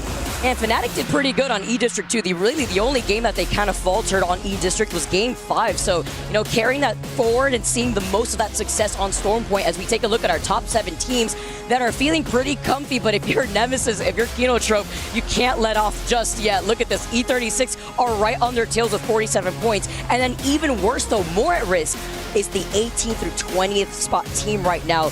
Qadsiah at 27 points. Tied that with Furia, by the way. Like, we are running out of time. There's only 2 more games left, and that was our last game on Storm Point. Still there in the top 7. If you're not in the top 4, you are not comfortable, right? I think there was a 9-point shift between the 4th and 5th place squad. So you can still consider 5th place on the bubble. That's how insane it is and how tight this is. Just to try and avoid that last chance qualifier, of course, if you get knocked down into the 10 teams that move on to the last chance qualifiers, it's not the end of the world, but you want to be able to just avoid that if you can. Exactly. We got 2 more games coming up to go here. Only 2 left as we move on to Broken Moon. Things are heating up here. You don't want to miss it. We'll come back right after this break.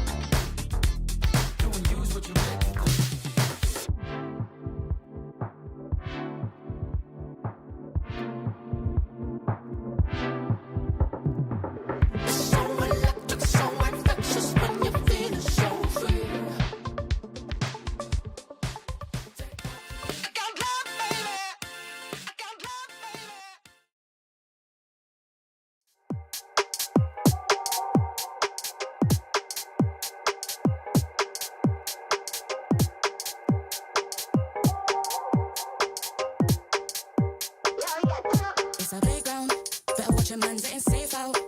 See some play game like snakes and ladder. My ex-base, come on, new one's better. It's a playground. Better watch a man's getting safe out. See some play game like snakes and ladder. My ex-base, come on, new one's better. Moves like Jagger. Hits, come on, new one's better.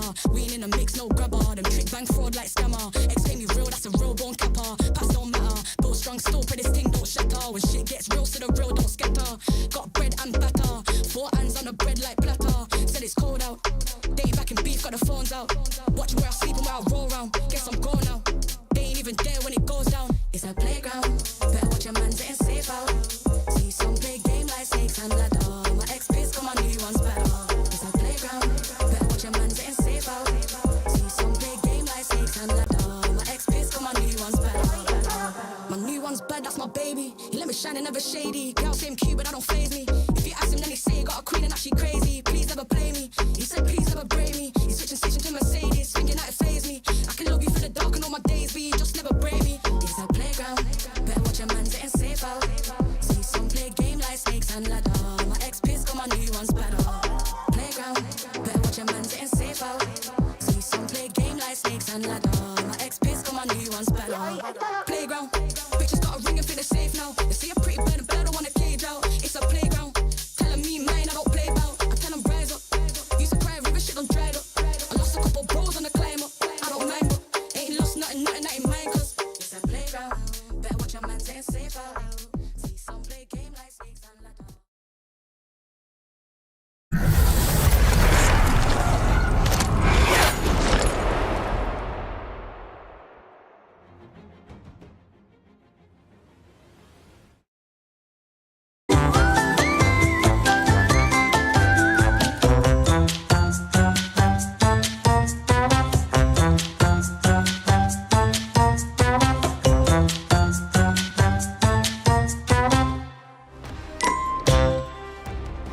Welcome back to the Midseason Playoffs here at the Esports World Cup, and my goodness, are things about to get a little bit more serious than that bumper as we go into our final 2 games here in pool play for Group A, and we will find out who will progress to match point finals, who will go to the LCQ, and who will be going home. Yeah, and it's getting very tight down there in those elimination spots as well. Pretty dicey for some of these teams, but there will be 2 matches to try and rescue it It does mean we are going to be moving on to a new map as well. Broken Moon is where we're going to be heading for matches 9 and 10, which does make things a little bit more chaotic here on the main stage. Yeah, certainly unpredictable, I think, for a lot of people who are watching at home. And of course, if you're watching at home, we've got some Twitch drops for you. This is an ALGS event, so by tuning in and watching and being a part of the broadcast, and of course, we'd love to have you here. You get some goodies. You can see on Thursday today, if you watch, you get the Crimson Crasher Wraith skin, and you can see as you watch throughout the weekend, of course, for that Nemesis skin available on Sunday, where we'll have match point finals. You've got to watch 30 minutes, and then you'll be able to claim those goodies thanks to Twitch drops. And as I was alluding to, we are moving maps. We are heading over to Broken Moon, which is going to be the last-ditch saloon for some of these teams, especially those who are in the bottom 3 right now. And those teams are Zero Tenacity, Edward Gaming, and Qadsiah. Wow. Is a surprise. Certainly is a surprise. It would be a shock if the team who placed 3rd overall at the ALGS Open were to fall out here in pool play from the tournament. And this is where we find ourselves. By the way, Fnatic, what a day it's been for them as well. 2 wins on the board out of the last 3 games. Match 9 and match 10, though, as you can see, Ballistic has recently been banned as well. And it's all about Broken Moon. So it's starting to get a little bit dicey to try and find your ring console characters as well. With Fuse going and Pathfinder now gone as well, we are going to start to look to having the ability of Caustic available for you, as well as Rampart, and then you could go down the Mirage route. Could definitely go for Vantage as well if you fancied it as well, but this is going to be the POI draft on the Broken Moon. It all comes down to this map. There's probably a few teams that are already in the top spots, but I'm going to heavily be focusing on those bottom spots and where the cutoff is. Yeah, keep my eyes on Qadsiah Esports here, because you can see they're landing at the bottom side of the map, and we do see some zones pull pretty heavy towards where that POI is going to be over at Atmo Station. So if they have the opportunity and they see one, and trust me, I'm sure they are looking upwards and hoping that there is an opportunity for those zones to pull towards them, there's a good chance if they do, they'll be able to get the points on the board required to stay alive in this tournament. Just to give you an idea on how close it is, by the way, the teams that are closest to Qadsiah, who are holding down the final elimination spot, so to speak, are Furia, who are currently joint on points with them at 27. Just above them is Sentinels on 28, who are joint on points with both Team Orchid and Movistar. So, I mean, that is crazy. That is how tight it was when it comes to our elimination spots. Yeah, Furia would pip them on tiebreaker, which is kind of crazy to think. But there's still 2 more matches, plenty of time to get points. It might be starting to run away from you, but there is still a chance to make a difference here as we jump into Broken Moon for match 9 before we go into that dreaded match 10. And we see a Caustic on our screen already, and quite a few Caustics popping up still, mainly for that ring console. But I think you were pointing it out to me, Mirage is definitely going to be featuring even more heavily here, because he can also hit those ring consoles when you get the perk. Fnatic, who now have 2 wins on the board, have pushed themselves up into 3rd place in the overall standings. So with 2 games to go, looking like they will be safe for match point finals, which is going to be a huge boost for them. And looking at where the zone is going, Team Orchid are going to be happy to see that Terraformer is where we are going. And I mentioned the southern side, and for Qadsiah Esports, a great opportunity to have prio to this zone, but they're going to have to be very, very careful of a team that are called Falcons, who are going to be rotating in from a very, very similar position. A lot of teams who need points have good priority to zone here. Edward Gaming as well. Yep. All the teams that are really struggling. I mean, Z10 being down in 20th position, also a bit of a surprise to me, but it can all change very quickly. And yeah, you were pointing it out on the map to me. Zero Tenacity have a pretty good rotation into Terraformer just through the ability to go onto the rails. The real question is, will they take it that fast? Well, they have to take a second as we get a pause at the moment on the main stage just to sort out any problems there might be there for the players. Yeah, it's fascinating to actually to look at on our map overhead the teams who are going to have prio to this zone. We mentioned that bottom 3. Well, towards Cultivation, you've got Zero Tenacity. They're going to have a really quick rotate in on the rail, like you mentioned. You've got Qadsiah, who are right next to them at Atmo Station. They're going to have a very quick rotate in. You've got Team Orchid and Edward Gaming, who are already in Terraformer.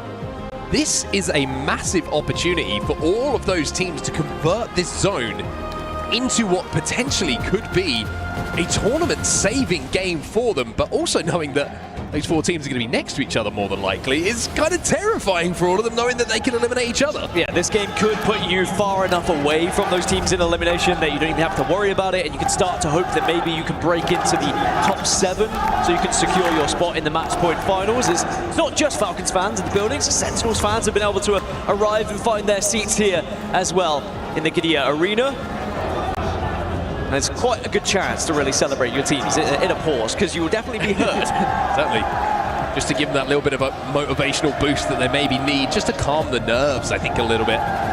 She's certainly something that's going to play a factor in these fights, in the gunfights that go down. I'm going to decide how this tournament pans out for some of these teams. So interestingly, I get to look across the legend pick rates. Bangalore is going to be banned going into match 10, so that does leave up Sparrow, does leave up Crypto, for example, 2 that have been close to being banned in earlier matches, but Bangalore really used here to try and give you that ability to make rotations, because that's one thing we've seen throughout this series is we've started to see those rotational characters just plucked away one by one, losing Alter, losing Ashe, losing Wraith, now losing Pathfinder as well. And you really just need someone else that can give you a little bit of coverage and the ability to kind of cross those sight lines. Well, something to just to highlight here, some of the legends that we haven't really seen too much of. Qadsiah are going to be playing Vantage in their composition, so you can see that they've had to go deep into the pool. They maybe feel like some of her recent buffs are enough to get her in, maybe more than just ring console reasons. And if one thing that's going to be great is, you know, having that ultimate available, the sniping that she does have available. If you have early prio to some of these zones, being able to pick off damage, stop teams and zone them out with that ultimate is going to be really, really important for them. And Qadsiah as well, they have ring console. So they're going to be able to get great info here. And with Vantage, when you look at zone sometimes, it's like, is our composition going to work for this zone? You have to say that Vantage could be a real influence on them having a really strong game. Yeah, as long as they can get to blue quick enough to get that ring console and get the priority to zone, then everything you've just said can genuinely follow up with. They can get that position, they can use that sniper rifle to full effect and maybe pick up some kills to get out of those elimination zones. Otherwise, yeah, it could be a very disappointing Thursday for them. And it feels weird sending teams home on a Thursday, but that's how brutal this format can be. As you can see, 18, 19, and 20 will be eliminated from the competition today after match 10, but we will also be sending 7 teams to the grand finals, those match point finals on Sunday. The craziest thing about looking at this is there's still 2 games to go. But you think that some of the points have been put on the board by the likes of NIP, by Falcons and Fnatic in those games. It's 20+ point games, right? You look at Qadsiah at the moment, 18th spot. They will be the first team, if we were to finish right now, that would be going home, right? Look at Enter Force 36 with 47. That is not a chasm between those 2 teams. That's one big game between 18th place and 8th place, who are on the cusp of going into the match point finals. So outside of the 2 top teams here that we have who have stolen a lot of the points away, Falcons and Ninjas in Pyjamas, it really is extremely tight with 2 games to go. And I think it is a genuine surprise for Qadsiah to be down here. You mentioned it at the ALGS Open, 3rd place they found themselves finishing, and there is their key. Now, is it going to be crushed today? That's the real question. Or do they have the bottle to ensure that they push through? I mean, we look back at the ALGS Open, Pricey was tied on kills in that match finals point lobby. He was one of the best players, yet they find themselves now in this elimination zone. But you've alluded to it, they are not that far behind. It's all very tight, but I'm sure they're going to be extremely nervous about what's happening. Going to be a tough one for them to obviously navigate. And the thing is, it's very different to be in this position. As we take a look at Furia as well, when we looked at the overall leaderboards, they got one win on the board today, but they are still in that group that's probably kind of stuck between looking over their shoulders and looking forward. But it's an interesting situation to be in for a lot of these teams at the moment. I would say outside of the top 2 who've done everything they need to do. Do you look forward? Do you look back? It's so... how differently the overall leaderboards could look after this one game. It's pretty crazy to think about. I do think a decision has to be made from your AG.AL about, like, how far are you looking? Are you looking to just try and get over the finish line so you get through to the last chance qualifier on Saturday? Or do you think you have an... oh, well, I mean, that just took me out of train of thought. So much aura from Duke. I'm so glad he's back. But are you looking to try and push all the way to get to match point finals? Or do you just need to do enough? Because if you're just doing enough, you don't have to go too far here. You don't really need to commit to too many fights. Just trying to play zone. You're trying to just eke over. And it is just match 9, and I say just match 9 because there is still leeway. You do still have match 10 to fall back on if things go wrong. Shout out to the Wolves Esports fans, by the way. Made it all the way here to Riyadh to support their boys. Sentinels, of course, we saw some of their fans in the crowd as well. They'll be hoping for a couple of solid games from them to keep them in contention for not just staying in the tournament, of course, but for also forcing their way into those top 7 positions. Well, as you can see, everybody, the wait is about to be over. 5 seconds until we unpause and we get back in to match number 9 here on Broken Moon. As beautiful as it's been checking out the shots in the Qadsiah Arena, it's time to go back into Broken Moon. And we do check in with Team Falcons on their move. They're going to be down right in the southeast by Nomics, and they have pretty good priority to zone as well. Yeah, as you can see, they are running the Mirage. That's going to be how they try and hit this ring console. But of course, like some of the other legends, they need to get up to blue first before they can use him to his full ability. It's kind of a scary thing to think about. We've talked about all the teams who have great prio that are down at the bottom, right? Well, they've got Falcons who are going to be wrapping in behind them. That's the scary thing for a lot of these teams. I think they will be aware, of course, of where Falcons are going to be dropping. But knowing that a team which is, arguably one of the best fighting team in the game is going to be in a position that they're going to challenge you at some point, it's got to be slightly nerve-wracking for all of these teams. One team who's not going to be feeling the nerves too much right now is the team on your screen, Fnatic, already inside of where that next zone is going to be. Already got the caustic barrels down and already finding out that someone's playing Mad Maggie. It is really interesting to see on the map overhead how spread out Falcons are just to try and get those Evo harvesters so they can ensure they go up to blue. And they're not the only team playing that way. We've seen a few teams who are using these legends where you need blue to get the ability to use the ring console. And that's one of the benefits of playing Caustic, for example. You don't have to do that. You can hit it right off the rip and get the Evos from it, as NAVI are going to be making their way through on the railings here and maybe taking a fight unless Sentinels take it to them. Yeah, I mean, Hyaka's got to be very, very careful here. And his shield's ripped away. He's trying to find a safe place to escape the clutches of the chasing Sentinels players just to make sure he can get a battery off. But as the last player, it looks like in his team, well, certainly separated from the rest of his team, Sentinels have got to now make the choice. Do they chase this one down or do they just play a little bit slower here? Most importantly, play together to make sure that they don't make any mistakes where they get picked off. Sentinels, I mean, only 1 point ahead of that elimination zone right now. We saw all the Sentinels fans in the Qadsiah Arena. Well, will they be able to give them something to cheer about here? As we check in with MouZ, they're going to be holding the northwest. And actually, that hazmat tunnel is going to feel like a hazmat tunnel, trying to come out of it and surviving here. We'll check in with AG as well. Not too much for them to worry about at the moment, apart from getting dropped back into the game, because he has been taken down, but Skill Cakes on the Crypto will be able to collect his banner with the drone, and falling so early, it's not going to be too difficult for them to find a place to get him back into the game. Although it looks like Zap has been a little bit separated from the rest of his team here, or certainly is maybe carving a path to where they need to go here to get him back in the game. But checking in with Fnatic, you can see that Kinotrope have moved in underneath them, so we've got a little bit APAC North on APAC North action going down. Right here. It's this place here. Shaco has been taken down, and that means that NAVI are going to have to probably retreat on their rotation and go back to get back up to a full 3. But other than that, a lot of teams, yes, they're having pop shots at each other, but people are reluctant to take fights. And again, we're going to start to see more nerves arrive the further we get into this series, whether it's match 9 or even match 10. The thing is that will be different with match 10 as to 9 is it will be the last chance for a lot of these teams to get points, and we might see more fights because people get even more nervous, take unnecessary risks, and we'll have to see whether it pays off for them. I think the fact that the lobby is so close, usually we see a team that's like a long way away. Yeah, someone who can really they'll try and run it down just to get the points because they have no choice. But because it's so close, I don't think teams really have that option. They've got to play the long game. They've got to play the slow game. Which means this match number 10 that follows up after match 9 that we're in right now is going to be a nervy experience for more than one team for sure. At the moment, you can see E36 just kind of counter-rotating, do a little bit of craft. Themselves a few extra batteries as they work their way in towards zone, and they're in 8th place in the overalls right now, so they're the one team that is trying to force their way into that top 7 towards match point finals. Yeah, and I think Falcons, Ninjas in Pyjamas, and I think Fnatic, maybe even TSM, are going to be feeling pretty comfortable at this point of making those match point finals, but everyone else is still up in debate for whether they're going to finish in the top 7. Zera's been able to take down one member of C10, Feuda's fallen, but the real question is, can you actually convert that kill? The answer is yes. Zero will take him down. And C10 down in 20th place, so that's not good for them. And this is the worry I was talking about for a lot of these teams who are in the box 3 that were rotating pretty close together on that southern side. Falcons are going to be a problem at some point for them. Speaking of problems, MKoi having to reset here, having to get rampart walls down, having to use the mobile shield just to get healthy.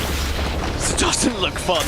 Looks like literal torture being down there, but at least they are going to be able to stay alive for now. But TSM are going to look down over this, and once this shield dissipates, it's going to be very difficult to stay alive. Big nade, though, to force them back. Yeah, this spot playing early is pretty tough. This is somewhere that usually teams try and play a little bit later on. As you can see, the amount of damage that they're taking at the moment, having to cycle through rampart walls, mobile shield, and now, with the ability starting to run out, they're having to scarper away, and this is the problem with playing this spot early. There's so many lines of sight, and Jelly's going to be left on his own. A lot of responsibility here when you're in match 9 and you need points. You are down there in those dangerous areas. TSM, however, they're looking to try and solidify their spot in match point finals. 70 points right now, 4th place. I think you're probably good. You could very much cement it, as Movistar will be taken down in 20th position. That's rough. Yeah, and when you're coming into the game in 14th overall, knowing how close it is, going out early is gonna hurt, as is that shot onto Cersei from Panic, and that's Orchid again, another team who are down at the bottom of the leaderboard, so they're gonna have to work very hard to get Cersei back into this game. And Orchid, who had great prio and a great spot in this zone, spotted. I retract that. Have to play this one as a 2, and no Crypto to go and collect that banner. It's all gonna have to be done manually here. The zone does shift a little bit further north, just outside of Terraformer here, which is really good news for some of those teams that were rotating a little bit late from that northern side. There were a few that committed on the south, likes of Wolves. They kind of held down a position. They're going to have a little bit further to go, as now Falcons, with that information, begin to make their journey as Nemesis take on E36. Nemesis trying to force their way into match point finals with 2 big games. Have to deal with E36 at the moment. E36 was a good shot, but CNAP has gone down, but Yuzna evens up the numbers, but Remix Powers won't be able to do enough to keep his team alive. It will be Illy who comes through for Enforce 36, who wins that fight, which was isolated enough on the northern side of the map for them to get a full reset. Down at Atmos Station, by the way, Gen.G and Zero Tenacity are currently looking at each other. Potential big fight that could happen, but Noezz Foxx also taking an engagement here. NAVI are going to be above them. A couple of Sky Nades to go out here. You can see MouZ's also been taken down in the kill feed, so a lot of kerfuffles happening here. I can't even say it. Well, players being picked off as teams get desperate for points or maybe get nervy about taking fights. Noezz Foxx. Jacko, good damage, but they just can't get that first knock. Bihiaka will get it. But Jacko has no idea the NIP are looking to 3rd hit. Slap on the flank. He'll find one, but he's got to pull off something superhuman to keep Navi alive here. Yeah, maybe just trying to get a little bit of KP potentially. Runs right into the last remaining, remember though, and NIP will clean up Noezz Foxx. By the looks of it, they will. So Noezz Foxx eliminated in 17th. There's Navi got an 18th, but there's more! Here comes Falcons! Even without Waltzy, they want a piece of NIP. But Waltzy is back to his feet. Howl goes down as well, and now Waltzy, having got back into this game, has got decisions to make. Do I escape? Do I take this fight? And I think the smart thing for Doofs for him is just to run. And by doing so, might be able to keep Falcons alive in this game 9. I mean, the team in 1st place, pushing the team in 2nd place, but NIP holding strong. I think they were way healthier than Falcons thought they were going to be, as AG now taking the fight against Sentinels here. I want to be Sentinels who are eliminated. Gen.G also go. And this is the pace that Broken Moon can give you. And drop now, last player alive inside the zone. Does he have the timing on the syringe? It doesn't matter, because E36 will win that fight inside of the zone and make AG sweat a little bit longer. I'm a breather, because you're right. Just like that, we've seen 7 teams now eliminated. We did see a care package get picked up by ALGS Year.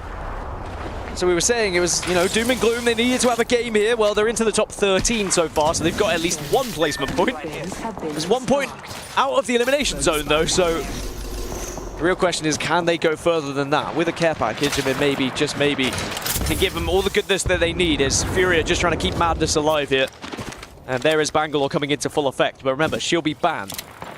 As you can see on the right-hand side of your screen, this is how it stands and how the team's live scores currently will find themselves.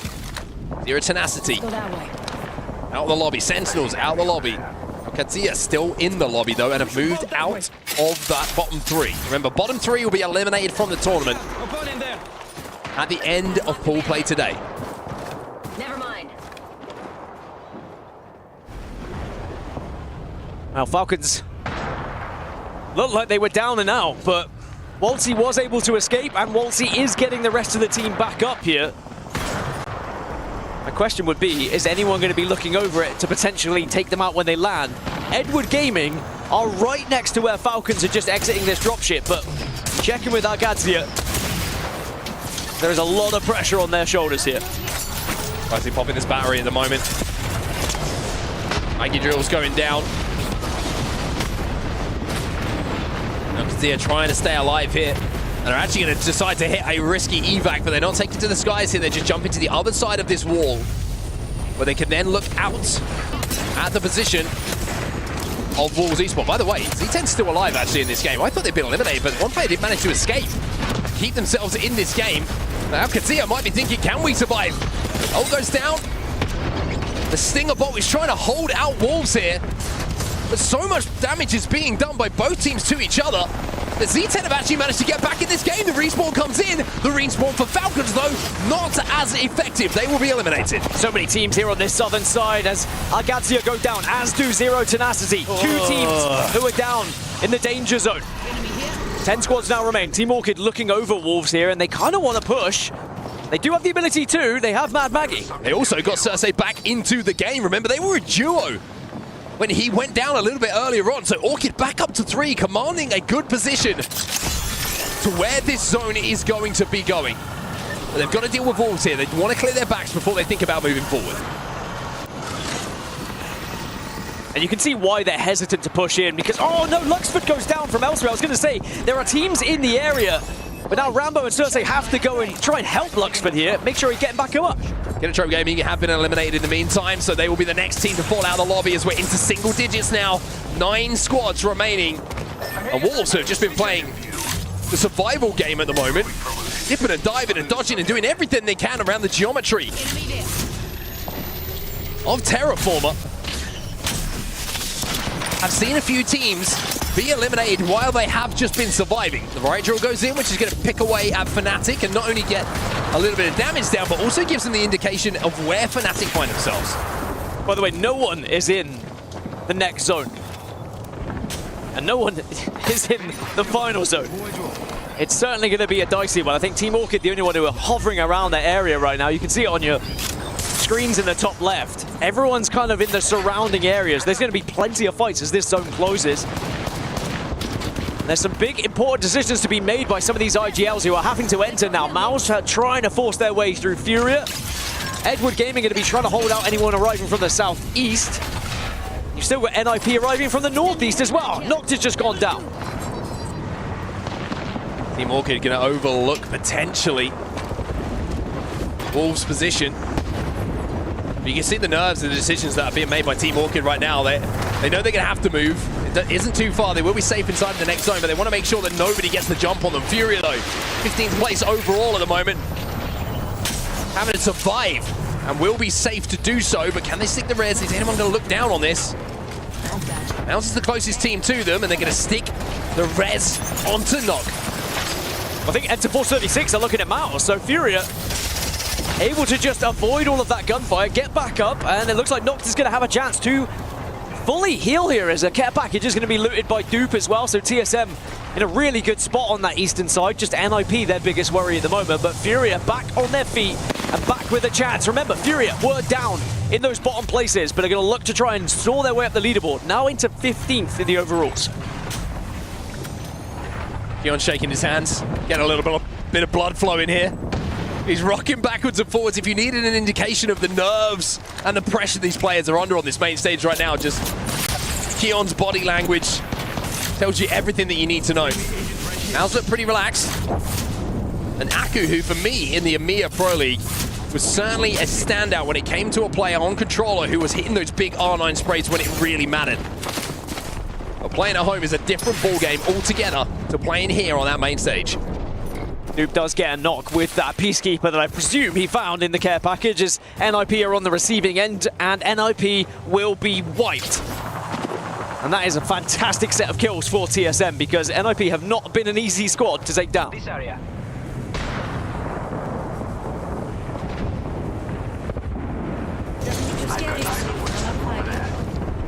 Lufka and MouZ now moving forward themselves. 8 squads remaining.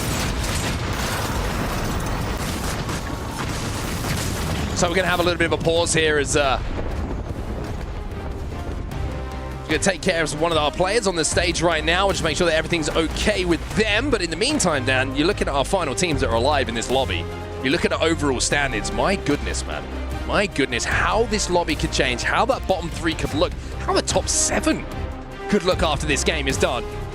The teams we have left, we are going to see a big shift in that landscape.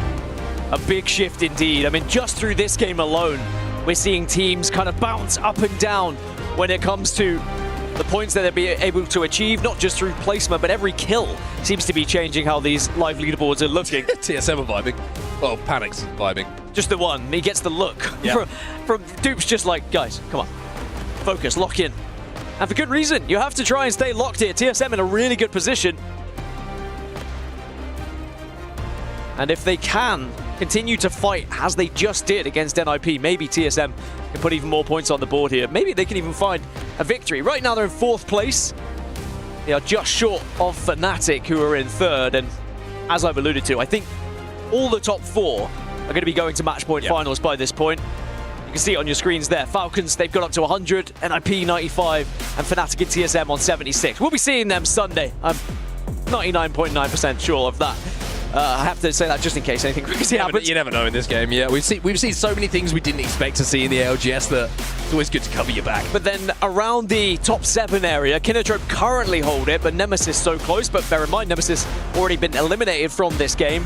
MouZ Esports also been eliminated from this game. Oh no, MouZ Esports still alive in this game, excuse me. They were struggling, but they have been able to get back on their feet.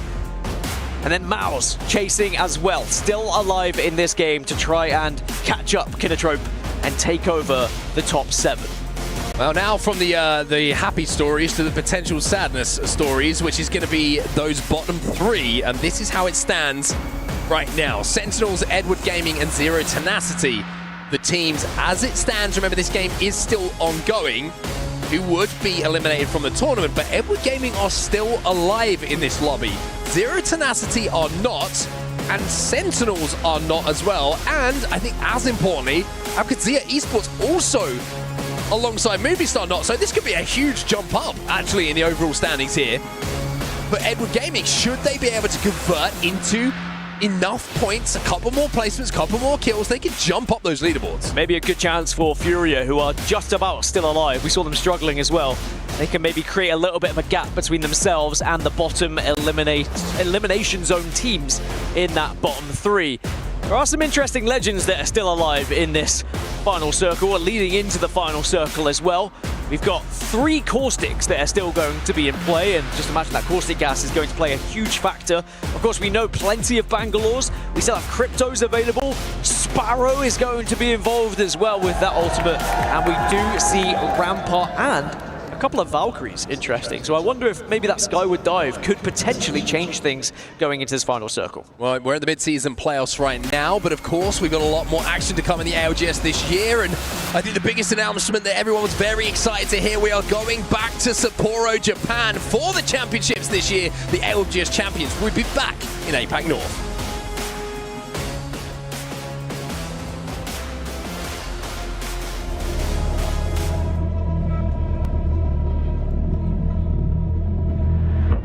Championships are not given, they are earned. This moment, you cannot let it slip by.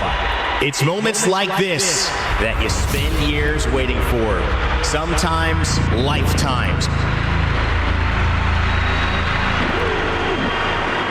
This moment does not go unnoticed. This is something special. That feeling of winning is no better feeling in the world. It just feels unreal. It's just a great feeling that I will never forget.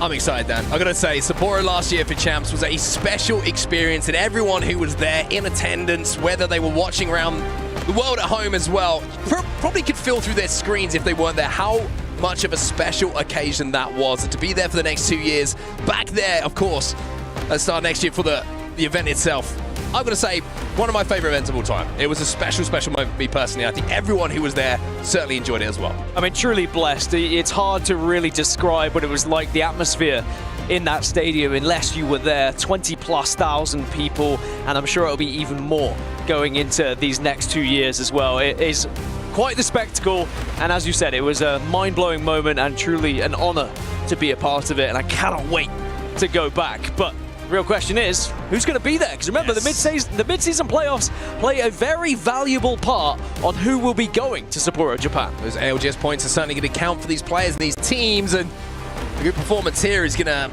go a long way to making sure that you're going to be part of one of the greatest events in ALGS history. But of course, we're going to focus on what we've got going on ahead of us right now, and as we take care of our players here on the Qadsiah stage, we want to make sure that everything is right, that they're feeling healthy, that they're ready to go back into this game, and we've got to focus on what's going down in front of us. Of course, we still have another game to play after this one, match number 9, to decide what those final standings are going to be. And I've got to say, if we feel nervy now, Dan, can you even imagine what it's going to feel like on Saturday with that LCQ lobby? That's going to be fun to watch. That's going to be fun to cast. I'm almost scared to cast it, honestly. It's going to be one of those. It's going to be a nail biter, but send us in and send us back into Broken Moon.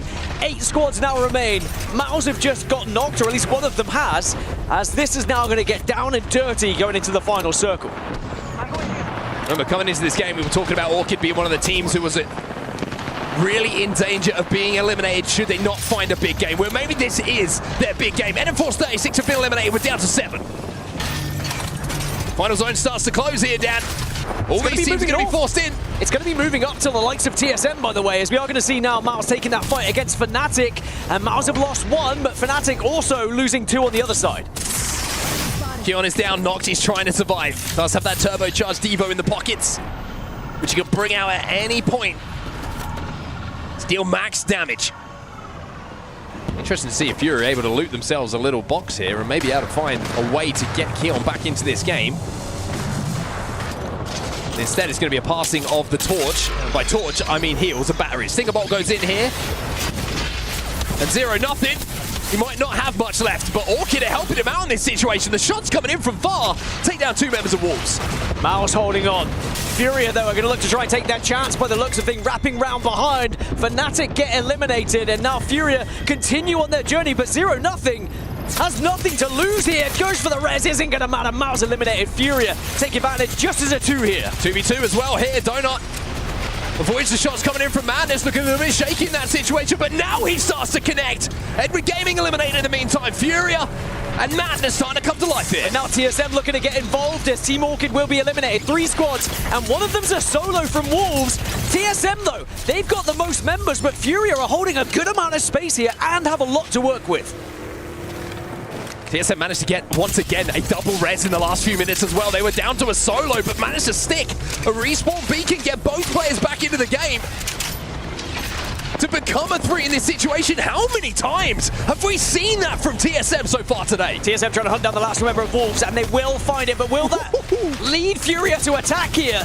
Furia have the high ground over TSM. This is not a done deal for TSM, even though they got the extra player. TSM don't have a Sparrow as well to like hop over this wall.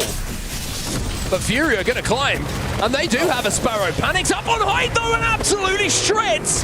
Madness down, Nox will fall last, and TSM will not die. They stay alive, reset once again in this lobby, and will take match number 9. And they will guarantee their spot on Sunday. 93 points now overall, up into 3rd position are TSM as they start to catch Falcons and NIP.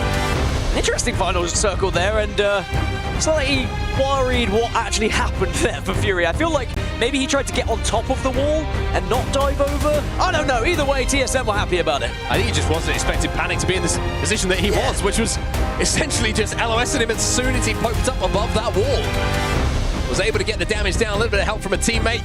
They combined to get that first knock, and then a 3v2 is a 3v1 very easy. I don't really care how good you are. Very, very rarely in that end game, in that position, are you going to see a player pull off a 1v3 at this level, and it's TSM. Ooh, look pretty darn good today, Dan. I have to say, pretty darn good. It's another one of those scenarios as well where in a meta where you get legend bans, you're just never sure what you're going to be playing up against. So it's hard to play around things and to know what to expect, what could be behind any wall. Now, TSM, 25 points they put on the board. Furia also a very important 14. Remember, before the start of this game, Furia were down tied in the bottom 3, but now maybe they have just saved their chances of getting through into the LCQ. Wolves Esports also doing their best on 13, and Team Orchid as well with 13 points of their own. You ever, by the way, you see Ninjas in Pyjamas down here have to kind of squeeze it together to get it in. Like, I read it as one word, as Ninjas in Pyjamas. That's not the org's name. Head-to-head here between TSM and Fury. You can see some of the stats from that previous game. 13 kills for TSM as well as the 13 assists, outputting a huge amount of damage. And I think the story for them today has just been their reset ability, which is a term I've just made up, Dan. About to say, that's it. But you know exactly what I mean. I do know what you mean. The ability to reset certainly has been prominent for TSM, but that is the lay of the land. Everyone watching, 100 points for Falcons at the top, but 55 is the important number to be looking at the cutoff for who is going to be guaranteeing their spot in match point finals, and also the other lucky number, unlucky number, 28 You don't want to be on 28 points at the end of this game, because there's 4 teams on 28 points right now. 2 of them are in the bottom 3, and 2 of them are just above. Terrifying going into match 10 to be tied in the elimination zone. A real question is, who is going to be eliminated? Who is going to go through to the LCQ? And who is going to go through to the match point finals? There's only one way to find out. Come back for the next match.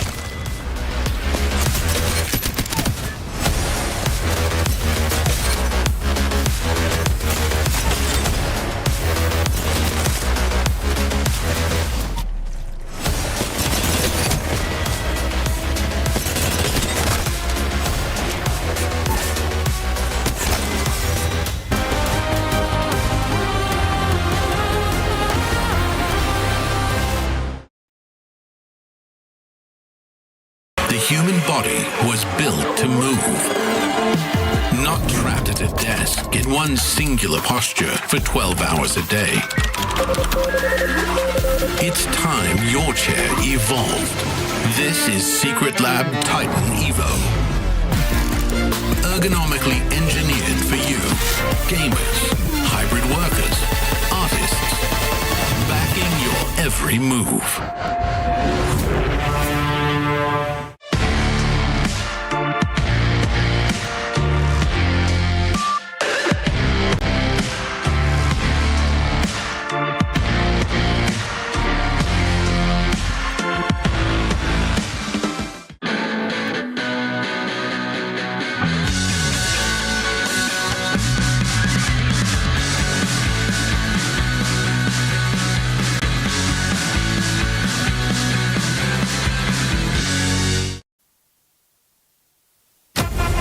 Dear Papa, my studies have been very rewarding.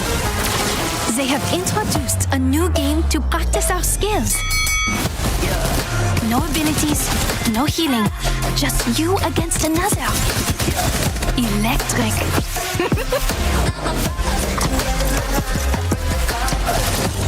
And my friends are learning too. Yeah, I'm heartbreaker.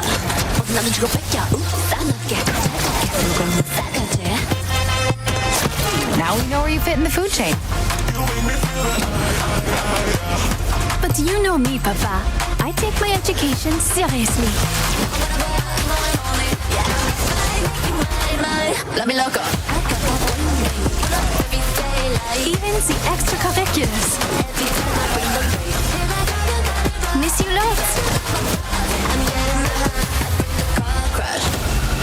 Je t'embrasse.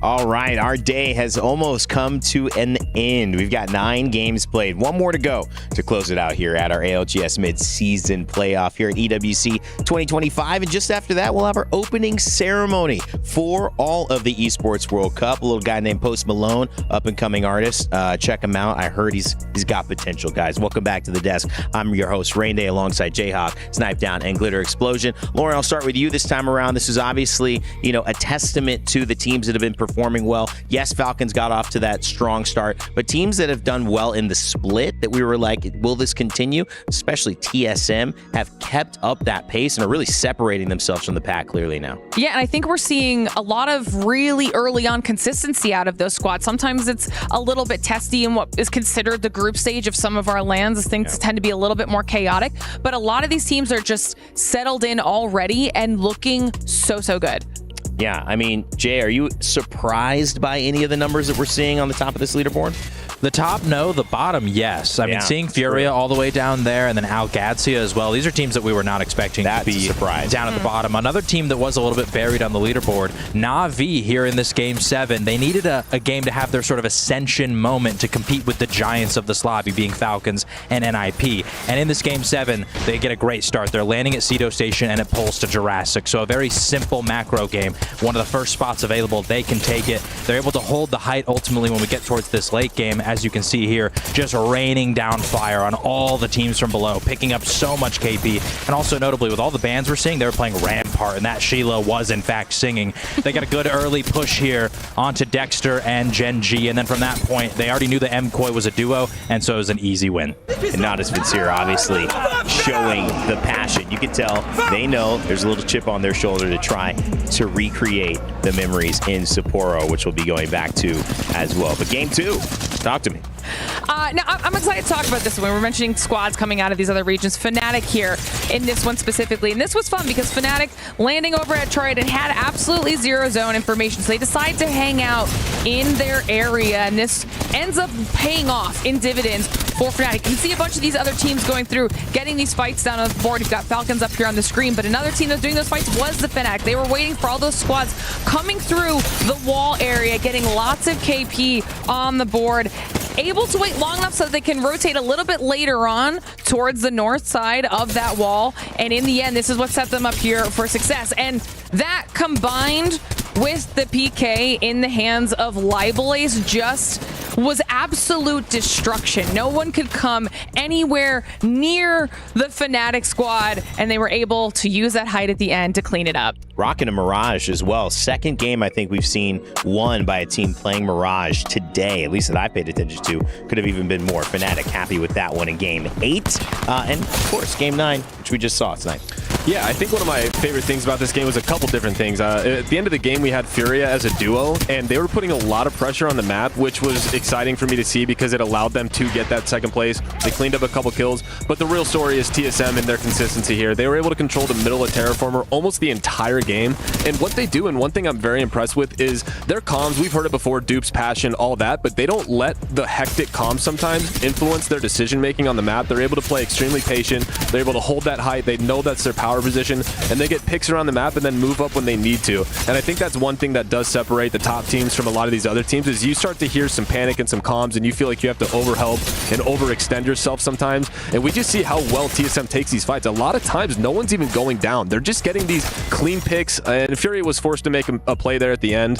And, you know, TSM has just had that consistency, and it's exciting to see. It is exciting to see all that starting to come together. A team certainly creating a new version of TSM that the fans who have supported the black and white will be happy to see here. As you can see, the overall series standings, Team Falcons with a clean triple-digit 100. Ninjas in Pyjamas close by with 95. TSM rounding that third place with 93, and then it drops a little bit, 14-point difference between them and fourth place Fnatic, who have had a good showing. We told you, they're top 5 LAN team, and now they're doing it yet again. NAVI right behind them at 57, but again, it's a big 22-point drop from there. So the top 4 playing out of their mind, but you got to say there is a big difference, and more importantly, like you had mentioned, what is needing to happen here for teams like Qadsiah, Esports, Strafing Flame? We focused on him.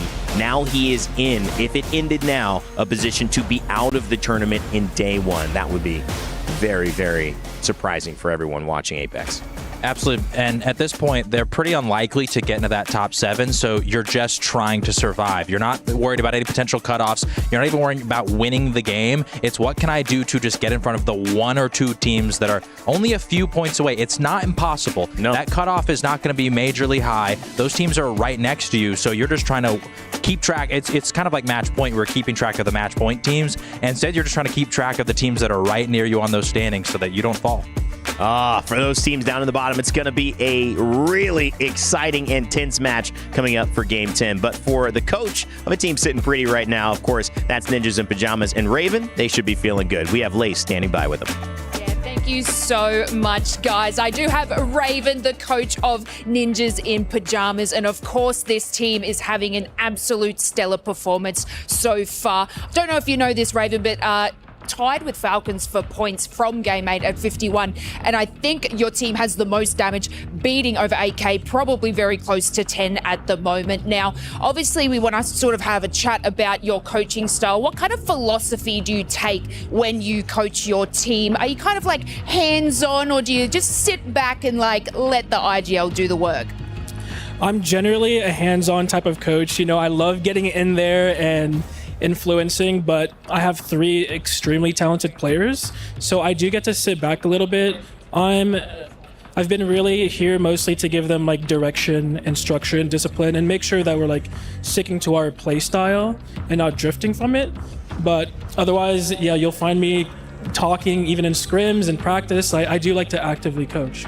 Yeah, and I think a lot of teams sort of need that. And, you know, if they get a little bit lippy, you're probably there to, like, simmer it down a little bit as well. Now, how far did your team follow the prep and VOD reviews that you would have done? Or was there a bit more improvisation going into these extremely well-played matches?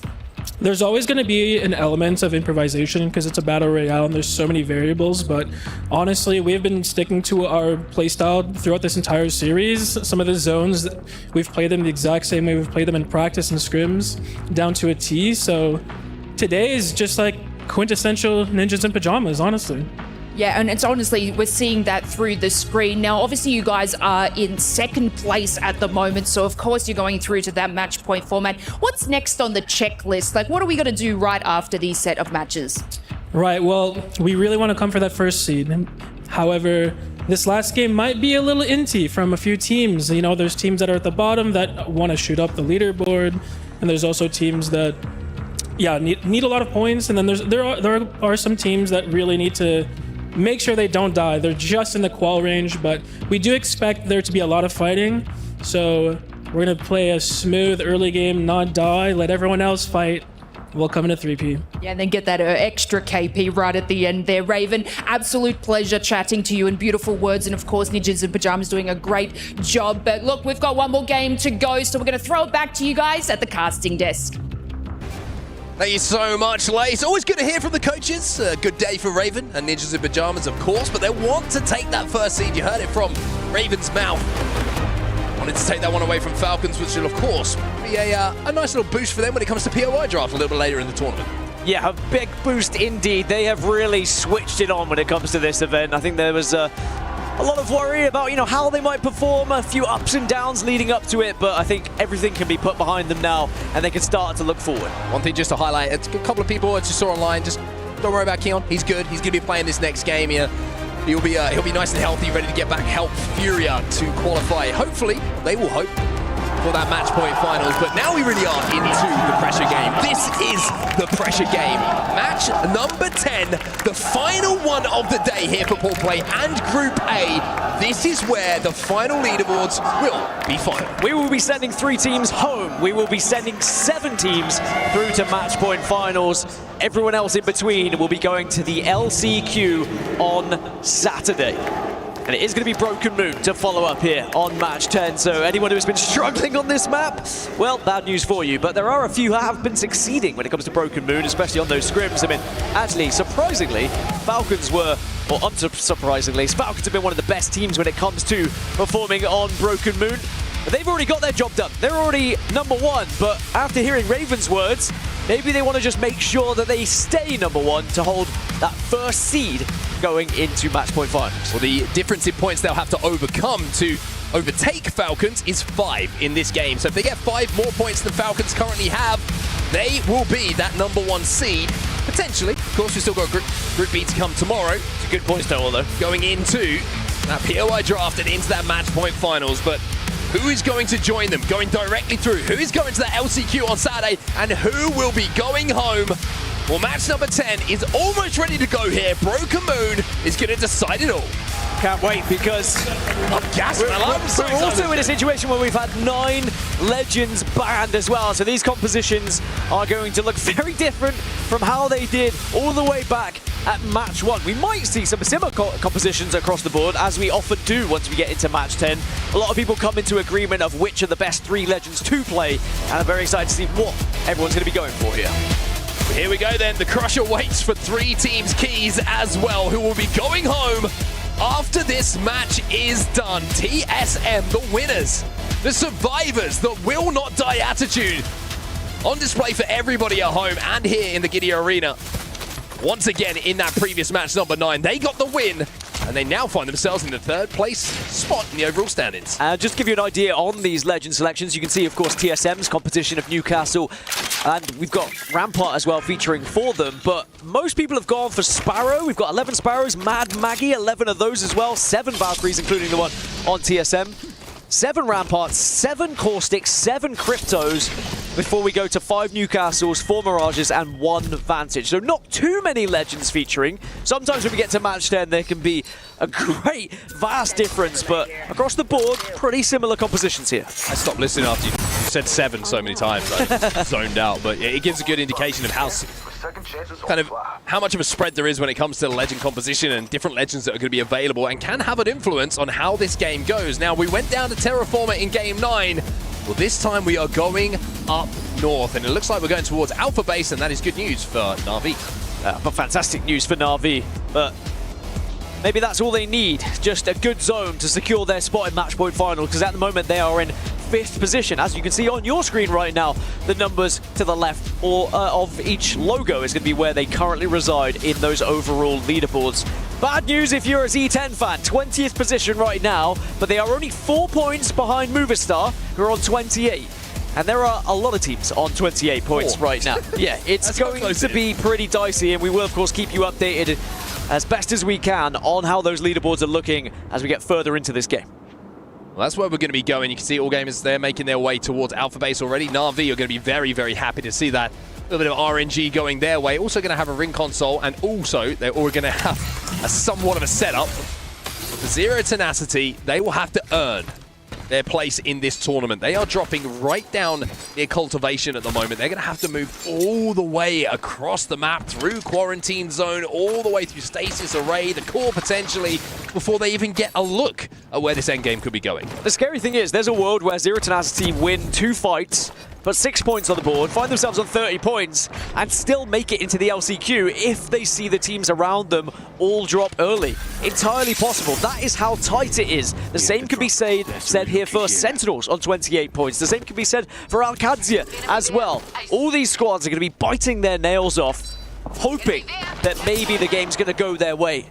And for example here, Sentinels, they see a team running across, they see they've got the damage, and I'm sure in the back of their minds they're thinking, we could push this, we could get kills on the board, but at the same time they have to think bigger picture.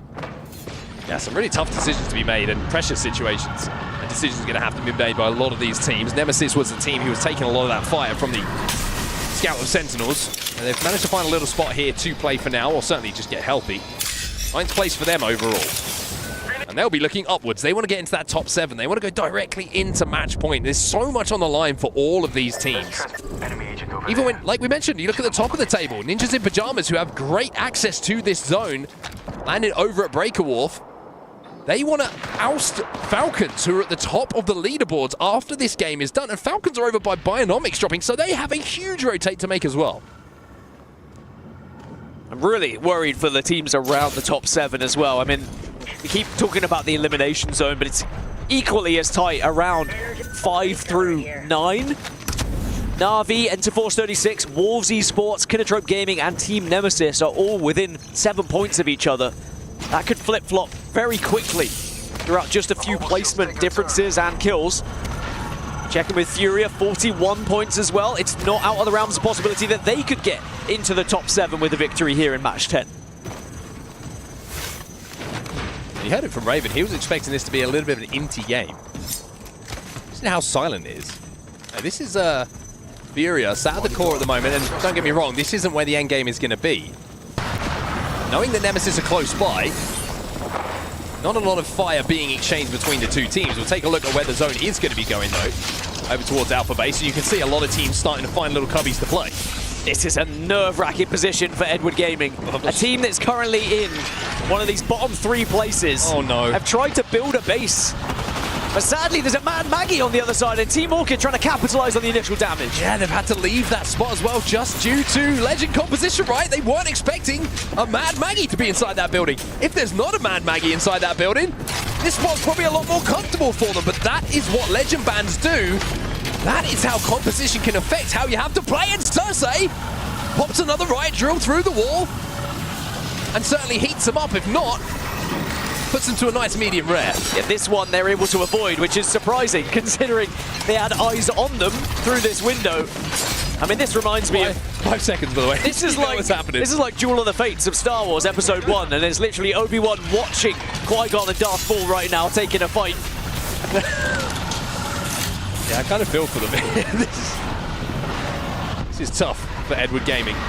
And now, having had to retreat from the wall, they're taking fire from a distance as well, and they are going to be burning through their meds so quickly here. I'm not sure my anxiety could take this as a player. I'd be begging my AG.AL, please, can we find somewhere else? Lux was trying to throw a few barrels their way. 3MZ has to jump out for the battery as well. Oh, what do you do in this situation, Edward Gaming? If you manage to make this work, all the power in the world to you, because this is looking rough. How much damage are you going to farm here if you're Qadsiah as well, just through Riot Drill? Drops a 4K. I mean, you might be able to get up to purple just through Riot Drill damage. But no, EDG have left, but now out of the frying pan and into the fire. Maybe just into the fryer here, as Donut is the player who's firing down on them at the moment from Wolves. And Edward Gaming, 2 are down. I want to look like a very uncomfortable preheated spot thanks to the riot drill a few moments ago. Might be the end of their game, but the one player and the one legend that's still alive for them is going to be Newcastle, so maybe they can get him back up, but Edward Gaming will be eliminated. And not just from this game. That will, unfortunately for them, be the end of their mid-season playoffs. A tough one to watch. I'm kind of glad it's over just because I was uncomfortable being a part of it. But I'm very sad, and commiserations, of course, to Edward Gaming. But yeah, we won't be seeing them anymore. There is no chance of them overtaking anyone where they are literally out of the game. That is good news, though, for the likes of Movistar, the likes of Sentinels, who are trying to stay ahead of that Japing pack. Well, something to highlight there. While all of that kerfuffle was going down, Nemesis have been eliminated. And they were in 9th position, so they will not be going directly into the match point finals. And they had a really good start to this game. Wolves Esports now trying to put more pressure, and MouZ will also be eliminated here. And they were in 18th, so that's 2 teams already eliminated, not just from the game, but from the mid-season playoffs. That is a tough one for them. Excuse me, MouZ, still alive. Excuse me. Still alive. Yeah, MouZ are in 10th. They were playing for top 7. But sadly will not be able to achieve that going out. They were one of those teams who were just behind kind of the chasing back for that top 7. Again, that's great news for the likes of Enterforce 36, NAVI, who are trying to hold on to those positions. Movistar up to 31 points into 16th position. And they're just going to be hoping that they see the likes of Qadsiah and Zero Tenacity on their leaderboards, and then they can very calmly think about how they want to progress into these next zones. Yeah, that was on me. I glanced across and saw eliminated in 18th, and it actually said at 18th, which I should have read a lot better, Dan. So apologies to MouZ fans, you're still Lack alive. of glasses All again. good. I've actually got my glasses on this time round. Yeah, makes it even worse. Go and take them on off. camera. No one would have known. Movistar still alive though, still trying to force their way into LCQ. As we take a look at the map overhead right now, we see all the teams that have moved up towards Alpha Base on that north side. Fnatic in a really interesting spot as well on that northern side, just outside of where the zone is going to be going, but potentially in a place to pick off any teams that do try and rotate into the space in front of them. Force 36 over at Quarantine Zone. Furia also there. As Sentinels move up onto Movistar Koya, and you can see that could be a really big fight as to where qualification and elimination takes place. Yeah, 2 teams on either side of the leaderboard with equally as big a fight if it happens. There's a few teams like that as well. Either you're down at the bottom and you're just hoping to fight for your life, or you're fighting to just go that one step further and not have to play on Saturday in the LCQ. And whilst I could see there being some advantages to playing in the LCQ and getting extra games, extra reps here on LAN and in this tournament, of course the POI draft seeding is going to be a big thing to consider, because if you come out of that LCQ, you are only going to be 15th or below when it comes to your POI draft.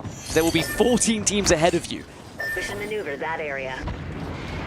And Force 36 have managed to make their way through Cliffside a little bit closer to where this zone is going to be going. Just looking across to see if there's a ring console close to them that they could hit on their way in, but I don't think there is. They had a survey beacon that they just got some info from, which will probably give them a good indication of where the zone's going, but as to where the zone afterwards is going to be taking place, a little bit tougher for them to get that info. Still fascinated, by the way. Zero Tenacity on our screen, still alive. 20th place overall. It will be a heroic effort from them in this final game. Movistar Koi, by the way, escaped the clutches of elimination. Excuse me for jumping over you, but Movistar Koi looks like they're about to get a mythic bin. You talk about chances, you talk about RNG, you talk about an opportunity to keep your tournament hopes alive. A mythic bin is certainly going to add to all of that. Sentinels did not take the fight in the end. They went north, so Movistar will be free to get that mythic bin as we check in with Furia. And they're going for a long rotation round on this southern side here. Yeah, they'll be pretty safe on that rotate as well. I don't think there's going to be anyone holding them out. Gen.G, the closest team to them, who are actually in zone, but they're on the ring console right now, and the timing should work out in their favor. Sentinels making their play in towards next zone. They will be safe. In the kill feed, you can see Panic has just picked up a knock onto Libel Ace from Fnatic, but that's happening all the way to the northern side of this zone. And the pullback that we've just seen on our screen means the teams that are deep into zone, deep in to the northern side of where this zone is going to be going, are going to have to go to the other side. Fnatic, in the meantime, have been eliminated. It was TSM who managed to take advantage of that initial knock and pick up a few KP. Eliminated, but their job's done. We'll be seeing them in the match point finals on Sunday. They're in 4th place, 80 points. Not a worry for them. They're not going to be caught up by enough teams to take them out of the top 7. Falcons, though, they want to go into those match point finals as the number 1. 101 points is already very impressive, by the way. So many of these points have been sponged up by these lobby leaders. And I'm wondering how Group B is going to go tomorrow. Will we see as much dominance from a few teams, or will it be a bit more shared, as NIP have just seen Vayne knocked down to the ground? Can they get him back up? I was about to say, I would love to stay on the POV of Falcons there as the zone pops and they see the pullback that's going to be occurring, because I think they were expecting a zone that we saw in Pro League where they were very easily and comfortably able to win from that exact position on that fence line. But this is a massive fight here as the EMP will go down. Sentinels versus Movistar Koi. And it's going to be Sentinels who get the first knock on the Blinkster. This is 16th versus 17th. Whoever loses this, very much at risk of being eliminated from the tournament, especially with Qadsiah and Zero Tenacity still being alive. But it looks like Sentinels have been able to get the upper hand here, but Movistar Not out of it yet. We've got to be careful here because you saw Qadsiah. They're very, very close to this fight and might be thinking about third party. Stinger Bolt goes down. And so does a member of Sentinels as well. MQuid try and swing off the back of this. Car's a little bit separated. But Lota with those classic R9 sprays that have made him somewhat of a household name in recent times will make sure that Movistar Koi will be eliminated. But here now comes Qadsiah. And if ALGS win this fight, they would essentially be knocking Movistar out of the tournament. However, if they lose the fight, it gives Movistar still a chance to stay alive and get to that LCQ. Remember, it's just ALGS and Zero Tenacity. They can overtake Movistar now. Sentinels are holding on. The Caustic doing the job right now. Multiple Stinger Bolts going in though. Shields have been ripped away, but look at Lota! It's not the R9 this time around. It's a Thermite that somehow disposes of Pricey. 15 squads remain, but the 2 squads fighting for their tournament life are alone here for now on this western side. And this is how it looks, because Sentinels on 32, ALGS on 29. That all changes so quickly with this one fight, and Sentinels, they've taken so much damage here. Strafing Flame with a great angle, but he'll be taken down.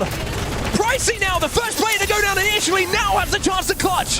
For Qadsiah, it's a 1v1. Riley Mechanic, I don't think he's got the shields to work with here. He's trying to buy time, but I think he knows that his time is running out, and Sentinel's time is running out. Pricey down first initially, but now he clutches and will keep Qadsiah Esports alive. Sentinels are gone. Movistar will be the team in that elimination spot. Sentinels, at the moment, still survive for LCQ. Enterforce 36 eliminated, by the way. Remember, they were in 7th place. It's happening on both sides of the leaderboard. Movistar down into the bottom 3. They're eliminated. The only team, though, left in it in those bottom 3, Zero Tenacity, with a chance to maybe send Sentinels out of this tournament. Oh, this is nervy times. This is so nervy for the like of Sentinels, who now have to watch from the lobby. Gen.G with a vintage Valko into the middle of zone. Not that we saw a lot of the ALGS Open, much to the chagrin of a lot of teams that were around them. Z10 though, they're under pressure. You can see that in the kill feed. Ninjas in Pyjamas eliminated as well, so that means that Falcons should solidify number 1 here. Noezz Foxx have also gone down. A lot of kerfuffle happening in every single side of this map, it would seem. Furia being able to take down Zero. And they're looking to try and make their way into the top 7, remember. It's not just the bottom 3 that are being played for right now. A big game from Furia. They could still find themselves in those match point finals as Dexter takes down Panic.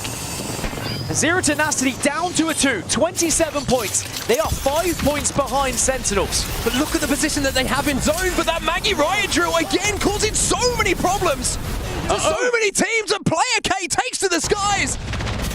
And now Qadsiah flood in to deal with Missy Phoenix. The last surviving hope here for Z10. But look at the shots from multiple angles. Zero Tenacity eliminated. That will be the end for them. And that secures our 3 teams eliminated. Sentinels will survive, but Movistar, Edward Gaming and Zero Tenacity all out of the tournament here on Thursday. They'll be going home and we will not be seeing them any longer in this tournament. But now we can turn our attention to the top 7. Who's going to make it to those match point finals on Sunday? Remember, everyone else who does not make top 7 goes to an LCQ on Saturday. And Furia at the moment outside looking in. 12th place overall as it stands. Need to get into that top 7. Same can be said about all games that you see in front of you right now. Triple Take in the hands have dropped. Has a chance to do damage, but they have to leave this building. Imperial Howl will be eliminated. Falcons, their day is done, but their job is also done. Orchid go down. AG looking to maybe be the next, but no, Zap holds on strong with his R99. 6 squads now remain, and maybe, just maybe, all gamers who won the first game today, if they could find a victory here in match 10, they could find themselves in the match point final. Now it's Furia who just fell, so they will be into the LCQ. They won't go directly into match point finals. The mobile shield was good for the cross, but maybe not good enough to deal with TSM. Zap is down. Panic and Gen, the last alive, dropped, is eliminated. They cannot force their way into that top 7. All gamers will have to go through the LCQ. Well, suddenly this top 7's looking pretty secure. NAVI currently hold the 7th position, but there is still a chance, maybe for ALGS. But TSM are shredding right now. Gen.G have been eliminated in the meantime as Gen does so much damage, outputs so many bullets with that Sheila. And most importantly, connects with the majority of them to keep the space alive for TSM to get the res. How many times have we said it? TSM won't die. And now Qadsiah are looking to do something very similar themselves. I don't think there's enough points available for Qadsiah to get into the top 7, but they can certainly go into the LCQ with a bang. But it might not matter, because TSM are just on a roll right now. Player K, last alive here, but he's being chased down by all 3 members of TSM. Now Qadsiah are eliminated as the top 2 now stand. It's Kinotrope versus TSM to see who will be the champion of Game 10. And it might just be TSM with how they've been playing. Duplex will go in, but doesn't even need to fire a bullet because his 2 teammates have done the work for them. TSM cap a fantastic day for them with a win in game number 10 as we close out pool play here for Group A. And not only a win in game 10, but a win in the series. They overtake Team Falcons. They put down 117 points for the day. And they lay down the gauntlet for Group B and say, can anyone catch us? Or will we be the #1 seed going into match point finals? Well, the most storied 3 layers in Apex Legends history, TSM. The torch has been passed now to these 3 players, but they are living up to the reputation that has preceded them. They are top of the group. After 10 games today and pool play concludes, Group A is dominated by TSM. So we know our 3 teams that are going home early. Zero Tenacity, Edward Gaming, and Movistar Koi. Commiserations to each player on that team who will not be able to compete for the rest of the tournament.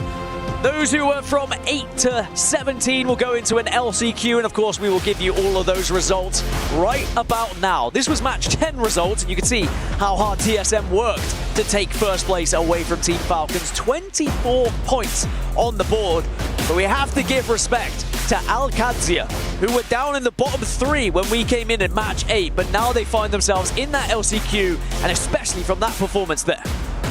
Time to think about Saturday for Qadsiah. Just an opportunity for them to keep that tournament going, an opportunity to keep fighting and see if they can make their way through to match point finals. Elsewhere, you can see Falcons will be disappointed with how their day ended, having been top of the leaderboards for the majority of the day. And the same probably could be said for Ninjas in Pyjamas. To have it stolen away in match number 10, it's going to be tough. Got to be tough indeed. I think there's going to be a lot of heartbreak here on both sides, because if you are so close to those match point finals and it does get ripped away from you, we'll get confirmation of that shortly as well, because it was so tight actually. I mean, we always knew the cutoff was going to be tight. In the end, NAVI takes 7th position. MouZ Esports, Kinotrope Gaming, Fnatic, Ninjas in Pyjamas, Team Falcons and TSM will be guaranteed a spot in those match point finals on Sunday. And at the other end of the table, unfortunately, it's a single point that separates it. Sentinels stay alive, and it is at the expense of Movistar Koi. Heartbreak for them. They will be eliminated from the tournament alongside Edward Gaming and Zero Tenacity. But look how close it was between everybody. Between elimination and survival, 5 points. That's all it is. 5 points the difference. It's tough to take. It's going to be a very difficult pill to swallow for the bottom 3 teams, but for everyone else, from 8 to 17, they live to fight another day. They get their entry into the last chance qualifier, where of course they will meet the 10 other teams who get to the LCQ from Group B. The real question is, can they go one step further and get to Sunday through that LCQ? Of course, we've just seen 3 teams eliminated from the tournament, which unfortunately for them means that their dreams are about to be crushed, and I can't think of anyone better to do exactly that. Barney, take it away. What an absolute blast. Day 1 has been right here, but it's about to get even better. Welcome back to the main stage, where I've got your first place finishers standing alongside me. It is, of course, TSM. Congratulations, guys. What a performance today. Panic, I've just got to ask you, has that given you, a little bit of extra boost of confidence going into Grand Finals Day on Sunday? I mean, it's definitely given me a boost of confidence. I mean, playing with and against people I looked up to, it's a surreal feeling. I'm super impressed to see the way that you guys performed, especially right till the very end and clutching it up. What a great way to do it on day 1, right? Now, as first place finishers today, not only do you get guaranteed a spot in that grand finals day on Sunday, but you also have the privilege of crushing the keys of the bottom 3 teams from today's group stage. So I'm going to walk you guys through this because we're going to do something each. You're all going to contribute to the crushing of the keys. You can see the keys right in front of you there. It's Edward Gaming, it is Movistar Koi, and Zero Tenacity. Right, Panic. I'm going to get you to flick the key, or turn the key, in fact. Do it right now. Okay, you're going to feel the engines are going to start underneath here. You're going to feel it. You can probably feel it in the floor right now. Why don't you flick up and switch that switch. There you go. And now we're going to open up the iris. You're going to see the teeth that are going to open up. Look how menacing that is. And Gent, I want you to send them down and out. Here we go. Press that button, Gent.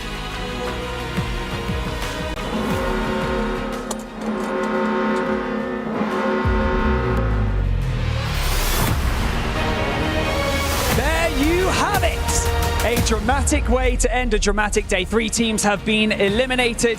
10 are going to go and fight for survival in the last chance qualifier, and 7 have made it through to the grand finals on Sunday. And so, with that being said, we are just getting started, so we'll be right back after this.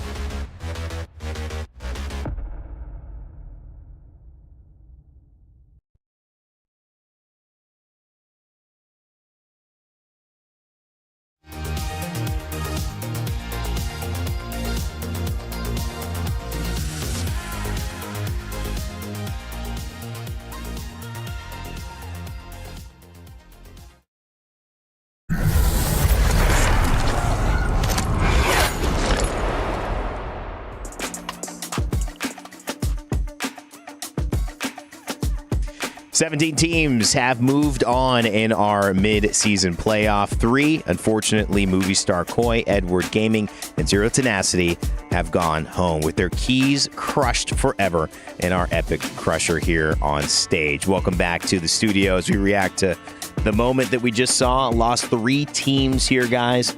And, you know, Snipe, it's never easy coming to a tournament, putting in the effort, the prep, the time, and then to go home day 1. But that's just the stakes of a tournament like this. Yeah, I think that's one of the biggest switch-ups here is that there is a penalty for ending up at the bottom of the leaderboard, whereas a lot of these other events, you know, you end up at the bottom, you go to the loser's bracket, and you can work your way up. I think getting eliminated or having even that fear of getting eliminated on the first day of tournaments starts to set in after a certain amount of time in these lobbies. And we saw some of the teams that have a little more experience versus the teams that ended up getting eliminated are the ones that we saw struggle. So tough luck out there.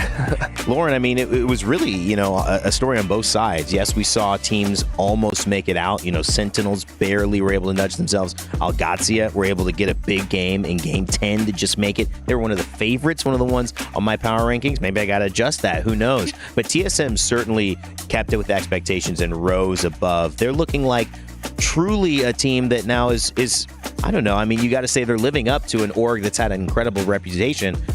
This is a team that's deserving of that with the way that they're playing right now. 100%. And we were talking about it in the green room, that final opportunity in the last moments of the last game. Falcons go out a little bit earlier, and TSM are not only able to stay consistent, to stay looking incredibly strong, but then move into a decisive first place. And while that's just in his pool, it's also important because, like we mentioned at the very top of the day, that's now a POI draft pick moving forward as well. So that's a big deal for Match Point Finals. Now, what are they going to be able to do with that as well as we look towards Sunday, which is a place TSM will be waiting and watching as the next 2 days unfold. But of course, if you've watched today, you've probably caught some good moments, which is why we got to bring them back with our Qadsiah top moments of the day. And Jay, I want your help breaking some of these down here as well, man, because, I mean, it started off strong. Falcons, they were definitely the hottest team so far. And then, of course, all gamers, too. They had a great game one. Yeah, I mean, a lot of these clips, we're going to see a lot of devotion and a lot of R9. No surprise there. But honestly, the one thing that I do think is surprising, all gamers winning that first game didn't really keep that momentum going into the rest of the series. You'd think that they would have been one of those top 7 teams. 26 points. Yeah, they narrowly miss out. And so they're actually going to have to go down to the LCQ and try to qualify once again. That said, a lot of these teams that were popping off early, like you said, Falcons, they did make their way through. Ninjas and Pyjamas, we saw them win 2 games. Fnatic, a team that you were highlighting, maybe not the greatest in terms of their Pro League performance, but we've seen them historically do really good on LAN, continuing that, despite the fact that it's 2 new young players in Libelace and Colonel Garcia alongside UKF. They get 2 wins as well, and so a lot of these teams absolutely performing. NIP, too. I mean, we see a lot of MouZ here. They got our top play moments. MouZ was a team you had highlighted with Edward Gaming and having that kind of back and forth. Did that end up having the same drama that you might have thought going into it, or were they able to kind of find their ways? Neither of the teams overly performed today. Yeah, so ultimately, I didn't think that on World's Edge that there was going to be a lot of early fights. We thought it might be on Rotate, but one of those games pulled to Countdown, so both teams are trying to play zone there. And then when we went over to Storm Point, we predicted that's probably not going to be a moment where they fight because of the Command Center early Rotate. And once again, a zone pulled to Stormcatcher, so both teams are trying to play zone. I thought Edward might be a little more aggressive over on Broken Moon. They were one of the teams that were already at the bottom of the leaderboard, and I figured if you need to put up a lot of points, we're not going to play scared, but I think they kind of did. They went away from their bread and butter, which is to try and fight a lot of teams, and it might have cost them. Yeah, it did. Obviously, not going to be easy looking at what they did today and saying we should have done something different. It feels so connected to the moment right now, but all learning experiences for these teams as they get ready for their next journey. And now the next journey for the teams who will be staying, you're right, is that LCQ. They have a chance to go back, watch the tape, and prepare to play Group B's teams that do not make it into the top 7 and obviously do not go home by being in the bottom 3. Snipe down, takedown wise, before we move on to the next thing, just your overall thoughts going out of Group A. Are you surprised at anything? Expectant of certain teams now that you've seen them perform big time? TSM, certainly Ninjas and Pyjamas, NAVI holding their weight as teams that we consider potential champions. Yeah, I think the overall top of the leaderboard was relatively, we had a couple of those teams at the powerhouses at the start of this. I think the big ones are the ALGS, and honestly, Furia won a game, the AG won a game. It just goes to show you that in these 10-game series, you don't get that cushion of getting a win and feeling like you're safe. And, before, it's like in these 6-game series that we've seen before, you get a win and there's pretty much no way for you to lose if you even get 2 to 3 points per game after that. But these 10 games, they're grueling. It's a gauntlet. And to see these teams at the top come out firing, I mean, that just shows that they came prepared. I think that is a great reminder of the differences that we're coming across here in this format, Lauren. Just the 10-game span. It's a different thing mentally. We saw a long pause. We saw, the dynamic. You just have to get clear on how you're going to manage it. And sometimes 10 games, you don't get enough practice with that, especially in scrims. We go to 8 when we're going into championships, but 10, that is a lot to deal with. Not only that, but they're playing through all of the maps in one series. So it's going to impact not only what That's we're true. seeing out of the teams, but out of individuals as well. And we get to kind of see a little bit of a glimpse of that. You guys talked about how much damage, how many kills we were getting out of the R9 and the Devo, but we've got Gent at the top of our leaderboard for TSM as well. Not surprised that it's somebody from TSM, but that it's only one person from TSM up here. I mean, no panic yeah, Apex. We would have expected. Wow. Yeah, I mean, Gent flying to the top here. I was going to say, Snipe in the green room earlier brought up the fact that TSM, their average placement across all 10 games, 4.4. They were averaging a top 5. That's incredible. And that just goes to show they weren't having to rely on KP, even though Gent was putting up huge numbers. They were getting it through consistent placement. Yeah, and after that last game, it's gone up even higher. Amazing stuff from TSM. And of course, we have a chance to be able to talk with them. Lace is standing by, so let's hear what she has to say with one of our winning players on the winning team today. Yeah, thank you so much, guys. I have Panic here from TSM. We were having a little conversation during the day, and I was sort of asking him how he was feeling being at EWC 2025. And now I guess we can sort of ask him, how does it feel to be at EWC 2025 and to win the first day? I mean, it's insane. I never thought that I would, because like 6 months ago, I was in CC. So like, it's like a big step. Yeah, you basically went from 0 to 100. And how is it having like the support of your dad being here? Like, what did you have to tell him? Be like, hey, Dad, I kind of just want to play a lot of Apex professionally. I know I'm super young, but how are you feeling about that? Did he have any sort of wise words, or he's like, go for it, son? I mean, they've always been supportive about it. And after the New Orleans LAN, they kind of just jumped on track with everything, and they've always supported. That's awesome to have that family support. Now, there was a couple of moments in the first and second match for you guys. I sort of saw you go into a little bit like your sort of play style, and there was some amazing clutch reses that your team did. Why don't you walk us through a couple of like the communications, or was it super panic, or were you guys like really calm and collected during these crazy moments? We were definitely not calm. We flew in a top harvester, and there was a team below us that was like ultra kidnapping us. So like we were just running around, and Dupe accidentally took the Q on them, and it disappeared. So he just flat out died.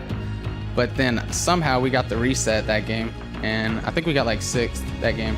Yeah, I mean, look, you did it with grace and ease, but this is Panic from TSM, the winners of today. It's been an absolute great feat. Back to you guys there at the desk.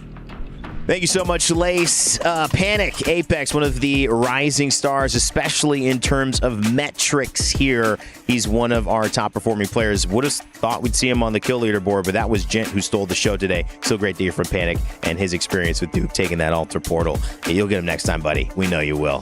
Guys, closing out today, it's been amazing. We have more action coming in our ALGS Midseason Playoff, but soon, in just a few moments, we've got the actual opening ceremony for the Esports World Cup. That's why we've got to wrap things up here. Of course, Jayhawk, Snipe Down, Glitter Explosion. My name's Rainday. You'll see us tomorrow. You see the whole crew tomorrow as we get ready for Day 2 and Group B. But for now, go have some fun. Check it out. This is your time. This is your chance. The question is, what are you gonna do with it? Think about it. Why stop now? I was just getting started. Why stop now? I was just getting started. Why stop now? I was just getting started. Why stop now? I was just getting started. Level up, start my engine and I rev it up. Once I get the green light, gotta go, let them know they better step on up. Yeah, dog, I'm in that zone while I grind hard while you at home. You talk about it, but I be about it, cause you all talk, no backbone. On the path to the top, you gonna have to face a test. When you fold it, when you flop, ain't no time to second guess. There's only time to be the best. Defeat your foe, repeat the steps. Defeat your foe, repeat the steps. Look around the room and ask who's next. If you came here for the main event, strap in, buckle up. You looking at it. I'm on a 10. I'm on a level 10. I wanna win, then I wanna win again. You thought it was done? I'm hoping it never ends. If you wanna run, then I'm on a level 10. It's showtime, so I am the showstopper. You thought it was your time. Well, that means I gotta top ya. They said don't rock the boat, but I am a boat rocker. If you the GOAT, call me the GOAT stopper.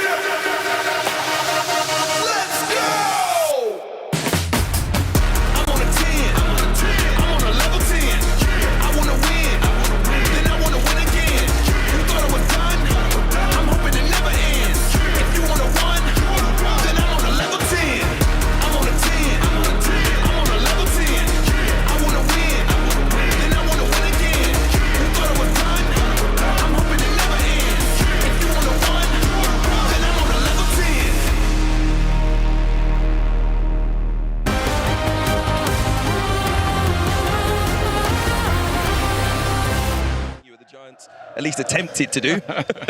Never actually built a dynasty, but what we did was we were able to build a consistent team over a long period of time. You have to have the teammates, you have to have the people who believe in the vision, who believe in the mission, who believe in what the coach is trying to preach. And if you do that, you have the ability to win consistently. You don't want any little fracturing, you don't want people gathering in little groups, talking amongst themselves, trying to destroy the chemistry of the team. That chemistry is absolutely critical. One of the things they did last year was get out in front early. A bit like the NFL season, you want to get those wins on the board nice and early. It made a big difference, but also, of course, the pressure is then on your opponents in the later stages of the competition. Exactly. Everything moves to the opponent now. In the beginning, you want to win. In the NFL, we like to break it down into 4 quarters. So the first 4 games, you want to get out to a 3-1 start. Second, 4-1, and keep on going that way. And then at the end of the season, you're actually in the driver's seat. Tyler, it was an incredible showing, as we can see from Team Falcons last year on the podium in no less than 10 competitions. How do they set the standard even higher? I mean, I'm going to tell you this. First of all, there is absolutely home field advantage here. These Falcon fans are screaming every single game. It doesn't matter if you're playing Fatal Fury to League of Legends or anything like that. They are out there supporting them. So I think as long as they keep that up and the fans keep showing out for these guys, I think they're probably going to be the favorites. How do they, though? How do they build on it? Because everyone else is trying to chase. They'll be making recruitment during the interim 12 months of trying to get better players onto their team. Obviously, Falcons look like they got the pick of the players out there, but everyone's trying to incrementally close that gap. How do the others do it? So they're going to have to find a way to find better players than the Falcons. I guess that's just what it boils down to. Truly, it's that simple, right? You got to find players in every single game that are better than the opposites of the Falcons. Because the Falcons do have weak points. It's not like they're strong in every single game. Some people, I don't believe they have a league team. So that's a free points for T1 or Team Liquid's. Team Liquid has an extremely strong chess team. So maybe you got to give the Falcons Call of Duty, give them all these games that they're really good at, and focus on other esports. The other thing, of course, is that they want to win a competition. You know, the more of those first place finishes you get, it puts you higher up that leaderboard as well. You get out nice and early, you get those victories. Maybe you can manage your way to the top of the leaderboard in the closing stages. It's going to be really interesting to see how the players deal with individual pressure. Yeah, you know what my favorite part is? When they're breaking each other's trophies. When they're smashing them down, and you look at your opponent that you've beat, and you take their trophy, and you absolutely smash it. I think that will actually add a new dynamic. We'll come on to it in more detail a little bit later on, but essentially, you get to send a message to one of the other teams by crushing their player piece. That's crazy. If you can do that, actually, a little bit later on in the competition, maybe people are out for revenge, and maybe that changes how they play. Yeah, exactly. Yeah, what do you think? Well, if my piece was broken last year, I'd be coming back here with vengeance. Generally, I'd be looking at the exact guy who broke my piece, and I'd be trying to do it to him. Okay, all right, we'll see if it does happen. Gentlemen, thank you for being with us. You're going to go off to the red carpet very, very shortly. Like I said, you're one of the celebrities. Are you putting on a tux to do so, or are you going? I'm just going to go straight like this. I'm a bit underdressed, but I apologise. Gentlemen, thank you very much. It's been really entertaining to have you with us, and hopefully you enjoy the Esports World Cup. Thank you very much indeed. Now, each week on our Spotlight show, we're going to bring you the best of all of the action from around the Esports World Cup. One of the returning games this year is Apex Legends Global Series. Here's a little explainer on how the game works. Apex Legends is a first-person shooter, or FPS for short, and is a team-based battle royale. This game is all about fast movement, teamwork, and gunplay. What sets this game apart? It's all about the legends. Unique characters with their own special abilities. There are 4 distinctive abilities. Attackers, who are built for aggressive play. You all talk, no backbone. Defenders, who set traps or block enemy movement. Healers, who can revive teammates and restore health. And finally, scouts, who gather intel to help the team outsmart their opponents. Each team comprises 3 players, and all players are dropped into a massive map to begin the match. The aim? Scavenge for weapons, gear up, and survive. Keeping to the Battle Royale theme, there's a ring that slowly closes in, squeezing everyone together. So no hiding and no waiting out. It's all about timing, tactics, and smart positioning. It's fast and it's chaotic. The goal is to be the last team standing. The game? is on. You are the Apex champion. So the gentleman beside me just getting reacquainted. Ian's come back in to join us. Apex Legends, absolutely huge game in community. Tyler, how would you describe the game itself? Okay, Apex Legends is like a youngin' game, in my opinion. The movement you need on that game is crazy. These kids are hyped up on caffeine and like just going crazy on there. That's what I say. It's not your average slow shooter, not at all. It's a game of strategy a little bit as well. Team performance very much important too. OC, of course, you've been on 2 very successful teams. Communication, decision making, relationships. How important is it? The most important thing. A lot of people don't understand that about football. The communication between the players, the communication between the teammates is what actually allows teams to excel. If you can't do that, if you can't talk amongst yourselves, the defensive line is giving calls to the linebackers are giving calls to the DBs. The quarterback, which has to communicate everything with his receivers. Everybody has to be on the same page. I just need to take a moment here because we are relating esports to a Super Bowl champions experience. Yeah. This is a big moment for me. This feels good. You two, you were just literally chatting just off camera a second ago. Are you a big fan, or did he break your heart a couple of times? Okay, I'm a huge Dallas Cowboys fan, a huge Tony Romo fan. Yeah, he's my favorite player of all time. Dallas Cowboys quarterback. He played a lot of D-line against Tony Romo, chased him a lot, beat the Cowboys a lot, and won 2 Super Bowls in the same division as the Cowboys. So it's kind of like, a little bit of beef between us. But I didn't play for the team. But if the Cowboys were to win, I'd be like, well, we won. Yeah. So, you know what I mean? So they haven't won in a long time. It's been a long time. You don't got to tell me. I already know this, man. Okay, 30 years. Tyler's brought the guns as well to this as well. So a little bit intimidating right now. Yeah, I need to go to the gym. But I will say this though, Ian. Since I've been here, I have noticed those similarities. Yeah, it's not really as different as most people think. The things that are necessary to win in the E-games are the exact same things that are necessary to win on the football field. Amazing. Absolutely fantastic. And just very quickly on Apex, talked about that communication, that OC had encountered during his sporting career, but on this game in particular. Yeah, there's like the shot callers on Apex Legends, I think, are the absolute premium. And so yes, there's a team, but whoever's calling the shots, they have to be precise. And I think that is whichever team has the better shot caller is the better team that is going to win. It's split decisions as well, isn't it? Exactly. Vital. Exactly. And the shot caller is the one that is saying that out loud. Yep. We're going here right now. And if they're not there right then, I mean, they're going home. So communication's key, Hugh. Yep. All right, we'll have our eyes closely on it. Gentlemen, thank you very much. We'll be back to the red carpet very shortly as well. We're going to tell you why the winner's trophy would be like a dagger to the heart for the losers. That's next.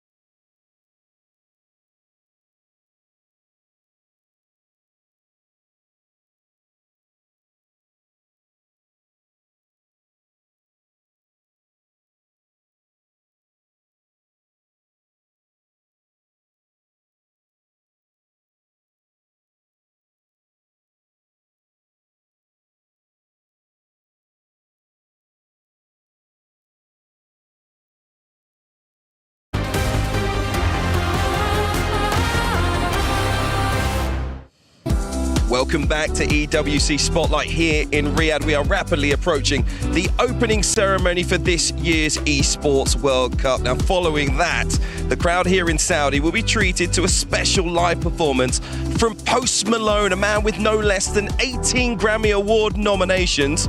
But how's his gaming? Well, he took to the stage and we stuck him in a driving rig.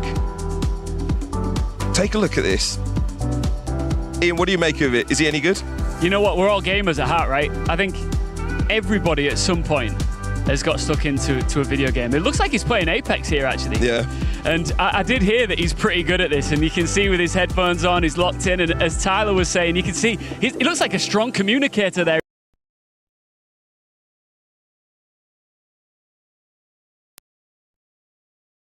Gaming and in other careers, exactly, a musical superstar, global star, but using it just to relax, to chill as a hobby. You'll be surprised how many people all over the world use gaming as that release. Yeah, I mean, footballers and soccer players and you know, everybody all over the world who plays competitively. For some people, it's a way to take that competitive edge off and relax, but here it's the opposite. This is where people are competing in video games at the highest level. Well, if he was any good, there's going to be a few big figures looking out for some new talent. Let's head back to the red carpet to speak to Betty, who may well have one of them alongside her. MS Dasari, thank you so much for joining me. How are you feeling? Are you excited? Yeah, I mean, it's a new EWC. We're really excited. We've been working for the last months, probably. So excited that it's finally came, and we're looking forward to have the same success as we did. Yeah, I bet you are. Look, it is the second edition. It is bigger, it is better this year. What do you think's changed? I think the arenas is now better, the capacity, everyone knowing how the format is, a lot of tougher teams as well who've done their best. New games, which is people love to see as well, big games, chess, Valorant. So I think everyone here is looking for more and more, and everyone will compete for the title. Look, you are the chairman of the Falcons as well. We know they are incredibly successful. Of course, you're hoping to win it again, but what makes the Falcons so good? I think just my team, who have been able to manage, secure players, dealing with players. That what makes us so good, and as well the philosophy and the DNA of Falcons, which is driven to win, and that's the main reason why we are operating and being in different more titles.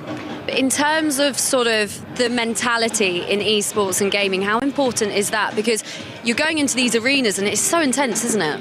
It's a huge factor, and I think even the model of EWC and how it is, it's new for everyone. So it's a pressure even more for the players, because I've never been into helping their organizations more and more. And that's why we have a team of whole psychologists, which is around 6-7 people who would be around here to help and support the players. And this is obviously what we care about the most, which is our players to be in their best shape, to make sure they look good as themselves, because I'm sure everyone in Falcons as a player wants to win. How do you get yourself prepared, get yourself ready to go in there and win? What do you do? Seeing my fans always give me more fuel to enjoy my day, to be honest. Spreading smiles everywhere and seeing people who enjoy, laugh and enjoy the emotions. This is what gets me going, and we're doing this for everyone. And just finally, very quickly, the other teams have been working very hard to get up to your level. Does that scare you a little bit? Not scary. I think it raises our intentions more, and it makes us want to win more. I think that's the beauty of esports, and always it's a healthy competition. But I'm sure they want to win, and we want to win, and let's hope the better teams and players win. I love it. Good luck. Thank you so much. Thank you. Well, great to see one of the big figures in esports here in Riyadh, the Team Falcons.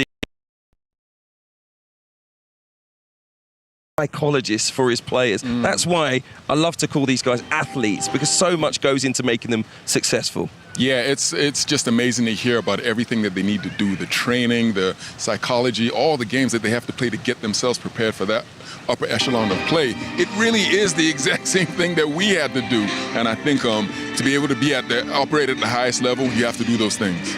Well, exactly. It's an incredible event, of course. This is the pinnacle of gaming, and that's why so much is going into it. It's where all established and aspiring pros want to end up. The big lights, the big arenas, of course, and the chance to call themselves a champion. No competition is as ruthless as the Esports World Cup. Its trophy system is no exception.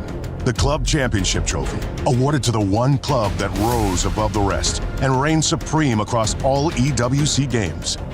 The Game Trophy, when a competitor closes their eyes, it's all they see, and it's not complete until it's sealed with a champion's key. Every participant earns a key engraved with their name. That's their right to compete. This year, returning champions hold a key unlike any other. Only one can place their key into the Game Trophy and become an EWC champion. The frame of the champion's key is embedded into the totem, a stone marker of legacy displaying every champion of the year. The keys of the eliminated will be crushed.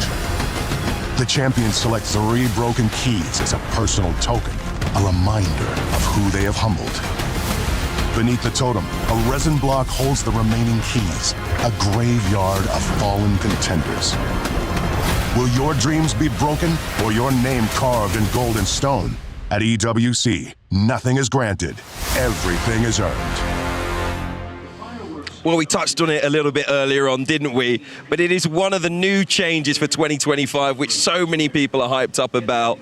Crushing your opponents, not just out there in gameplay, but you take their player piece, you put it possibly in your trophy to take home. That's going to build rivalries. That's what we want.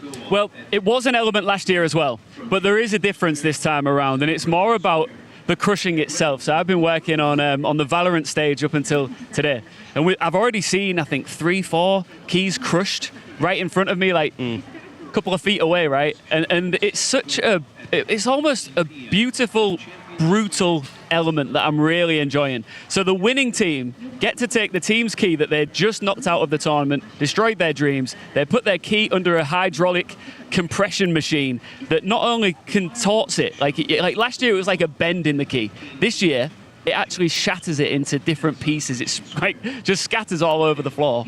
And it is a real, true like metaphor for destroying the dreams of their opponents. It's brutal, but I think it's a real nice touch. What do you think? You're a guy that got to do that. You got to the quarterback, you threw them to the ground, you got to basically step over them and celebrate in their faces, right? It's almost the same thing in the world of gaming. It's exactly what it is, but we never did it to that extent. I would have loved to have like the rings that we have and get like the Philadelphia Eagles or the Dallas Cowboys and show them how we crush them and put them in our ring and step on them and squish them. I mean, how amazing would that have been? We didn't get to do that, but now we're getting to see it here. You're an evil man. I am very evilly.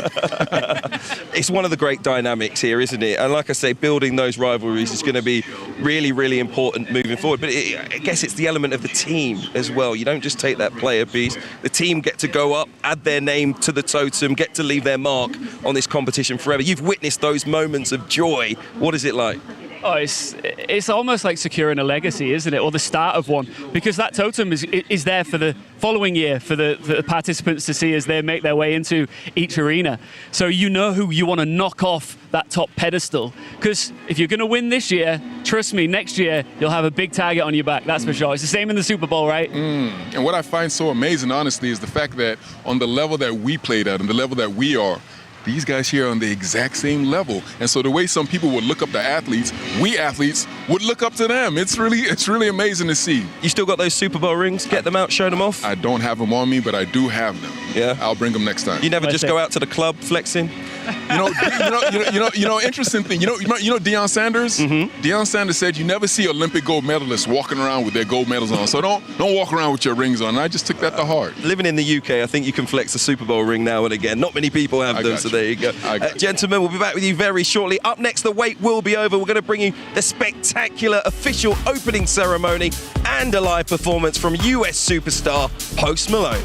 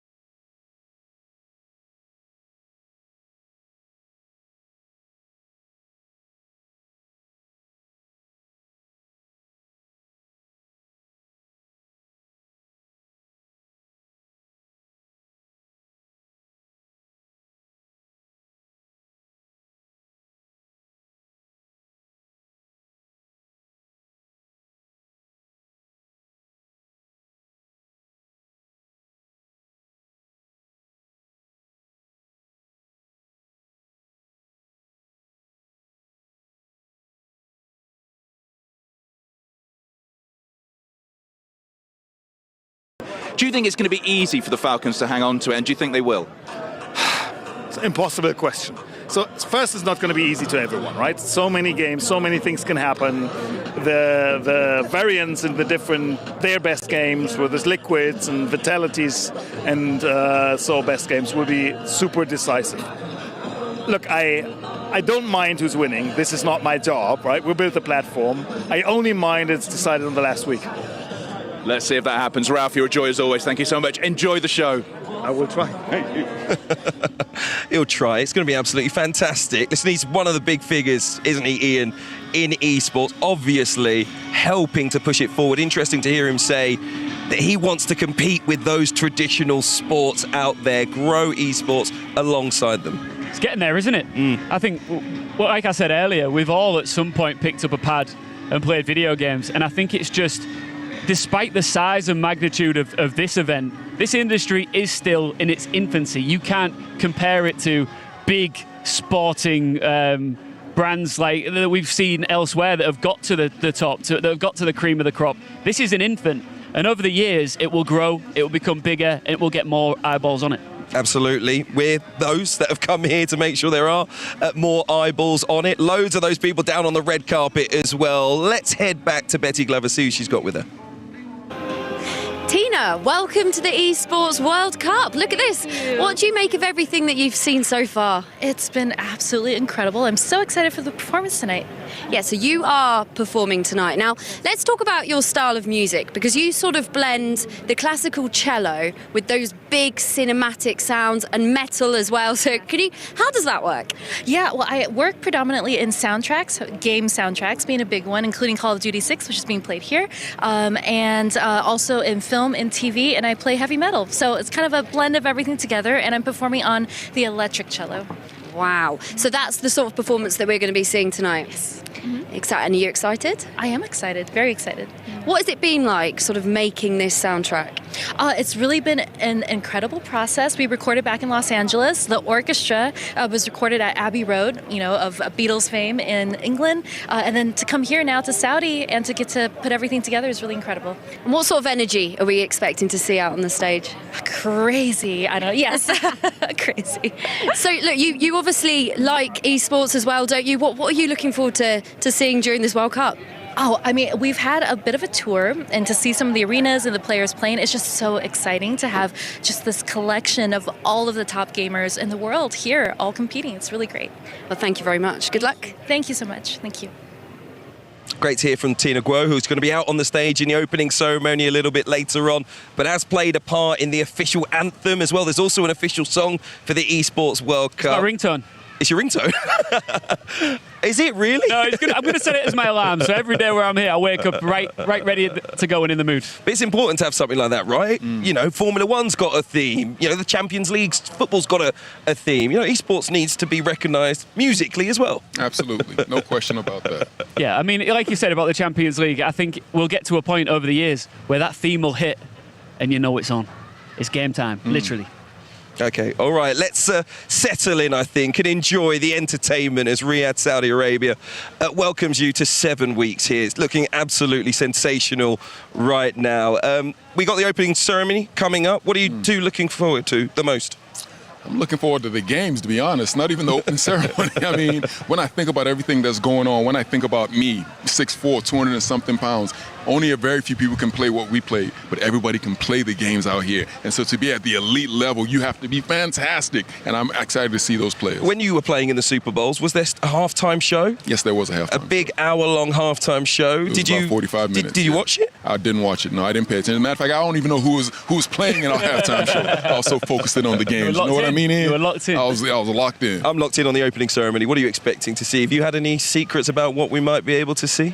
Now, I am not a betting man, but I am willing to say here and now that this opening ceremony of the Esports World Cup 2025 will be epic. Okay, let's, like I say, settle in and enjoy it. The opening ceremony coming your way. Riyadh, Saudi Arabia, welcoming you to a time where heroes will be made and dreams will come true at the Esports World Cup 2025.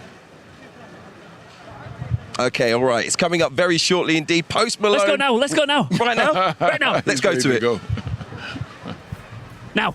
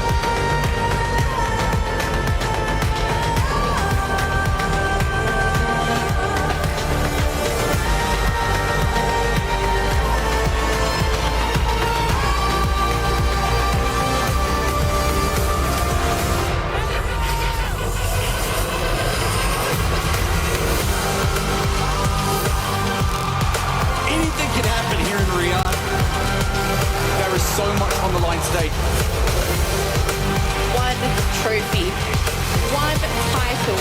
It all comes down to this. The stakes are so high. This is going to be special. That's it, ladies and gentlemen. Oh my God! And forever live as Esports World Cup champions.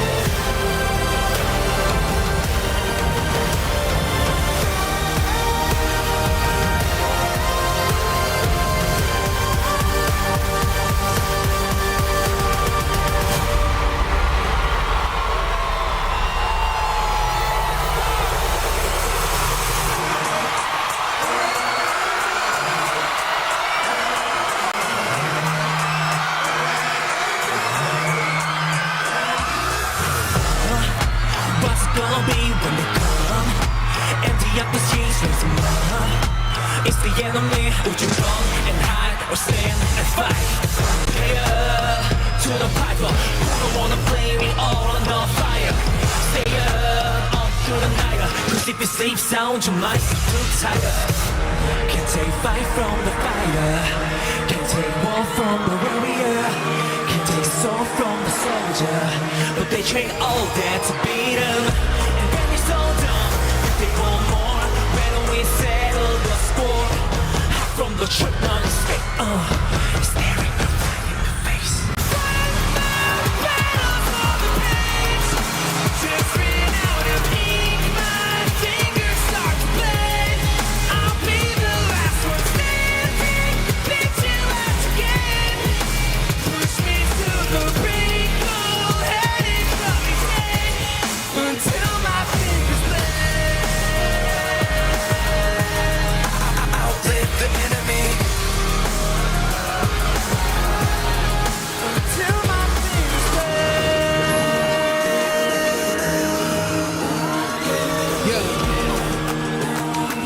Okay, Duckworth. Check. 5'9", put my heart on 8'3". You know I'm doing well, cause cause my ops really hate. Looking mad in the stand, he a fraud, she a fan. You ain't gotta drop bands, get these fists in demand. Checkmate, homie, when the king advances. You was done tryna throw a right hook on catches. I bobbed and I weaved and I jab for crack. He gon' fall the fastest, catches Z's like mattress, he's out. Can't take fight from the fighter. Can't take war from the warrior. Can't take sword from the soldier. But they trade all that to beat him. And when it's all done, people go hot from the truth, not escape. Ain't no more hiding from fame. Just ran out of ink, my fingers start to play. I'll be the last one standing, beat you out to game. Push me to the brink, go ahead and come and take until my fingers bleed. I outlive the enemy. Go ahead and come in until my fingers bleed.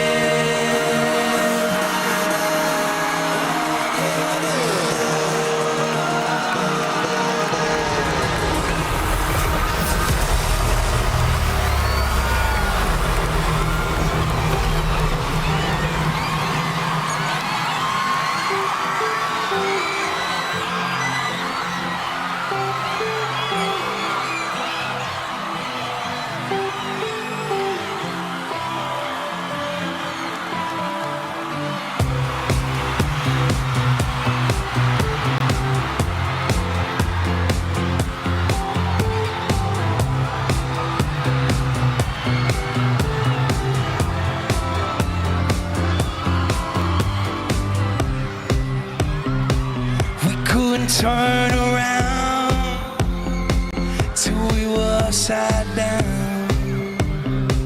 I'll be the bad guy now, but no, I ain't too proud. I couldn't beat it, even when I tried. You don't believe it. We do this every time. Seasons change and I love it cold. Feed the flame cause you can't let it go. Run away but we're running in circles. Run away, I dare you to do something. I'm waiting on you again so I don't take the blame. Run away but we're running in circles.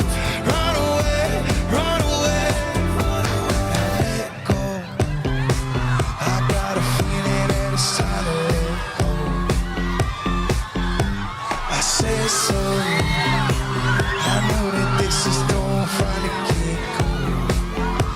You thought that it was special, but it was just a sex doll. And I see the echo. I got a feeling that it's time to let it go. Seasons change and I know when it cold. Feed the flame cause you can't let it go. Run away but we're running in circles. Run away, I dare you to do something. I'm waiting on you so I don't take the blame. Run away but we're running in circles. Run away. Maybe you don't understand what I'm going through. It's only me. What you got to lose? Make up your mind. Tell me.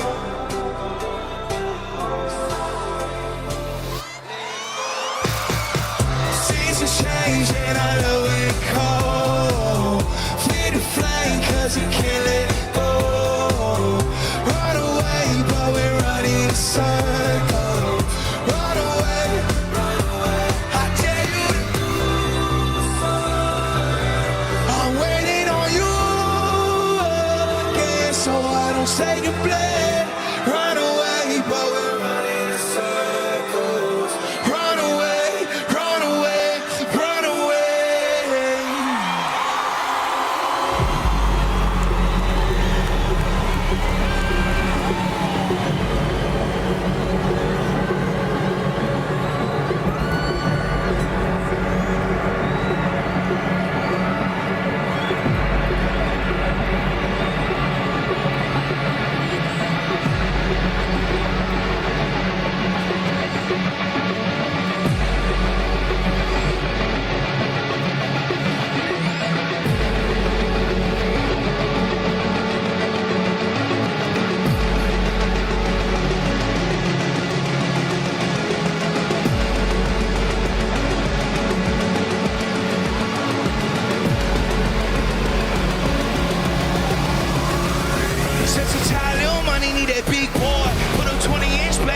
Neil Troy. Now it's everybody fucking need a decoy. Shorty mixing up the vodka with the leak.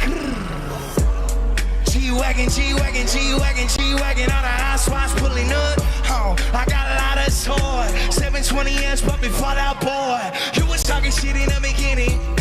Back when I was feeling more forgiving. I know it pisses you off to see me winning. See the igloo in my mouth when I be grinning. Hey, 100 pins in my pocket, it's on. 100 deep when I roll out the keep more bottles, these bottles alone. It's a moment when I show I gotta say 100 pins in my pocket, it's on. Yeah, your grandma will probably know. Keep more bottles, these bottles alone. It's a moment when I show I gotta say everywhere I go, catch you on the block like a one-time ball. 750 Lambo in the Utah snow. Truck in the front like that. Cut the roof all like an intern. Put him to the house with some big buzz. Turn the kitchen counter to a street club. Me and Drake can't put him. When I got quiet by the y'all just a beat. Before I drop Stoney, none of y'all really care.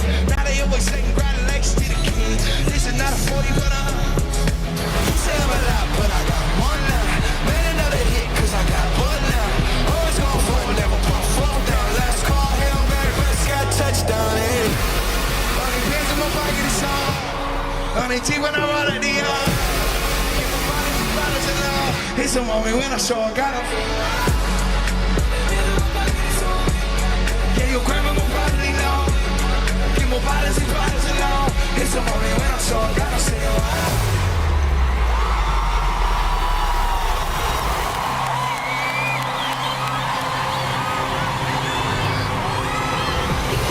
Falcons team do what they were bred to do. Come through and dominate. This is the Falcons dynasty. We are living in it.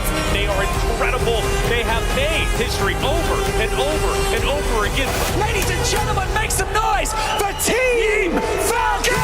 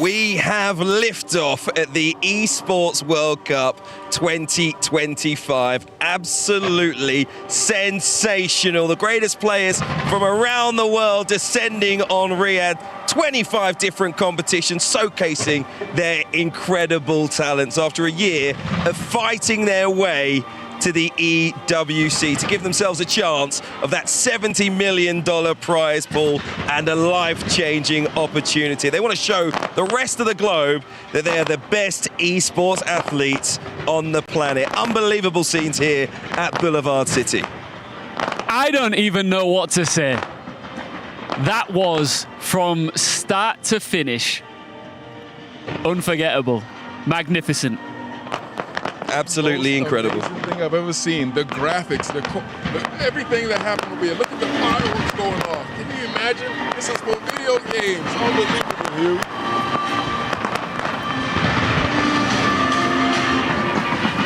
Absolutely fantastic. Look at it. I mean, if Post Malone wasn't enough, and by the way, he was outstanding, wasn't he? Yeah. And we've still got another Post Malone concert to come tonight. That was just like his hors d'oeuvres.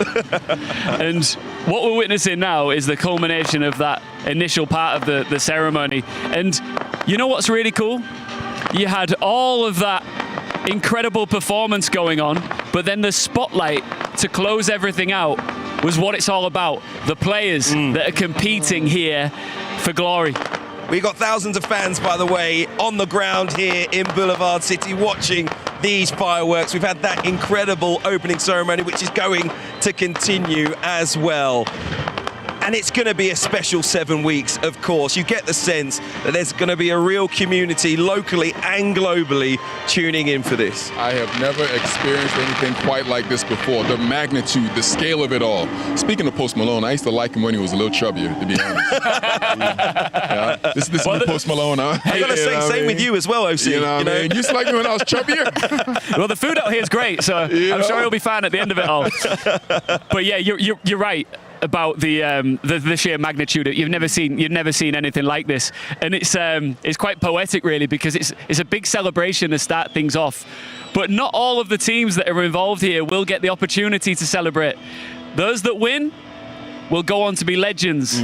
Those that lose will have their keys and dreams shattered for the world to see. I can't wait for it. But it was amazing to see Team Falcons up there, you know, reveling in the moment in front of that incredible sold-out crowd. You mentioned some of the players from the rival teams as well getting to take part, but you get the sense, you know, it's a little carrot if you can win this year that you'll be involved in something so incredible next year. Yeah. I guess for you, it's like watching a previous champion in American football and looking at him going, you know what, I was already working hard, I was already determined, I already had the dedication, but I want what you've got. Exactly. Fortunately for me, I'm 2-0 in Super Bowls. I never lost. So nobody, you know what I mean? You don't like to talk about it. I don't know, you know. But did you see the look in their eyes when they were looking up at the team that had won? Like all that, the emotion, the raw passion that you could see. This is incredible. I loved it. I'm a big Post Malone fan. Two of my favorite songs of his. Love the moment while he was performing, signing an autograph as well for those fans. Yeah, and even before that, there was the performance, the rap performance, and some of the choreography was awesome. I don't know if you saw that POV of the singer that sort of did the motion, and then a firework went off in the background, and it was just all the nice little tips of the hat that I alluded to earlier to the gaming fans that are watching along at home. Some great acts as well. We saw Alesso up there, DJing Tina Guo. She mentioned a little bit earlier on her electric cello. We saw a little bit of that as well. You know what they need? Have you seen the Aura Farmer, the boat kid? Have you seen that? I've seen it. That's what they need. They need to have him up here doing that thing, Next year, he'll just fly out at the end, just doing his thing. So special to have a moment like this as well. And I wonder, you know, some might say a little distraction for Team Falcon as well. You know, getting up there, the Falcons, and taking part in this and all the build-up and emotional energy that goes into it before some of their players are going to have to be out there tomorrow. Possibly, it could be an advantage to their rivals, a little distraction possibly. Absolutely, and the thing is that some of their rivals had a bit of a leg up as well because I told you earlier that I've been hosting the Valorant stage this week, and Falcons don't have a team participating. So the teams that are up against them have an opportunity to get a bit of a head start when it comes to the club championship points, and they are absolutely aware of that, and I know that Falcons will be aware of that too. Interesting to not field a team, if you like, in one of the competitions. Why? Well, a lot of it comes down to whether or not you make the cut as well, don't forget. Now, I can't give you the exact reason that Falcons aren't involved, but I'll tell you this, I bet there will be next year. Yes, they will. Going to be absolutely brilliant. As I said, the opening ceremony going to continue. We're going to get a little bit more of Post Malone as well. More Post Malone? Yeah, more Post Malone. Is he going to gain a little bit of weight back? I wish he would. I love chubby Post Malone. I mean, I loved you when you were on that line, you know, chasing down quarterbacks, but you probably weighed, what, 100 pounds more? Yeah, I did weigh a lot more. I did. You're right. Should we head back then to see the second part of the opening ceremony? What do you think? Do you know what? I want to know what you think, Hugh. But before we go, just briefly, what do you think of EWC first impression before we go across? Absolutely incredible. You get the sense, a huge global event. Absolutely delighted to be here and take just a little bit more of this special opening ceremony in. Let's tune in for some more sensational action.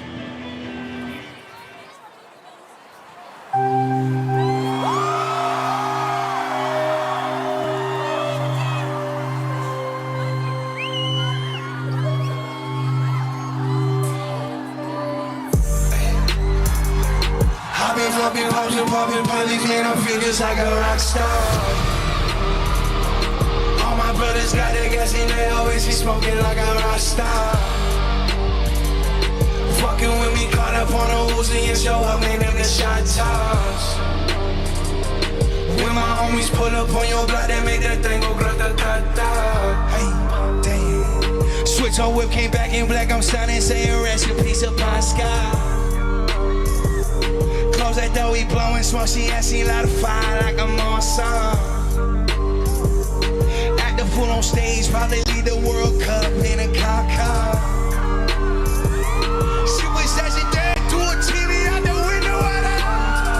Cocaine on the table, liquor pouring, don't leave it there. Do your gummies, your boobies, trying to get it. Say, yeah. Now she acting out of pocket, trying to grab up on my honey. Hit my trailer, so they ain't got a man. And they all about afraid. Hey. I've been fucking hoes and popping pills, man, I feel just like a rock star. All my brothers got that gas and they always be smoking like a rock star. Fucking with me, caught up on the Uzi and show up, man, them the shot toss. When my homies pull up on your block, they make that thing go grata-ta-ta. I've been in the hills, fucking superstars, feeling like a pop star. 21.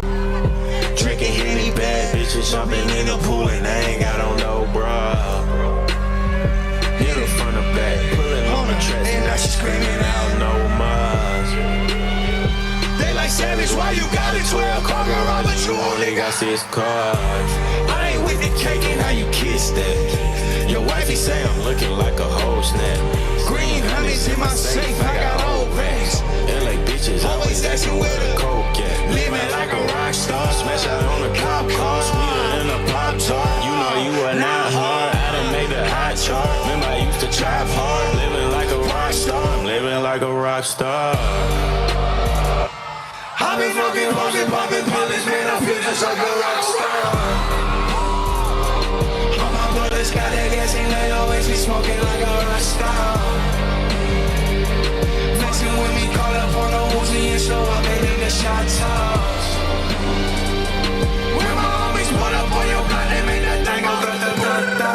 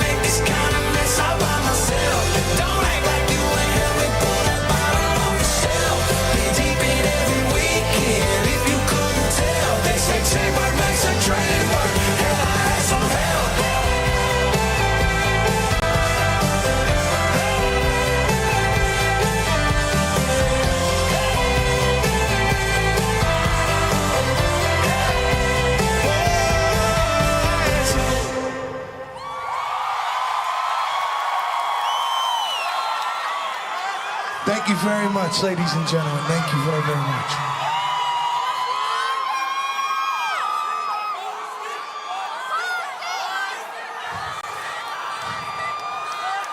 Ladies and gentlemen, I made this song with a very good friend of mine. And I know there's nothing more than he and I would love to do than to dedicate it to each and every single one of y'all tonight, because y'all my sunflowers tonight, ladies and gentlemen.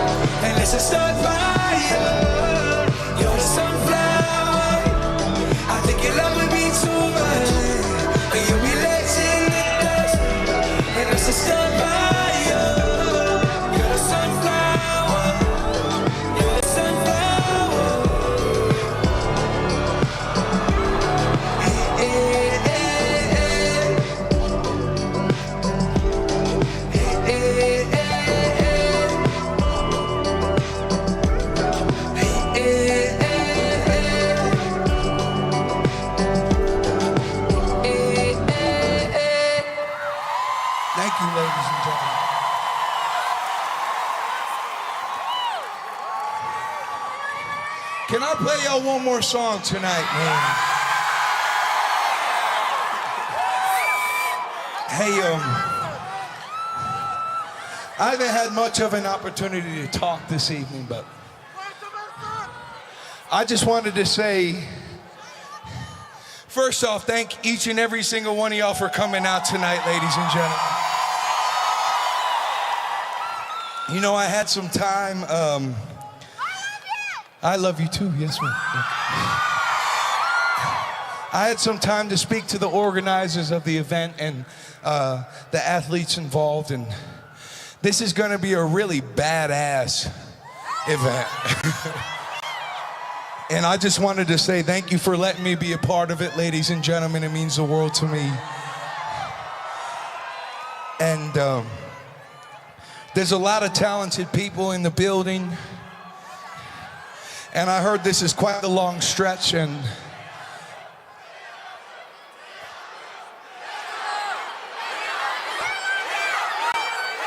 I love you too, ladies and gentlemen. Thank you. And you know, there's gonna be a lot of congratulations given out at the end of the night. And there's gonna be a lot of folks really busting their ass and doing the best they can. And let's give it up for these athletes tonight, ladies and gentlemen. And I just wanted to say thank you so very much for having us tonight. Ladies and gentlemen, this next song is called Congratulations, if you know the words.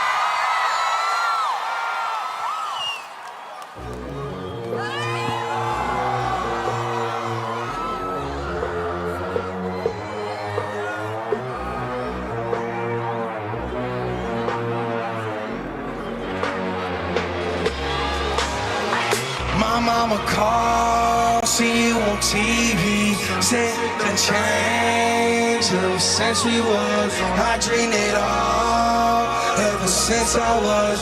They said I won't be nothing, now they always say congratulations. Boy, so I forgot to vacation. They ain't never had the dedication. People hate and say we changed and look, we made it. They was never friendly, yeah. Now I'm jumping out of Bentley, yeah. And I know it's automatic, yeah. But I know how to have it, yeah. Put the money in my savvy, yeah. I be itching like a Addy, yeah. I'm surrounding 20 babies, yeah. But it didn't let me last it, yeah. Everyone wanna act like they important, but I don't mean nothing when I saw my door. Everyone counting on me, drop the ball, yeah. Everything costs them like I've been deported. Yeah. If you fuck with it, push your lights. How could I make sense when I got millions on my mind? Coming with that bullshit, I just put it. Ballin' sense so baby, they can see it in my mama call, see you on TV. Sunset shit done changed. Ever since you was, I dreamed it all. Ever since I was young, they said I won't be nothing. Now they always say congratulations. Why so I forgot to vacation? They ain't never had the dedication. People hate and say we changed and look, we made it.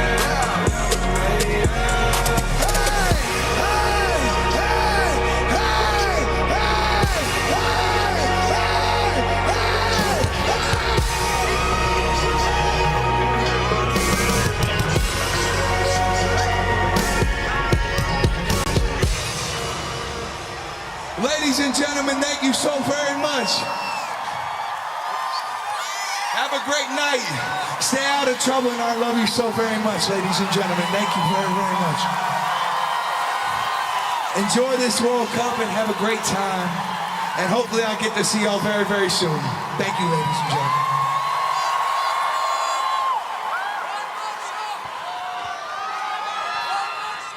The one and only Post Malone, the unmistakable, delivering exactly what the Esports World Cup needs. A world star performance. Absolutely incredible. 5-star performance. That's it. I mean, I'm even disheveled because of it. I don't know what to say. We'll be back straight after this.